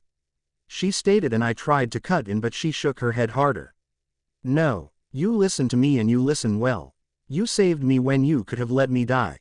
You went against your directives to do so, and gave up on going on missions until both Gunnar and I were adults and changed. You became our mother and taught us everything from how to ride a bike to how to maintain a vehicle. You oversaw our education. You had high expectations, but that only made us stronger. That is why I won't give up on you now. You are so off base, it's not even funny. These are not your doubts, they are false ones that he is planting in your head." She argued and brought me close, her arms wrapped around me like a vice. "Anita, I am in this position currently because I failed, Axel. I should have taken him back with us after that mission instead of leaving him alone. My life is nothing but failures stitched with the best of intentions. By doing this, I can finally do one thing right." I groaned as my eyes scrunched together in pain as my mind teetered dangerously. "Your life is nothing but failure. That is where you were wrong again," she whispered as her hand ran down the side of my face, causing me to look at her with curiosity. "You always pushed me, you know. Pushed me to go that extra mile. You pushed me to smile even when I was sad and didn't want to. You pushed me to become refined, a better version of myself. You pushed me to see the other point of view even when I thought that it was impossible. You challenged me when I thought I knew it all. You pushed me to stand back up every time I stumbled and fell. You pushed me to appreciate what I had been given in this life, rather than to be upset about what I didn't have. You helped to create my moral compass, teaching me not to lie or hate, and to always take the high ground. You pushed me to continue when I wanted it all to end while grieving for my parents and friends. And the most important thing is that you did all of this so I could see that I needed to do this all for myself because no one else ever could save me better than I could. Tell me, do you view myself as a failure?" She questioned and I froze for a second or two, the flashing of images coming to still for just a moment, my ears hearing the horrific sound of porcelain shattering, and Axel's screams of agony. It would appear that Gunnar was able to at least hold his own, for now. Of course not. How could I ever see you in that type of negative light? I responded back automatically. My point is that Gunnar and myself are a direct outcome of your love, devotion, teaching and upbringing. We have never killed a human and have a very strong moral compass to help direct our motives and guide our decisions. We owe everything to you for who we have become today. If we aren't enough proof to show that not everything you have done is a failure, think about your family in Volterra. You changed them from the beings that they were, a feat that was seemingly impossible. But you broke down the walls that surrounded their hearts and minds, and effectively healed them from the inside out. You restored a sense of their humanity, something that seemed to be forever lost. She continued as she ran comforting circles against my shoulders with her thumb, causing me to do a sharp breath as I felt a chain slowly reconnect in my mind, causing one of the specific revolving flashes I was seeing to come to a still. Do you need more affirmations? Let's talk about all the other humans besides Gunnar and myself that you have saved. The list is countless, either by saving them directly or by wiping out a vampire who was threatening to destroy the world that they knew. Hundreds upon hundreds are in your debt, whether they know it or not. Dylan wouldn't be alive at all if you had not gone after him, something that you were not required to do by any means, but you saved him regardless. And then look at all the good he has done for those around him. You light up the world by spreading an ounce of light through one person at a time. She pressed and I breathed in and out as more links began to slowly rebuild themselves, causing my vision to slowly become clearer in my left eye. Yes, that's it, you're almost there. She breathed out in relief as she reached down and laced our fingers together, my eyes closing in contact as I felt her feelings collide with my own. Sorry to interrupt, but can you hurry up in there? Gunnar called out and I heard a clatter of stone, realizing that he had been thrown through a wall himself. He was strong but he was evenly matched with Axel, and it was a miracle in itself that he was still standing on his own. Working on it, Anita called out as she shot a concerned glance towards the room where the two were actively fighting. Can someone remind me why we aren't actively helping Gunnar? A voice spoke, one that sounded familiar and yet seemed too distant for me to truly be able to place. I could not tell if it was a voice of someone in the room or one that was connected to Axel's invasive thoughts, and I did not have the strength to open my eyes to confirm their identity. Because that is what needs to happen. We need to focus on the Impavidia Inquisitor right now. Gunnar is merely buying time. He's okay for now, I promise. I wouldn't be allowing my mate to fight on his own if I did not know without a shadow of a doubt that he had it under control. She replied and I felt my head tilt. I guessed that they had finally come to understand their bond. It was about damn time. Though, I was one to talk, I suppose. My eyes shut harder and I began to pant as the last remaining display of images were practically no more, and willed to summon my shield, my lips automatically parting as I felt a vinyl bag reach my lips, something that surprised me as I still felt Anita's hands within my own. Curiously, my eyes slowly opened and gasped as I looked deep into Esme's eyes as she pushed my bangs to the side over and over, reassuringly and urging me to bite down into the bag, to which I complied, feeling a wave of refined strength enter me as I began to heal faster. Yes, that's it, drink up, darling, she practically cooed as I drained the bag and she immediately produced another. My murky eyes moved past the loving stare of my former adoptive mother and found Chelsea, Edward and Alice standing behind her, both looking at me with concern and almost like it was impossible that I was still alive. I didn't know how much Alice had seen throughout my time here with my shield down, but I imagine it had been traumatizing to a certain degree. Although, how they all were here now was confusing. They shouldn't be. I didn't know how it was possible, but I had never been more relieved to see anyone before. I was perplexed not to see Jasper, but then again, I knew it was very likely he was far too upset with me from my betrayal to be able to stomach seeing me. I know it's overwhelming. You don't have a lot of experience with mental attacks given your shield, but you can fight this. You're almost there. I am so proud of you. You've come so far. You can do this. Esme whispered into my hairline as she brushed her lips across my forehead. Why is this taking so long? The blood should have fixed her ailments by now, shouldn't it have? Edward finally asked and Chelsea sighed. Possibly, but there is no way of knowing just how much mental or emotional damage has been done. Those wounds simply do not recover. They take time, and this is new ground for her. She's never experienced mental-based attacks to this extent before. She replied, and Alice walked over and knelt next to Esme. Be careful, Alice. We do not know how her mental state currently is. She could very well see you as an enemy if he has a chance to alter what she is currently seeing. Edward breathed, and Alice shook her head. She's just overwhelmed, Edward. She won't hurt me, she lightly chided as she placed a comforting hand on my thigh. He's right though. There would have been a time not that long ago when I would have viewed you exactly as he described. My sight and thoughts still aren't my own. You aren't safe with me. None of you are. I breathed out. On one hand, I wanted her to put some distance between us, but on the other, I desperately needed the contact. Thankfully, depending on how you see it, she made her mind up and only gripped at my thigh tighter. It reminded me so much of the position we were in at the ballet studio all those years ago. Nothing had really changed. She was always looking out for me. Shish, it's okay. I know that you won't hurt me. I know you, the real you. You're my loving, devoted, headstrong and overly compassionate sister, and it's time that you return to us. You're safe now. We all are. There is no threat, she murmured, and my eyes fluttered as more haze melted away. Almost there. One last bit of reassurance should do it. What have we not addressed that she could be seeing? Chelsea murmured as she walked to stand behind me, and placed her arms around my shoulders comfortingly. I think you are right. There must be something else that is happening in her head that is forcing his hold to remain onto her. There must be some other type of fear that she is being forced to experience and can't shake. Esme breathed, and Edward nodded, before moving forward and kneeling down, placing his fingers under my chin and tilting my head so that we could hold each other's gaze. I know that you don't like others in your head, but your thoughts are too loud for me to ignore. You think that we all would be happier and better off without you, and that all you can offer is pain and discord. But that is simply not the truth. I see now, more than ever, there is not a bond in the world that matches the connection that is shared between you and us all, and a bond like that deserves to be protected no matter what. You are worth this and so much more. He breathed out, and finally, my vision cleared and I felt the protective mental shield surround my being once more as his words cut through the last hook Nero had embedded into my mind.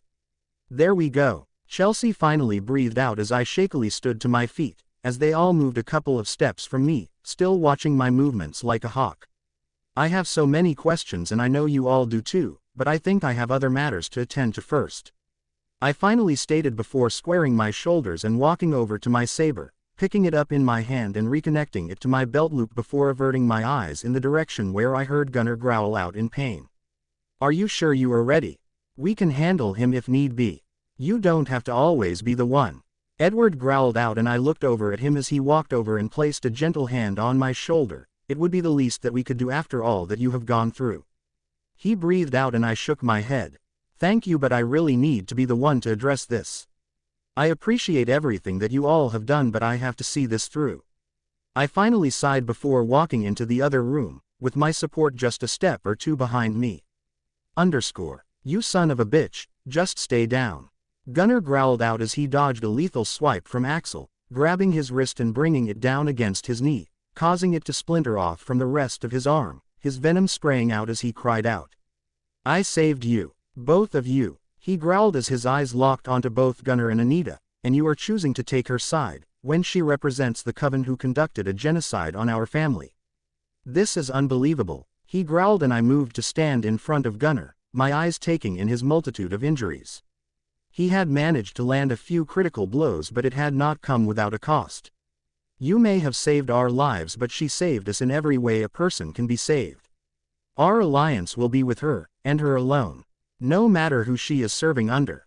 Gunnar spoke before thankfully grabbing a blood bag from Anita, and began to drink deeply. I sighed and quickly expanded my mental shield to protect those in the room.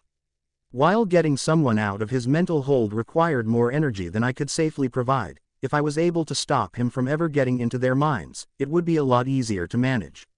I cannot believe you were able to rebuild your shield. My influence should have stopped you from being able to do so. He growled out as he found that he could not reach myself or those around me and launched himself at me. I easily stepped to the side and sent out a kick to his legs, causing him to fall onto his back with a thud, placing my foot onto his chest, to keep him pinned down. You almost had me, I won't even bother lying. Having you in my mind was a terrible experience. However, by having my shield lowered, it only allowed my support to find me and provide the strength I needed to rebuild it, just in the nick of time. I explained in a rather passive tone as I kept my eyes locked onto his own. He continued to struggle, but he was no match for me at my current revived state, while he was weakened to such an extent. Curse you, he growled as he gave up trying to fight against my hold, and I leaned a tad closer down. You know, it's not too late to do the right thing. You can never undo all the wrongs you have committed, but you can tell me the truth of the situation with the newborns and the planned attack. By doing so, you can save so many lives. You may even be able to atone for your past transgressions. All you have to do is tell me the truth. I spoke lowly and watched as his eyes hardened. Why are you even bothering with this? Just end him already, Edward hissed out, and I sighed. Edward, I don't think it's for us to say whether a person deserves to live or die. I mean, if he acts in a way that will force my hand, then so be it, but that will be his choice too. I sighed and moved my eyes from Axel's confused ones to meet Edward's, who was looking at me with even more confusion. I don't understand. He doesn't deserve a chance to atone for his crimes, not after all that he has done, not to just you, but to Rosalie and Emmett, and all those humans. Why are you choosing to handle this differently than you have with other rogue vampires? He pressed, and I bit down on my lower lip in thought. I know my actions were confusing. But I had grown through my mental trials, and despite everything, I wanted one last try at changing his perspective. Because we all deserve a chance to be renewed, an opportunity to change our ways and to be allowed to choose. I replied softly, thinking back to my altercation with my dark self in the temple. It would be too easy to just kill him. He deserved a chance to do something right, not that it would undo his past actions, but if push came to shove and I did indeed have to kill him, I wanted him to be able to find some sort of peace. After everything, this was the very least that I owed to him. I will never do anything to help the Volturi scum. He sneered back, and I sighed in irritation. That is what you are failing to comprehend. I am not just a part of the Volturi. I am not acting on their own accord. I am acting with my own intent of a being who will do nothing with the information but guide those who are lost. I strive to speak of what I have learned, and step out of the roles that are placed on a being by being associated to a specific coven. I spoke and watched the way his eyebrows furrowed in thought. Too much is already in motion. Knowledge won't change anything. You can't stop this, even if you tried. Why do you continue on, knowing all is lost? What gives you such motivation? He argued, and I shrugged. My aim since becoming a vampire was to become one voice amidst the whispers of many. I advocate for those without a voice, for those who don't know that they have a choice. I aim to open eyes of those who have been blinded by the harsh realities of life and show them what it means to feel compassion and live in righteous empathy. I can end this war, Axel. I can make everything right. I just need to know the truth of the situation. I tried again and watched the way he sighed before finally nodding. Being put into this compromised state poses a significant issue. I was planning on overthrowing my counterpart, something that I will not be able to do now. I suppose that I should give you this information as a reward for defeating me. She warned me that you would not give in, but I had too much faith in my abilities. I thought I could sway you by successfully playing at your insecurities. Give me your hand. He sighed and reached upwards with his remaining attached hand. I looked at it with contemplation. Don't accept it. It's a trap. Edward growled, and I looked at him. Can you read his thoughts currently? I asked, and he sighed and shook his head. You know that I can't. Not while your shield is up, but still. He sighed, and I nodded before steeling my nerves and took his hand in my own, feeling his intentions and truth of his next statement, causing Edward to huff in annoyance. Nothing had changed. I was always doing the exact opposite that he had asked of me to do. You were probably correct in your assessment, but I need to be able to gauge his intentions and validity of his next statements. I stated and moved my eyes to meet his own, who looked displeased to say the least but still nodded. There is indeed a newborn army that I have created. My gift allowed me to tranquilize them and sedate them. They are commanded by my other half, the being who found me in the remains of my village so many years ago. They were going to head to Volterra, but plans shifted once Gunnar and the others showed. It became clear that you were able to get intel to Alice through one of her visions and had time to warn the family. I communicated this, and so a new course has been set to Forks. He sighed out and I growled as my eyes darkened. If you were to die, how will there remain control of these newborns? I pressed and he shrugged. She is still very persuasive. My purpose was to force them to see things in a certain way until she could gain their trust. With or without me, they all will answer to her. And if not, there are more than just newborns in this army. Other beings exist, to help create holes in Alice's vision. He replied and my eyes widened. Other beings. He couldn't mean beings like children of the moon or shifters, could he? Jake had said that half of the pack had left and never been heard from again. Was it possible that they had joined alliances with this group of vampires, out of sheer spite? How many newborns are there and where are they located? I rumbled out and he grunted in pain as the heel of my foot dug deeper into his chest, spreading more fractures out from the impact zone. 30, give or take. Presently, they are located on Komsomolets Island, the most northern island off of Russia. He replied and I cursed out loud. So, this is why Dante's men never returned. They weren't going where Axel was located but rather straight to the horde of newborns. Of course, his intentions during our brief interaction had not indicated that he was lying, so this meant he had believed what he had been told to be the truth. It was possible that Axel had been there when Dante was informed of his whereabouts after all. But that was not the reason why I had cursed. What was more of concern was the sheer numbers that we were up against. It was positively unheard of. Newborns were hard to control and tame, which meant that an army usually consisted of no more than 12 to 15 members, which was still more than enough to cause havoc. To know that there was double that amount heading to Forks practically made my skin crawl. Who is the commanding officer of the army? I pressed and he shook his head. Oh, that is one piece of information you are not getting out of me alive. Otherwise, what would the challenge be? He grinned and before I could register his words, he had gripped my hand and threw me off of him, my body twisting neatly in the air before gripping onto the wall, my fingertips digging into the stone to still my movements. I still had not completely recovered from his mental attack and it was still taking time for my body to respond to my will, resulting my movements to be a tad more sluggish than I cared for. I snarled as he stood and knew that this was as much information as I was going to get out of him.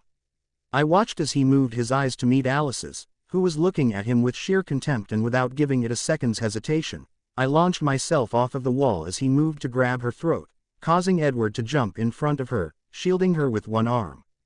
Right before he could reach Edward, I tackled him to the ground, my hands clenching at his jawline as I pulled with all my might, his hands wrapping up and digging into the base of my neck with force, spreading out hairline fractures, causing me to gasp out in pain. We both were going for the kill. I don't know why I still thought you would be able to be redeemed before your death. You're far too gone for me to reach.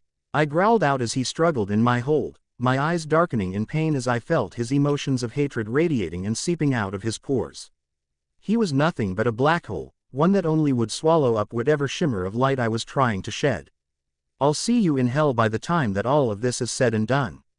He gasped out as the cracks spread out across his neck until finally his head separated from his neck and I let it fall to my feet, watching the way it already moved to reattach itself. I took in several deep and rapid breaths as I looked down at the decapitated head at my feet.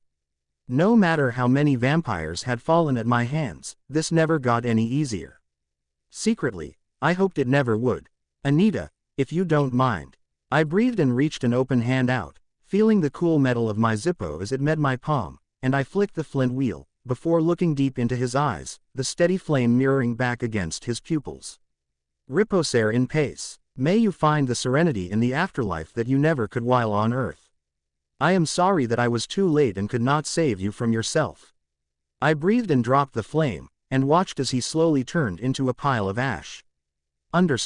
I swayed on my feet for a moment or two before I fell onto one knee, Alice running over and catching me in my arms as I rested my forehead on her shoulder, breathing deeply. I still had not recovered from the mental attack that I had gone through. My body was rebelling against my actions, but there was no time to waste. We had to get to Forks. We had only a slight advantage by being roughly 10 hours closer to Forks than the newborns, but we needed every second of every minute to prepare. Still, I knew that they would not be willing to leave without having a much-needed conversation. I watched as Alice offered me another blood bag, to which I accepted and allowed my fangs to seep deep into, slowly and deeply savoring the contents, willing it to heal me fully. How did you find me? How did you know? I finally asked after the emptied blood bag was removed from my fangs by Alice, who tossed it aside, and Chelsea cleared her throat. When you didn't show at the meeting between the Cullens and the Kings, everyone thought that you were still too busy fulfilling your basic needs with Jasper, but I knew better. No matter what, you wouldn't have missed that meeting. Your call to duty is far too strong. So, I snuck off and went into your chambers. I wasn't sure what I was going to do if I found you in your room. I knew you weren't likely ready to see me, but I had to know you were okay, and something about the whole situation was off. When I entered, I found Jasper in a deep sleep, a clear result of your serum. It didn't take long after that I put two and two together, and knew that you had gone off on your own. She paused as she looked over at Alice, who was still looking at me as if I would disappear at any given moment. Alice found me as I was headed into our armory to look for a counter-agent for the serum you injected into Jasper, and came with me. We discovered your note, and that is when my fears were confirmed. There wasn't much to go on, but I knew you had gone after information. The only logical place you would go is where the massacre occurred. So, after waking Jasper up and filling him in, we all went before the Kings and presented your note. After talking things through with Arrow, he dispatched us to come to you for aid, believing that our bonds would be helpful to make you come to reason. She said, and I rolled my head on my shoulders, seeking relief from my tense and injured muscles in my upper shoulder region. If that was the truth, then why wasn't Jasper also here? Was our bond no more? Had I truly damaged it beyond repair? I know that look anywhere. Jasper isn't here not because he's mad at you, Bella.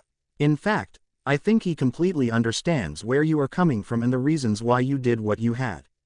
Not to say he is exactly happy with you, but your bond with him still very much exists. However, as your second in command, he thought it would be best for him to stay to defend the area in your absence. In his mind, there was no better way to honor you than to actively protect all that you love and put complete faith in us to be able to retrieve you, so we headed out.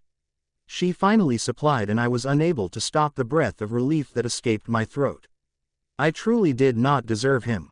Okay, and then what? I finally asked as I looked at Alice, who had visibly stiffened. It was then that I started to receive flashes of visions of you, Bella. They weren't exactly coherent, but I could make out certain landscapes, and with Edward reading my mind, we were able to determine your whereabouts.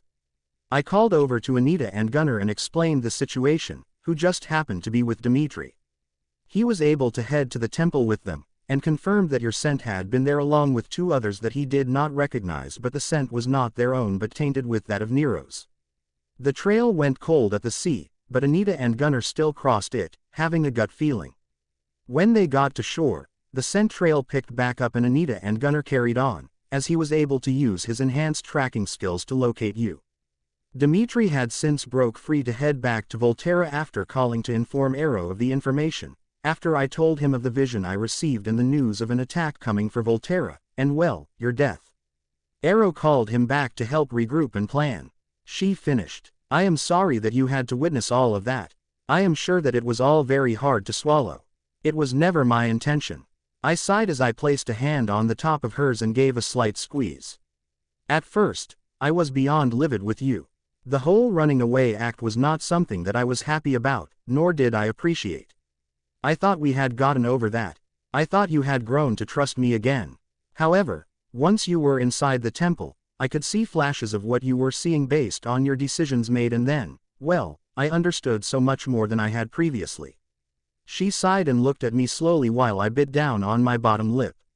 I wasn't sure how much of that you would actually be able to see. I admitted after a few moments. Oh, I saw enough. I am sure. She sighed before continuing. I understand you a lot better than I previously had, which is saying something since I thought I had known you the most of anyone, even more than Edward. What you had to face in that room, those mental games, Bella, there is not a word that describes how scared I was for you, so mad that you were having to endure it. The part with Jasper and I. She paused and I looked away quickly, only for her to place a gentle hand on my chin, forcing me to gaze back at her. I need you to understand that you are not the reason why he and I fell apart the way we did. I do not blame you. I think who you are now and him are a rather perfect match. You balance each other out and will be able to understand each other far more than I ever could.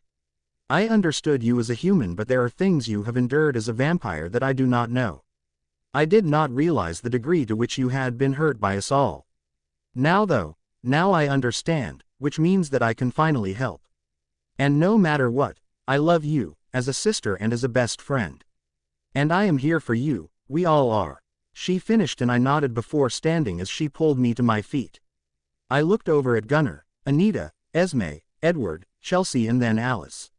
Chelsea smiled and walked over, handing me my cell phone and earpiece. I put the earpiece back in my ear, and put the phone back into my pant pocket, before Esme handed me a new forest green cloak.